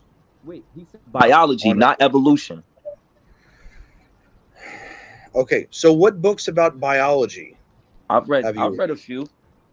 Which ones? I'm trying to think. One. I think his name is Stephen something. Stephen Hawking's? No. It's a trick question. Stephen, I want to say Stephen. I don't want to say it wrong. I think it's Stephen Garner or Gar. I want to say Stephen J. Gould. Wait, Stephen Gardner, the YouTuber? No. Stephen J. Gould. No. But it was recent, and I don't even. And I'm gonna be honest with you guys. In the league, I don't feel like. I think he's his book was more written recently. Like I think he's like into the the evolution world, and he wrote a book recently. I don't feel like he's not like, the book isn't old.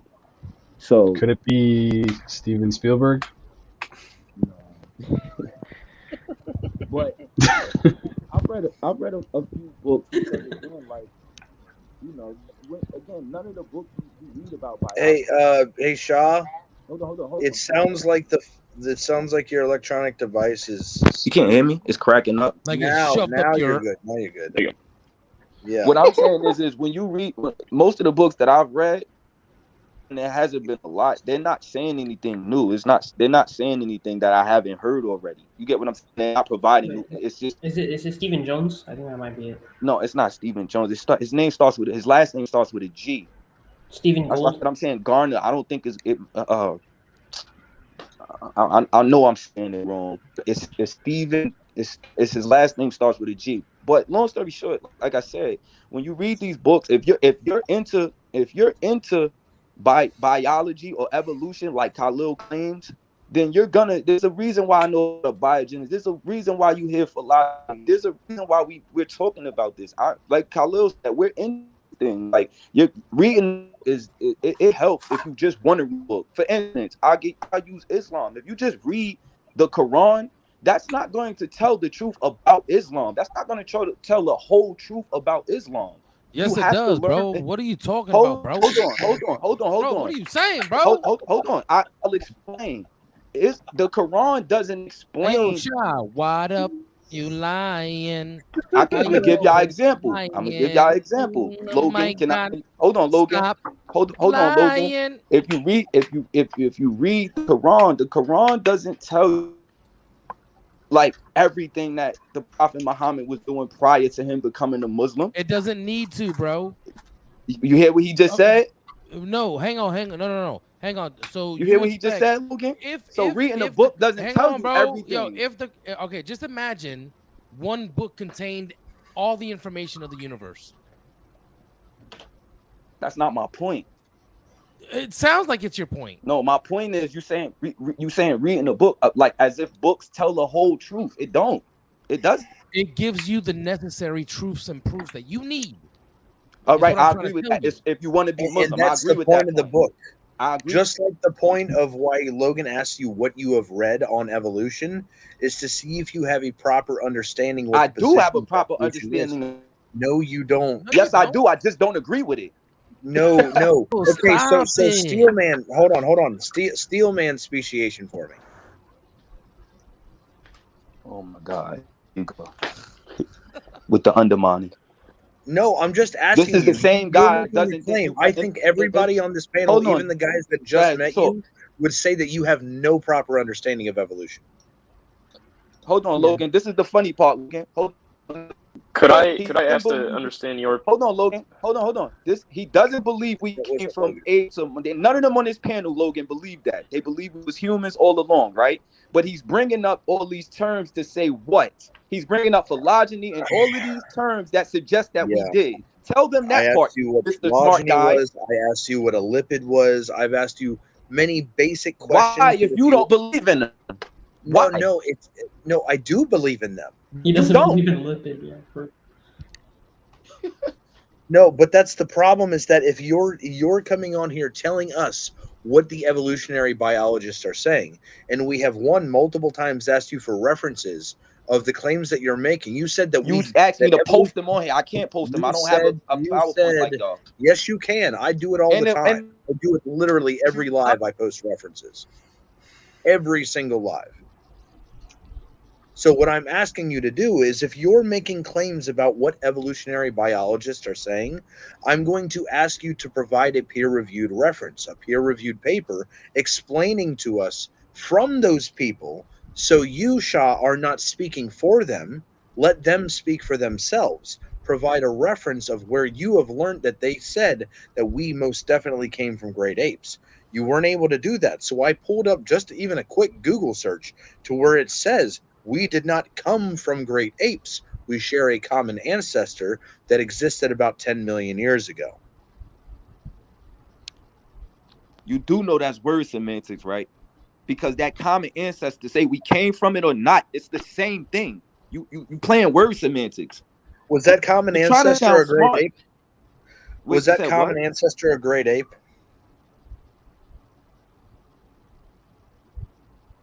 Yes, it No, was, it because wasn't. great apes come before us, You according don't to them. understand evolution, brother. I'm sorry. It's Bro, just all right, blatantly all clear right, that you don't all even right, understand the basics all of right. it. You just mad. You stuck caught on the part. I'm And the not funny part mad. is, I'm just y'all frustrated that you're making claims without bringing any type of reference for it. You don't Shaw, bring could I any just reference to the claims you're making. Go ahead, Daniel. You've been trying to talk. could I just make like an observation on how the way you see it seems to me? If you say God is the one causing species to change, or he's the one He does separating not us like believe this, in but God, still bro. allows. He doesn't believe in God. Oh, I thought you said you did. Oh, No, I'm he sorry. doesn't. Never mind. Okay, wow, never Which mind. just makes it even like I just Yeah, don't understand his now you're worldview, to even be more honest. lost on how he has the views that he does. Hey, I have said I could have many sworn he times. said earlier he did. No. Okay. I have told some theists many times, Alejandro, that not all atheists believe in evolution. Here is proof. Yeah. No, but he says that he does believe in evolution, and then you try and get him to describe evolution, and it's not evolution. But humans didn't evolve. No, hold on. No, he would also You're say that using humans are infinite. you're trying to use what they claim evolution is, and I get that. Let's be clear. You're using what they, and that's why I said when you look at their conversations and you go on, y'all, like I said, I don't know y'all. I don't want to call y'all lazy, but these conversations are out there. There's tons of videos. There's tons, like, you don't need a book. I'm sorry, you don't. I don't want to say that to you, Logan, because again, you look like you're about 15, but we don't need. If you feel you have, hold if you on, feel hold you on. Let me have finish. proof of Let me or finish. any Let me evidence finish. of your Let me view, then your finish. Nobel Prize Let is me in the finish. mail. Hold on. Let me finish. Wait, you said what?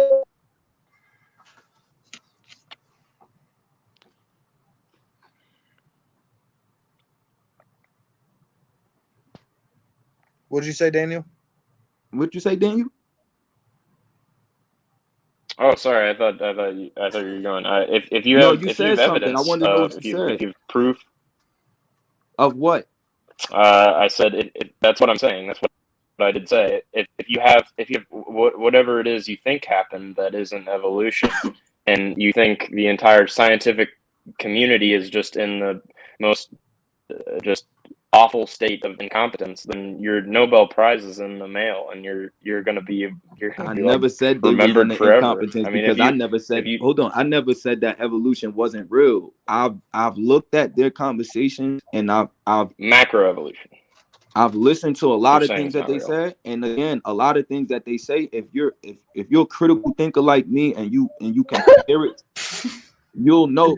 Hold on. He's laughing, right? I'm But like laughing. I said, you guys can literally go watch videos of macroevolution, and they'll show you a ape-like being, right, climbing a tree.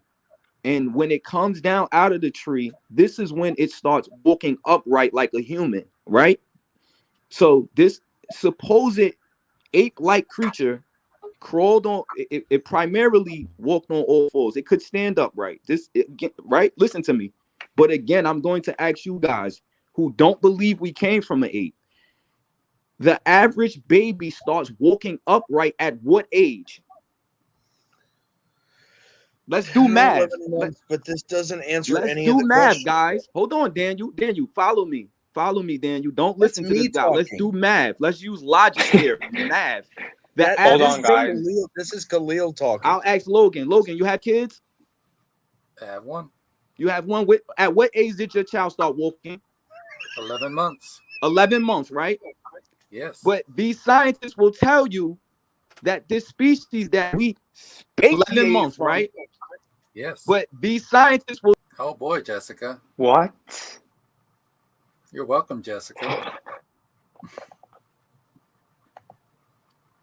Well, I hope she was entertained, or he or she. Probably he. Well, yeah. I mean, it didn't offend me. I was just kind of like, well, it offended me. My daughter was right here. I don't. When I do something funny, I hope other people laugh. I don't want to be the only one laughing, and I think that was Jessica was the only one laughing there. Oh, hold on. Let me. What I'm saying, Logan. Again, you have a child, right? At what age did your child start? Jessica makes Shaw look like an intellect. Go over there. 11 months. 11 months, right? Mm-hmm. According to scientists, this common ancestor, which was ape-like, if you guys Google any great ape, any Australopithecus, they all look like they have this ape-like look, right? They want you to think that this ape that climbed into trees, that walked on all fours, that could end up upright, but it primarily came down, and from years of walking on all fours, because of traveling, they eventually started walking upright primarily. The average baby starts walking at 11. It doesn't add up. Whoa. It doesn't. Their body structure. I'm not. I'm not. Yeah, I know, but I'm just saying, like, y'all can look at gorillas or apes now. Look at their lower bodies. Look at their body structure. Google. I don't have. Okay. So what I'm saying is they can, when they tell you we split from some creature, that it doesn't even add up. He's trying to say, you don't understand evolution and speciation. It doesn't make sense. Yo, relax. It's not going to make sense to someone who doesn't understand it. Yes. So answer this question: why have gorillas and apes been here? Apes been here for all this time, and they're not walking upright? Explain that. No, you're asking. Yeah, I know. You're asking questions. Is he You're gone asking again? questions. Yeah, he's gone. Thank You're you. asking questions about The most emotional dude I've met. I thought I was emotional. And that's why I said yesterday he needs a Whamburger and some French fries. He needs a Weineken. I mean, I would love to help him. For one thing, I'm not that skilled in Yo, evolution. Shah, get your dumb ass out of here, bro. I'm not that skilled in evolution to help him. I think even at a basic level, as I have, he's still making a lot of mistakes. I was going to mention mice. Mice age quickly, but when they're first born, they're these worthless little pink things. Mm-hmm. So that's kind of an analogy to humans. And I also think I've read somewhere that the reason we take so long is because our brains are developing, and that's how we. That's why we take so long to walk. I'm not sure though, but well, he also believes the same thing with trees. That trees are eternal. Because trees come from seeds, and there's always has to be seeds to have trees. Therefore, trees have always existed. Chickens have always existed because there's always had to be a chicken to lay eggs for chickens to come from. So chickens are eternal. Like it's just. I'm sorry to say, but the guy is not educated at all. Exactly. He's telling us that we are basing our views off of our imaginations, when literally he's the only one that's doing that. Yes, you have to have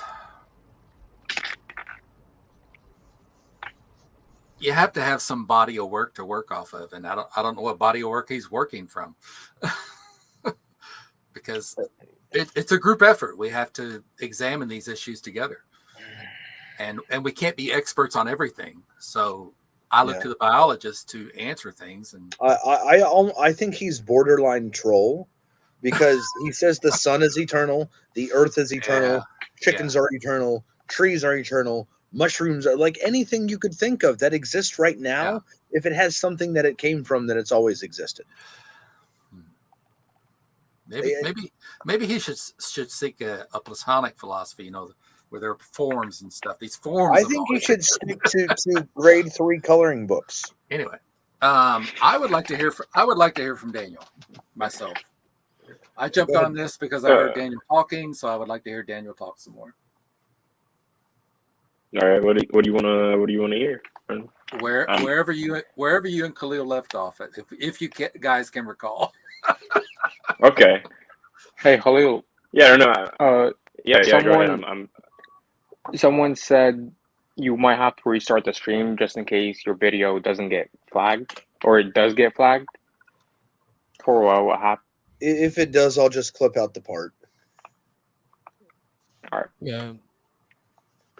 Well, I'm gonna clip it out either way, whether it gets flagged or not. But Also, Daniel had a good question when he was in the chat before he went in. Do you want to discuss it, Daniel?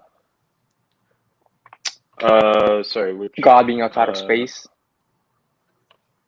Oh, right. So I was asking. I really don't know well enough how Muslims see God. Really, I've heard a lot of the Christian side, and I hear a lot of times people say timeless and spaceless mind or something like that, disembodied mind.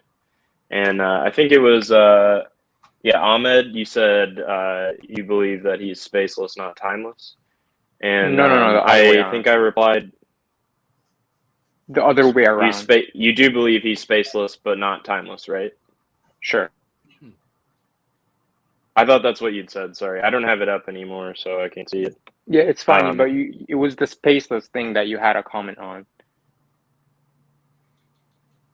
Right. So I said I think it doesn't make sense to me to say that something exists if it doesn't have extension or location in space-time. If it's not in space, I don't know what it means to say it exists. So, like, to say God exists when it's not in space, I don't see how something can exist outside of space, because existence seems to mean that it has extension or location. Well, in would space. you say ideas exist? Right, but they exist in brains. Ideas are just an act carried out by a brain. How much space inside of a brain does an idea take up? An idea I think is more of an action, really. So it's not a physical thing that takes up space. It's really just a thing that a brain does. But it exists, so it's something that does exist that doesn't take up space, though. Well, I don't want to say it takes up space like it's like just a little like block in our brain that is an idea. An idea is just it's like a road connection with neurons in the brain that certain connections are made, and that's basically an idea. And the more those connections are made, that becomes a memory, and such things. And it's not like it's not like an idea is something that physically just pops like a mushroom that just sticks out of your brain like that. It's just an action that your brain engages in. So an idea is an action. So is an experience an action? You hear me? Yeah, we can hear you. Okay, Experience and action.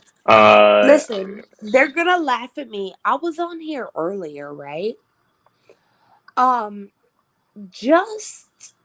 I came to these guys genuinely with just like, hey, I don't know a whole lot about Islam. Can you explain it to me, right? What I found, especially from your hosts, from Khalil, from these guys, they're open to helping and asking questions, and you sound so much like you're in a situation that I'm in, where you just don't really know what to believe. So I feel like I'm not necessarily a Muslim and I'm not necessarily a Christian. I grew up as Christian, but just what these guys are telling me, bro, makes sense. At least factually to me. Because I'm the person that says 1 + 1 = 2. And if it doesn't equal 2, it doesn't make sense. And everything I've stepped back and asked them, they've made sense of. Thank you. I just wanted to say that as somebody not necessarily a Muslim, but I'm curious if that makes sense. Yep. Awesome. Alhamdulillah. Thank you, Jessica. Yeah, no doubt. And I did email you and your wife. Perfect. We'll check it out. I'll check it out, and we'll get back. We'll either email you before I end up going to sleep tonight. I just want to make sure you got it more than anything. Okay. I can check the email right now. Yeah, check it and see if we got something. But yeah, continue with what you were saying, Daniel. Yeah, I got it. It's Perfect. there. I leave pretty if much you don't finished. want to. You don't have to leave if you don't want to, Jessica. It's fine. You can stay if you like. No, I'm here. I'm just listening Okay, no because I'm curious, right? I want to know what's right.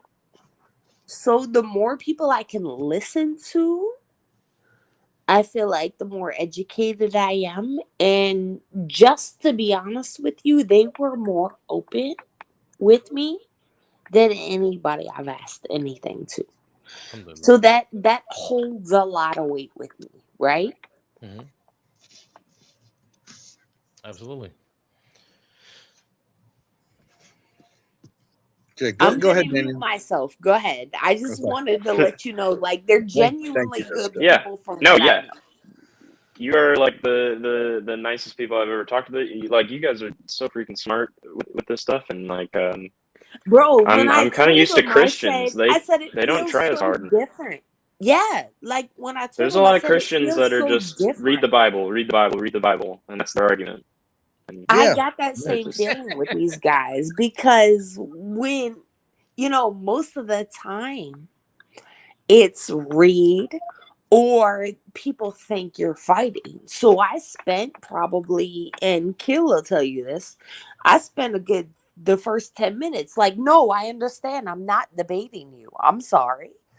If it feels like I'm arguing with you, like, and I appreciate like genuinely how open they are to answer questions because that's all I have right now is questions. Mm-hmm. Yeah, I think we can all agree that this book right here, called the Holy Bible, is the number one book for creating atheists. I think we can all agree on that. You know what? I'm actually reading it right now. So the thing is, I never thought about it that way, Khalil. And wow. No, seriously, I'm not. This is actually remember, I don't know if Jessica, I don't know if you heard me today. I was talking about how the Antichrist or the Antichrist figure in Islam, which is Al-Masih Dajjal, that he is the deceiver of like the highest order. He's not like this guy, like a devil with horns and red skin, pitch, Right. pitch or horn Pointy tail or tail. barb. Yeah, like right. he's not this figure. And as a matter of fact, he's just he is his ability to confuse the matter and to deceive people. The Christians think that they'll be able to just like ward them off with the Bible. Well, repent in the name of Jesus. I'm like, this doesn't work. Kind of what I was telling them earlier and what I was asking them, right? Like I grew up different. And I don't say what I'm saying to be like, oh, poor Jess, right? My parents are fucked up. Oh. Take that how you want in that religious context, right? Yep. Like I have alcoholic and drug addicted parents. Cool. Let's just drop the F bomb. That's please. life, right? If you don't mind, please. Sorry. No, you're good. I'm sorry. It's all right. Are we okay? No. We're good. I do it sometimes. But, I do it sometimes, and I just apologize and try not doing it. No, you're good. But that's life, right? I don't tell people that to like get sympathy, but that's life. There are bad human beings on this planet we live in, right? So I did not have a traditional family structure growing up. I was 13, 14 years old when I moved in with my grandmother's sister. My grandmother's sister was married to a Pentecostal preacher. Other than Catholicism, Pentecostal is like the end all be all until you hit Catholicism, right? They believe in speaking in tongues and all this crazy stuff that I've never understood. So I'm 14 years old and I'm pushed into this religion, one that I don't know, and two, where people are acting weird and just saying random words. Right? Hey, real quick. Hey, guys, I gotta jump off. I gotta go fix my wife's car. For some reason, it's not starting, so I gotta jump it and run it so we can do some stuff tomorrow. But it was great meeting you, Jessica. I'll get with you tomorrow. Yes. Daniel, it was great meeting you. Logan, good to talk to you again. Shah, stay in the audience. But and for my Muslim brothers on here, Brother Ahmed, Brother Kino, and Brother Isa, thank you guys so much. And I will see you guys. I'll be going live tomorrow night. I don't know if Isa, if you're going to be there or not, but I'll be there. I will see you guys tomorrow night. All you guys are welcome to rejoin if you'd like. And I will see you guys tomorrow. Assalamu alaikum wa rahmatullahi wa barakatuh. Take care, brother. Bye. But no, I was kind of more talking to Daniel, right? So I had all these beliefs built into me, right, Daniel? But none of them made sense. And what I can tell you is this: I can't, and I'm not going to pretend to tell you what's right or wrong. Because I still, in 2.5 years of just trying to find what's real, I don't know. What I can tell you is this: these guys that took the time when I asked questions, that took the time to pull me into YouTube off of TikTok, they're willing to, at the very least, point me in the right direction, or what they believe is the right direction, right? And answer questions that I don't know. And that's all I can ask for, right? Because I was a child that grew up with no real religion, that was forced into probably one of the weirdest religions in American history, right? Like, people don't understand what Pentecostal is. But that's the Christians that believe in speaking in tongues and possession. So to be taken from no parents, no rules, no religion, to Bible study Monday, Tuesday, Wednesday, Thursday, church on Sunday and Wednesday, I think I developed a natural need to question, right? Yo, Isa, watch out, kick Lucas. He's got his thing going. So kick it. Quick, so Isa. Isa, kick him. I got him. It's like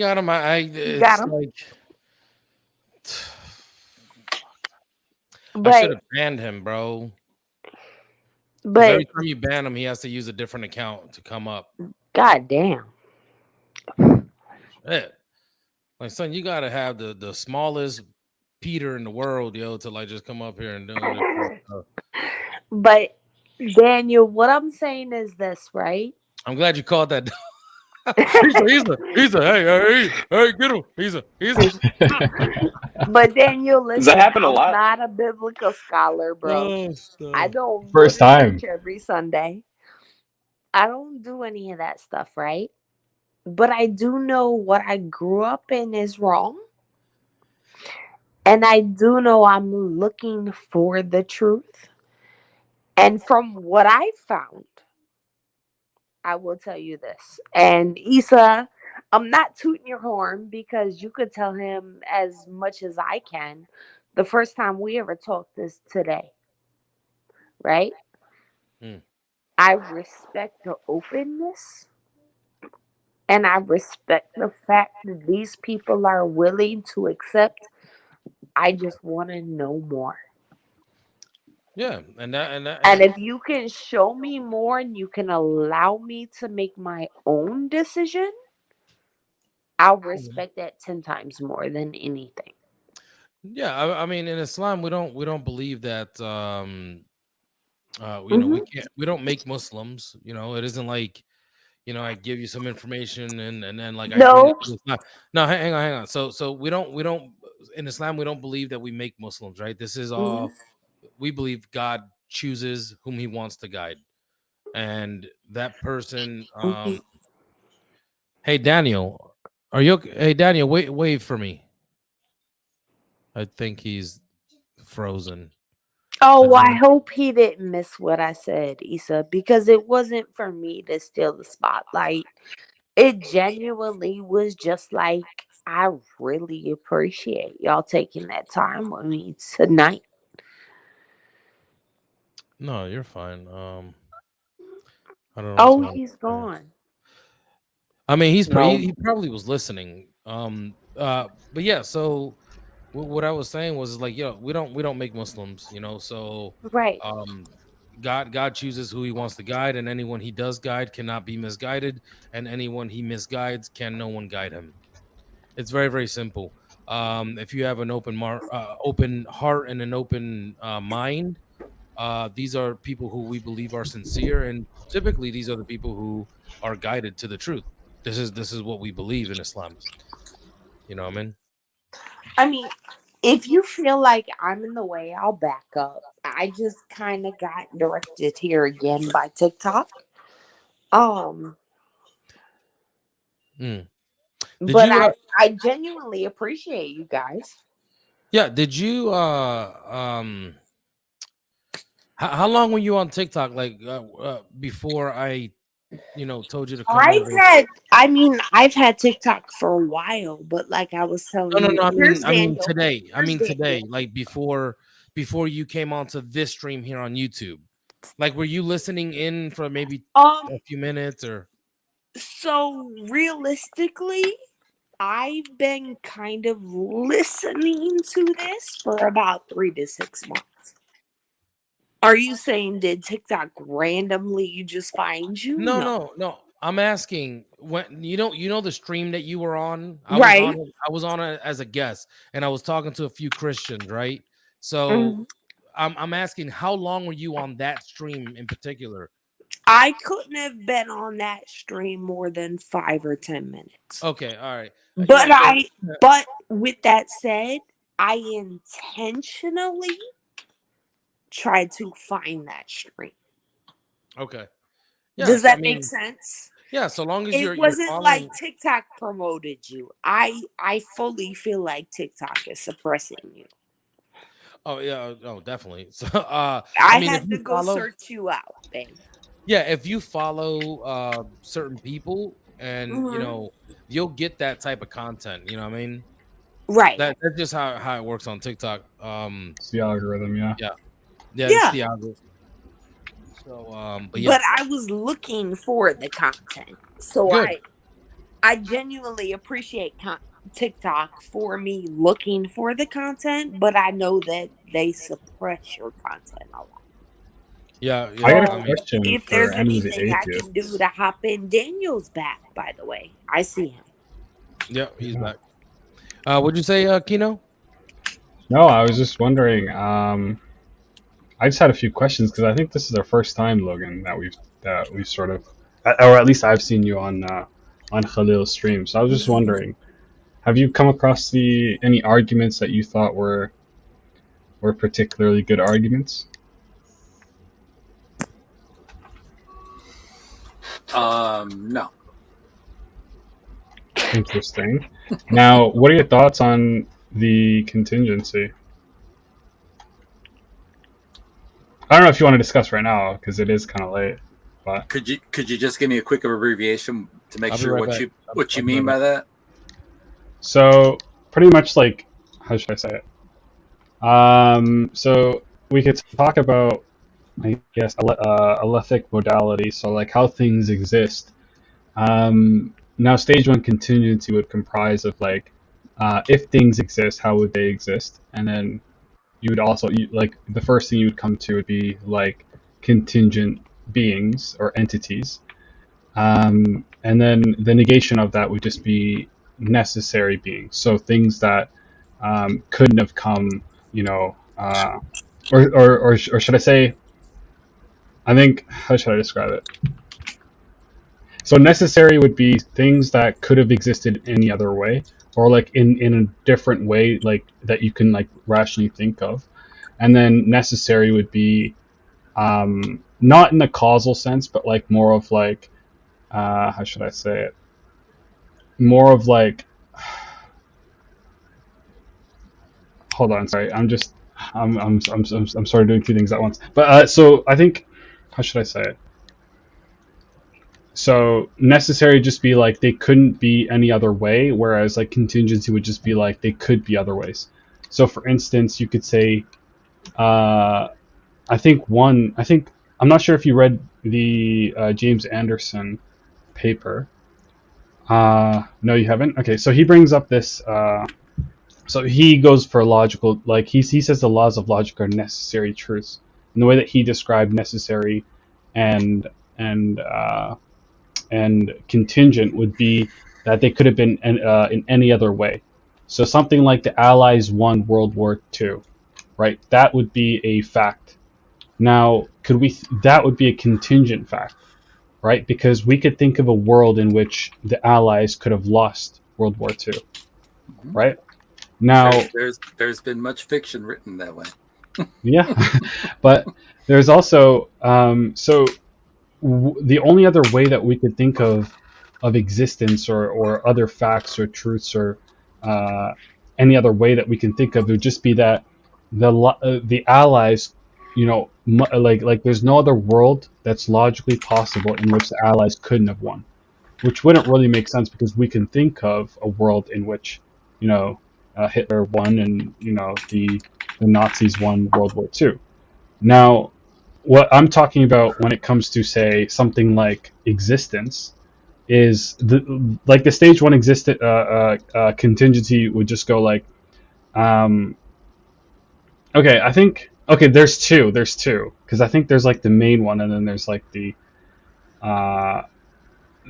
more compact version. So like the compact version would just be like every contingent fact has an explanation. There's a contingent fact. How should I say it? There's a contingent fact. Sorry. Yeah, well, you can just ask him like what explains contingent existences. Like, No, but I just want to run him down the syllogism real quick and then see if there's something Kino, that you would sort of disagree with. Yeah, Kino. I think just 1 second.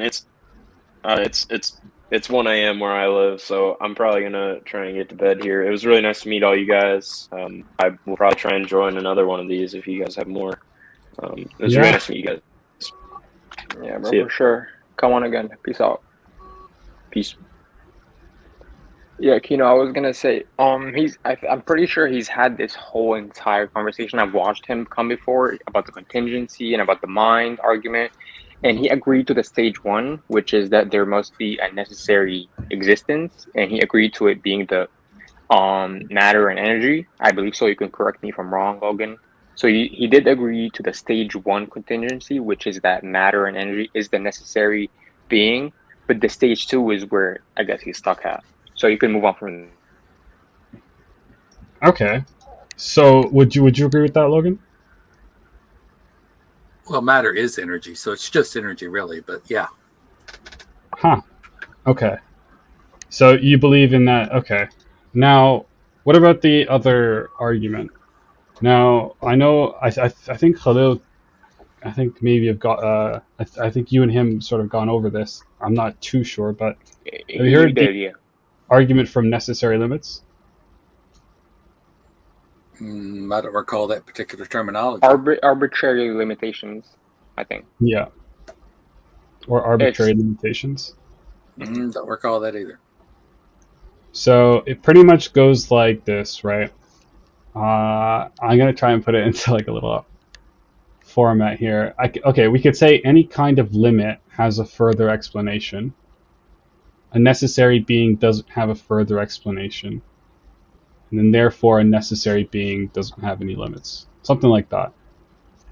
So would you agree with that? Like in your case for energy, would you say there are limits to that energy or yeah. So pretty much what he's Yeah, pretty much. To summarize what he's saying is that, do you think that by the definition of necessary, would you say that energy is necessary in every way possible? Because something that is necessary could not have been any other way. And I think Khalid was talking about this with Daniel earlier. If energy could have been another way, if the universe could have been another way, I think that's what he said. Could the universe have been another way? Yeah. It could have. Now, could energy? Well, Ahmed said the universe. So your necessary being, would it be the universe or the energy? I like to use the word cosmos to represent whatever form.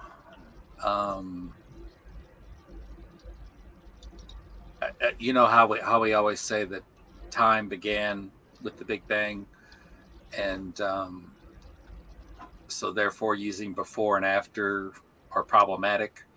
But basically, whatever form that material or energy took at that particular state is still the cosmos, even though right now the cosmos is in the form of the universe. So that's the way I look at it. So the cosmos is the necessary being. Oh, so I mean, the cosmos would just be the universe in a sense, right? Well, no, I would call the universe the form. Because I guess you would say, everything would just be the universe. Say the universe could be the entirety of the cosmos right now, or it could be the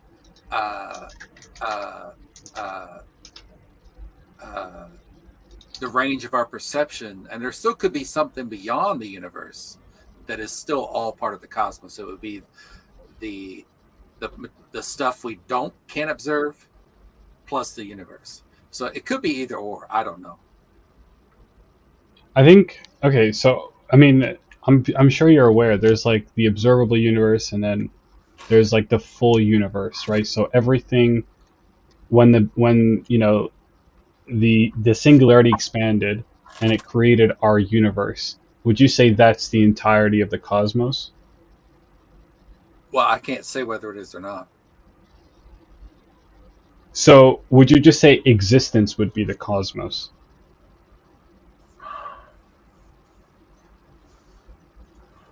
No, I would say the cosmos is the cosmos.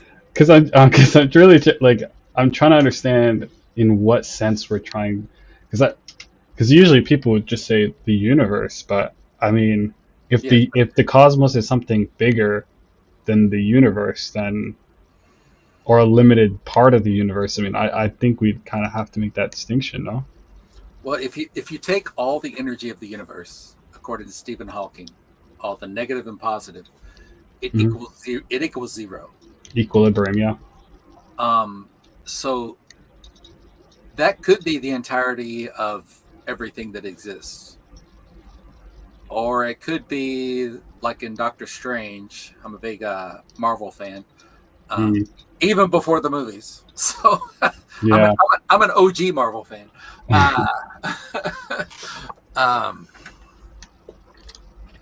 It could be that there are different realities and that could be the cosmos. So, I have no idea, and I have no way of determining that, and I don't know that anybody does. I know there are lots of speculation as far as multiverse and stuff like that, as far as physicists and cosmologists go, but I don't know that they have anything demonstrable beyond the math. But still, I mean, we can just leave it at that. Either the universe is the entirety of the cosmos in its current form, or there could be something beyond the universe, and it's X plus the universe. Still, where do you want to go with that? No, I mean, I think I was going to sort of critique because you would say that matter or energy would be that necessary being. So I think it calls into question if that necessary being could be any other way that we can think of, right? If it's physical or materialistic, then we would be able to conceptualize, let's say if we say matter in general, or like everything that exists, the universe is the necessary being. If I didn't exist, I can think of a world in where there's one less guy in Kansas, right? Mm-hmm. I could think of a world in which it is exactly similar to what it is right now. And so now it would call into question, in virtue of the arbitrary limits, why is it the case that there is one extra or one less man in Kansas than there is, right? And if we hold to the PSR, we would have to find, or okay, we wouldn't have to find, but there would have to be an explanation for it. And if there's an explanation for it, it's just a proof for contingency. I'm still examining the PSR. I've never really examined it in detail. You know, I've heard it several times. I don't think it's a, for what I've just cursorily examined. That's a word, cursorily. I don't think it's a broadly accepted, or I'll say thoroughly accepted, philosophical proposition or position. So wait, contingency or PSR? The PSR. Oh, okay, yeah. So, you know, I can't really address that too much. Like I was talking with Khalil, we can imagine things, but we can't. Just because something's logically possible doesn't mean it's actually possible. So is it actually possible for the cosmos, for reality, to be any differently than it is? Isn't logically possible and possible will be the same thing? Or no? No.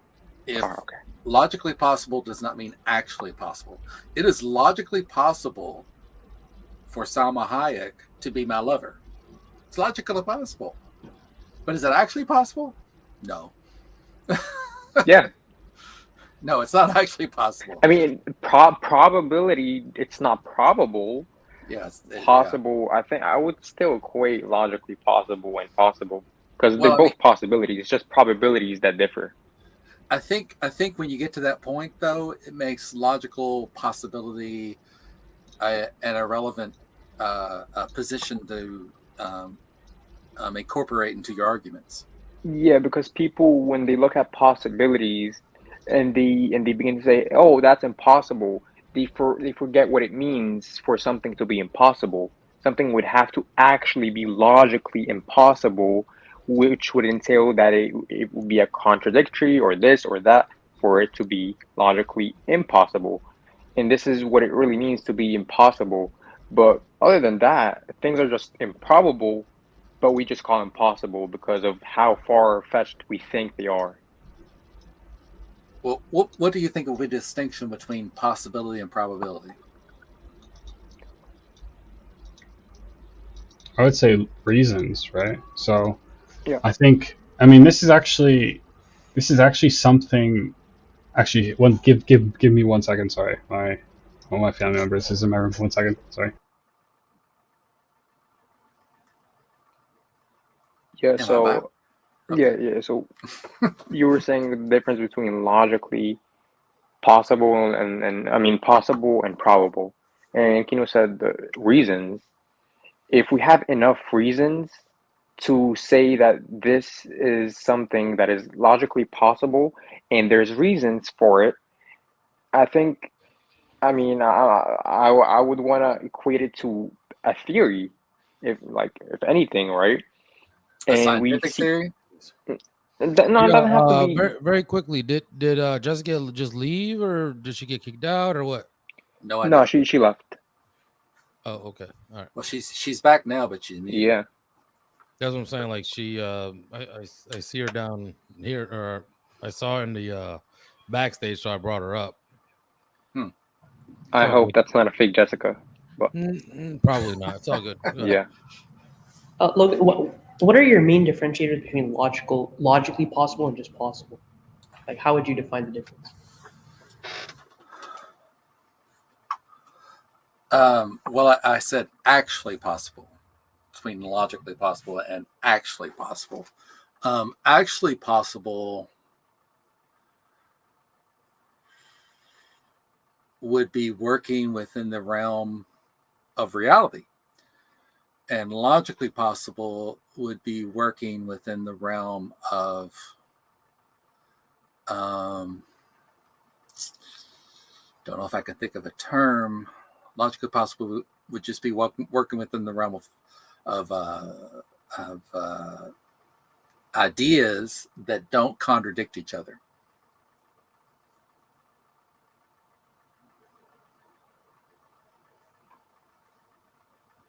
Are we frozen? Where are we? Did YouTube say you guys have streamed too much? There's Ahmed. Were you talking to me or Ali? No one was responding, so I don't know. Wait, Ali, are you still talking to him? I don't know where he went. I wasn't kind of listening intently because I thought you were talking to him. Ali Can says you repeat that? Ali says he can't hear anything. Oh.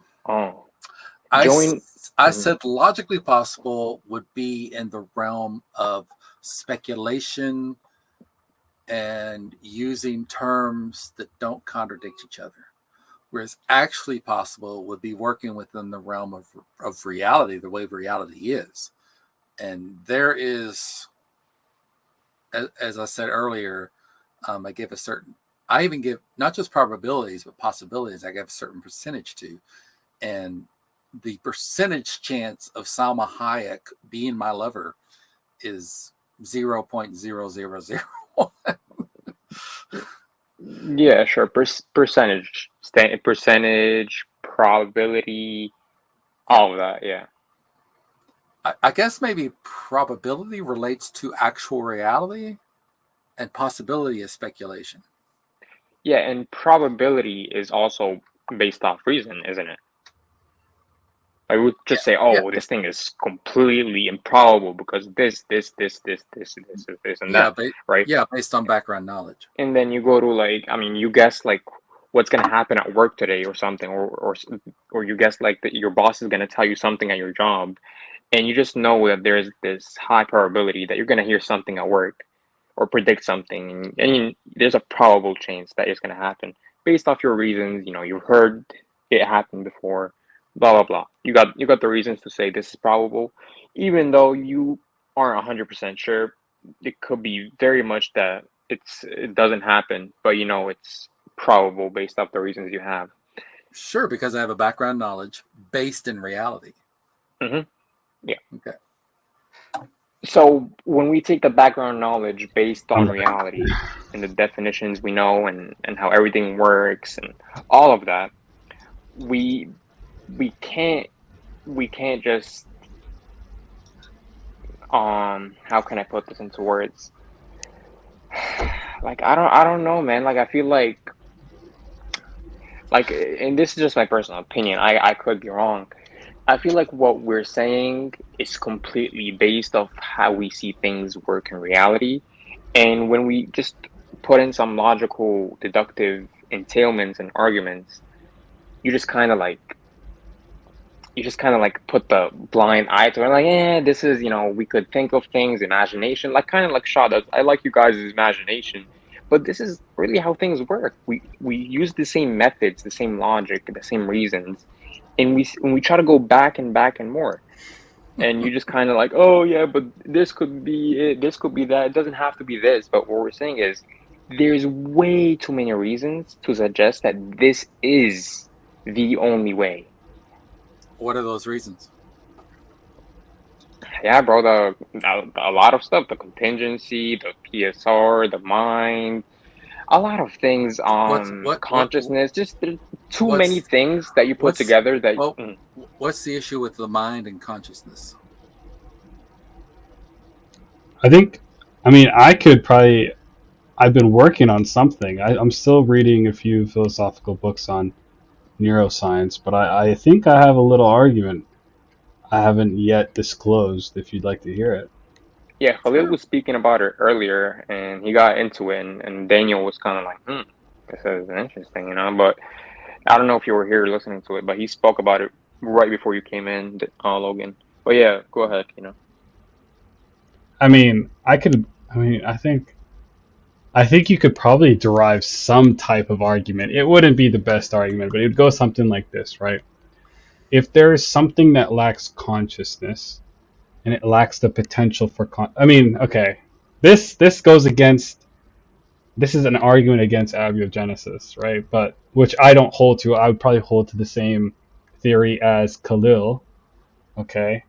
But I think if I weren't, it would probably go something like this. I would say if there's something that lacks consciousness and lacks the potential for consciousness, then it cannot be consciousness, nor can consciousness emerge from it or in it. So I would say something like chemicals and elements do not have the potential for consciousness, nor do they contain consciousness. So therefore, consciousness cannot emerge from them. And even if all the elements or chemicals came together over time, as you know, as stated by the deep time theory, to create a brain per se, which is predicted by the theory of abiogenesis, I would say it's not possible for that brain to exhibit any type of rationality or consciousness or sentience, because the makeup of the brain or the constituents would just of the brain would never have contained consciousness or had the potential for consciousness in the first place. It's sort of like, are we able to program AI, or is AI able to develop without a maker in the first place, right? So I mean, it does, like, I'm starting to develop the argument. I'm still like reading a few books on it, but I think I could go somewhere with this argument, but I don't know. I put it out there. Okay. Shoot, I wish I'd been taking notes.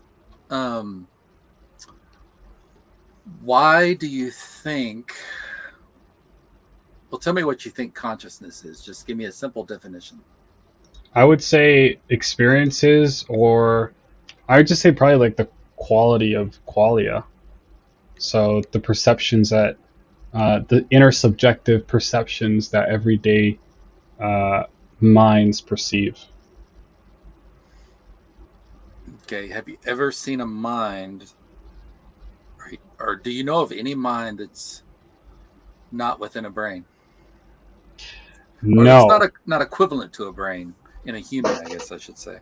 What do you mean by not equivalent? Because I don't think Are there any minds that you don't associate with humans?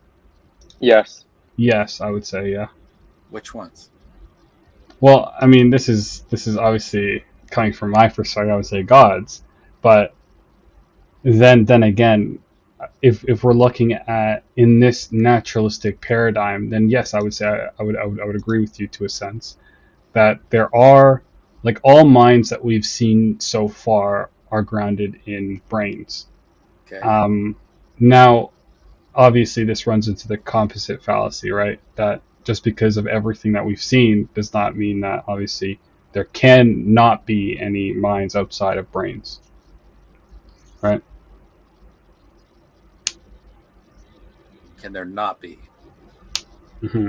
But you don't have any evidence of a mind existing without a brain, without a physical body, without an organic host. I do, but then again, we also don't have evidence for. Well, you just said you have evidence of a brain. No. Sorry. I don't. But we also don't have evidence that it cannot be, right? Well. Right? Because then again, that's an argument from incredulity. Yeah, I think when you say, well, we don't have evidence of that, well, I don't have evidence that I don't want to get too vulgar here. Let's see. I don't have evidence. Flying spaghetti monster? That my dog can't fly. But I don't think my dog can fly. And I don't think it's probable or possible my dog can fly. So when people say they don't have evidence of X, I don't think that's a good reason to say then we're going to believe X or we're going to believe not X. Well, I mean, how could you? I mean, would you be able to prove to me that I have consciousness? No, we just have to accept that. Right. So, I mean, everything like when it comes to this consciousness, I think if we're looking at it from two different paradigms, I would say, I think because I would be a mind-body dualist. Are you a naturalist? Like, would you just hold to? Okay. So something like that. I mean, how would you explain consciousness in your worldview? I think consciousness is an overrated term. Interesting. I think we just have minds, and the mind is essentially the term we give for the thought processes that humans have. I think that other animals have minds. So what makes us special? I think to a certain degree, other animals are conscious. They know that dolphins can recognize themselves. So how do we demonstrate that dolphins? I'm gonna fall into your we can't prove. Yeah. But we can't. I can't say that a dolphin doesn't think about things. They may not think about things to the degree that we do, but we can measure as we go up from our observations that a turtle is not as smart as a cat. Ow! She's jumping in my lap. Ow! Ow! Ow! Ow! She has no control of her claws. I love her, but she has no control. There she is. Yeah. And I think a dog's smarter than a cat, and an ape is smarter than a dog, and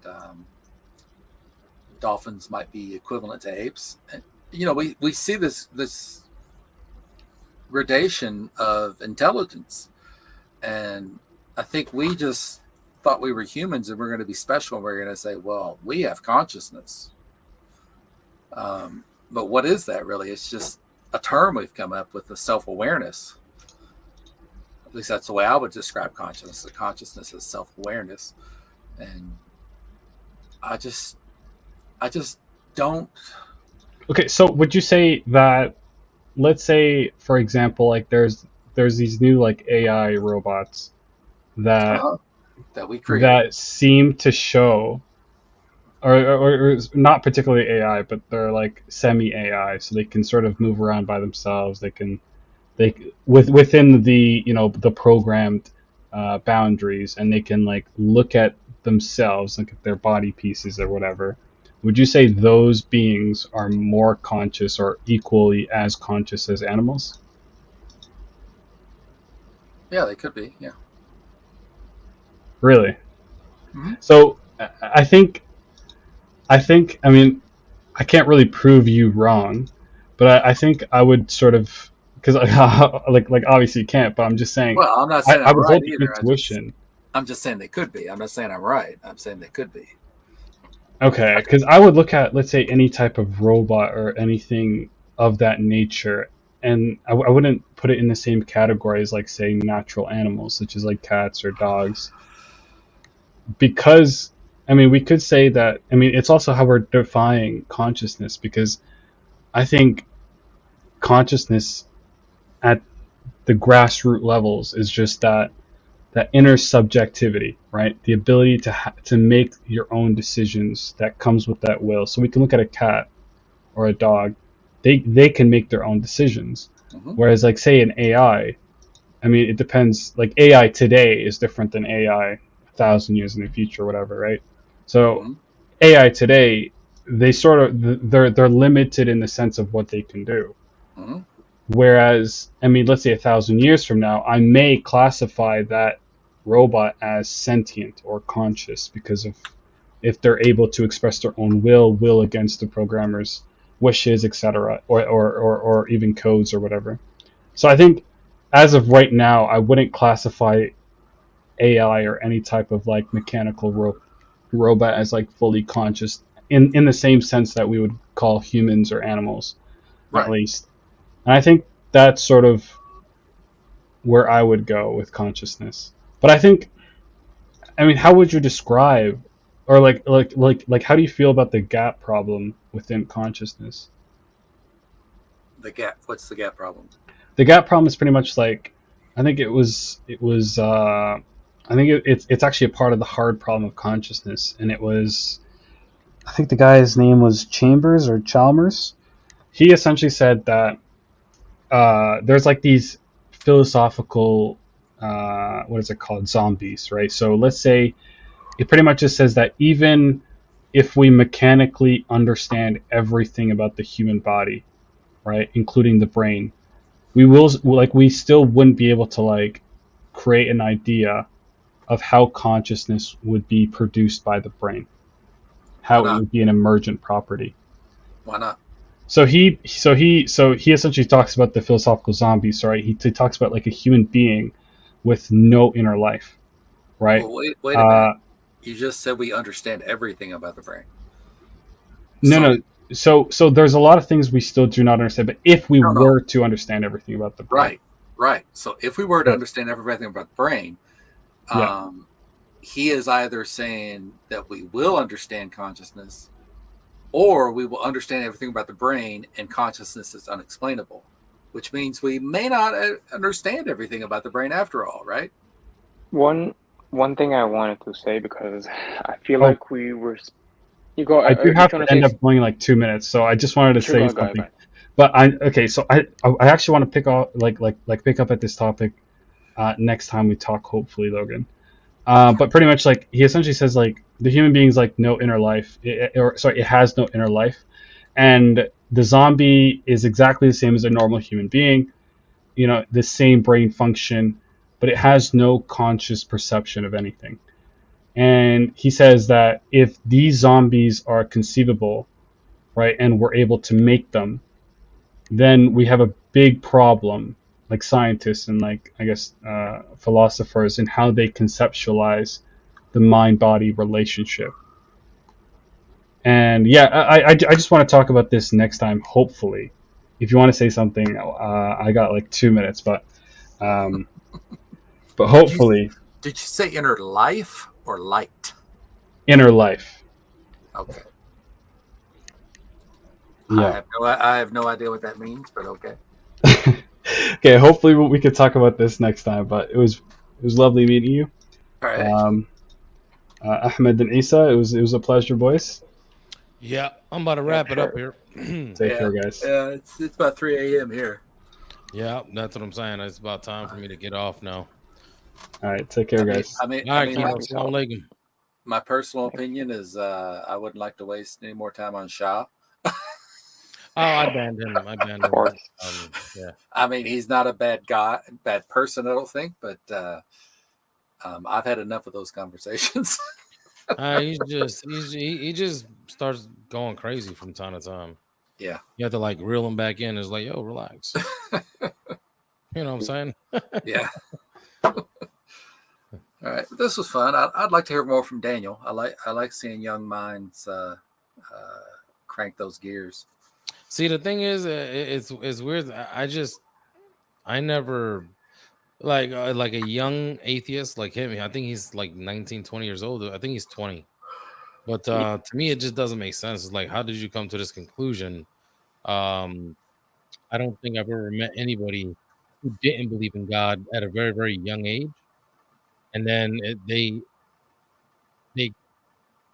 I don't know, maybe they hear other people speaking about it, or maybe their parents teach them this. But me personally, everyone, like even just coming up, everybody believes in a God, no matter what that God is. That's my own personal experience.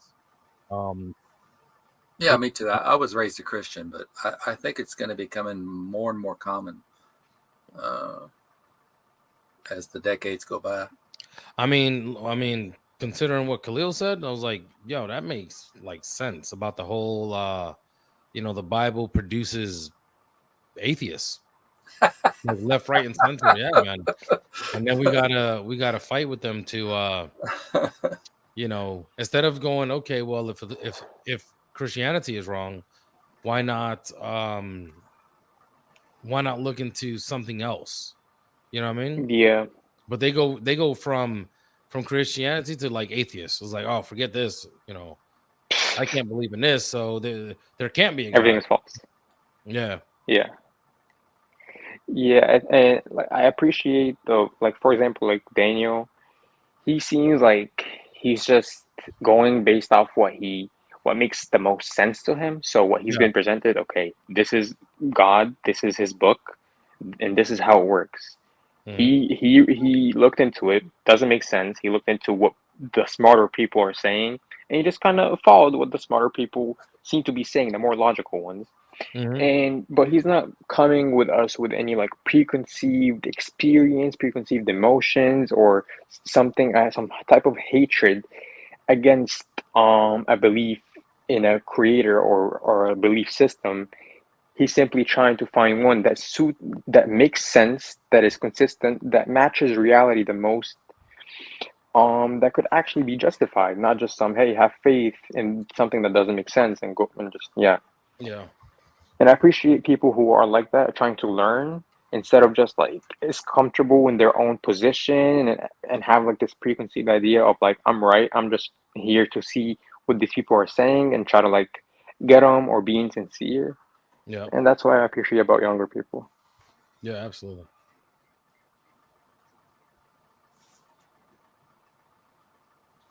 But when we were talking about consciousness just before we close off. Yeah. Yeah. What was that, bro? Did we lose Ahmed? Oh, you hear me? You hear me? Yeah, what's up? What did you say? Wait, I don't know if you could still hear me when I exit the... Because I swipe out the app and I go to Safari to read off something. Yeah, no, we can't hear you. You can't hear me? No. Well, I was gonna say, I was asking, like, what were you saying about consciousness? Wait, did I cut off? Yes. Yeah, that's what I'm saying. I didn't hear what you were saying. Oh, okay. So, I mean, did you hear me say that I was getting ready to wrap it up? Yeah. I was reading cool. I was reading from something, but then you guys couldn't hear me, I think. Yeah. Yeah, when we discuss human consciousness and other consciousness that we see around us, like cats or animals in general, I think there's a huge difference scientifically, because there's different levels of consciousness, 5 levels of consciousness when it comes to human beings and how it works. It's very, very distinct from any consciousness we speak of. But yeah, that's all I want to say. No, absolutely. Well, thanks, bro.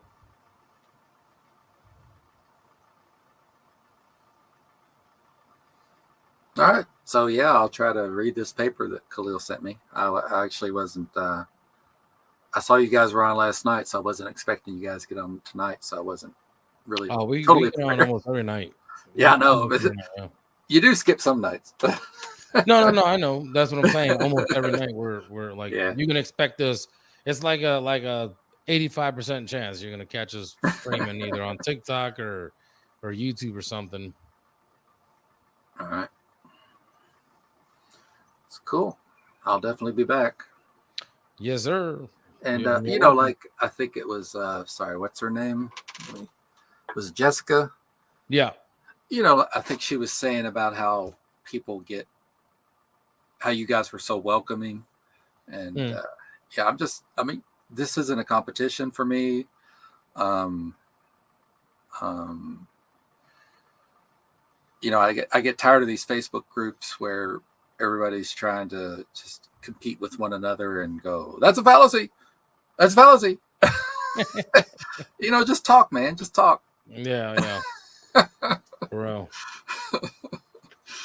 All right. So, yeah, this is nice. Yeah. I appreciate you guys. Yeah, no problem, man. I will catch you another time, if not tomorrow. All right, my brother. Take care. Later. Peace out. All right, Ahmed. Salaam alaikum wa rahmatullah, brother. Salaam alaikum, bro. Peace out.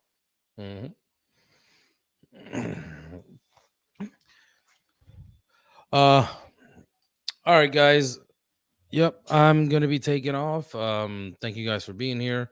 If you guys haven't done so already, please come over to come over to Isadawa and subscribe if you haven't done so already.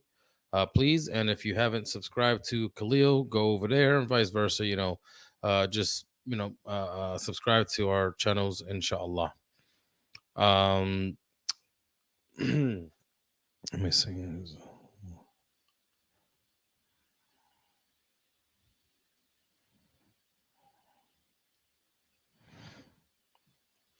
Yeah, I did an all-nighter yesterday with Khalil too. I mean, I think I got off like around 5, almost, yeah, like 5 something in the morning, bro.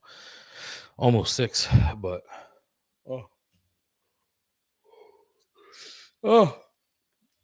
anyways, إن الحمد لله نحمده ونستعينه ونستغفره ونعوذ بالله من شرور أنفسنا ومن سيئات أعمالنا من يهده الله فلا مضل له ومن يضلل فلا هادي له وأشهد أن لا إله إلا الله وحده لا شريك له وأشهد أن محمدا عبده ورسوله صلوات ربي وسلامه عليه وعلى آله وأصحابه ومن سار على نهجه واستنى بسنته إلى يوم الدين. أما بعد, السلام عليكم ورحمة الله وبركاته.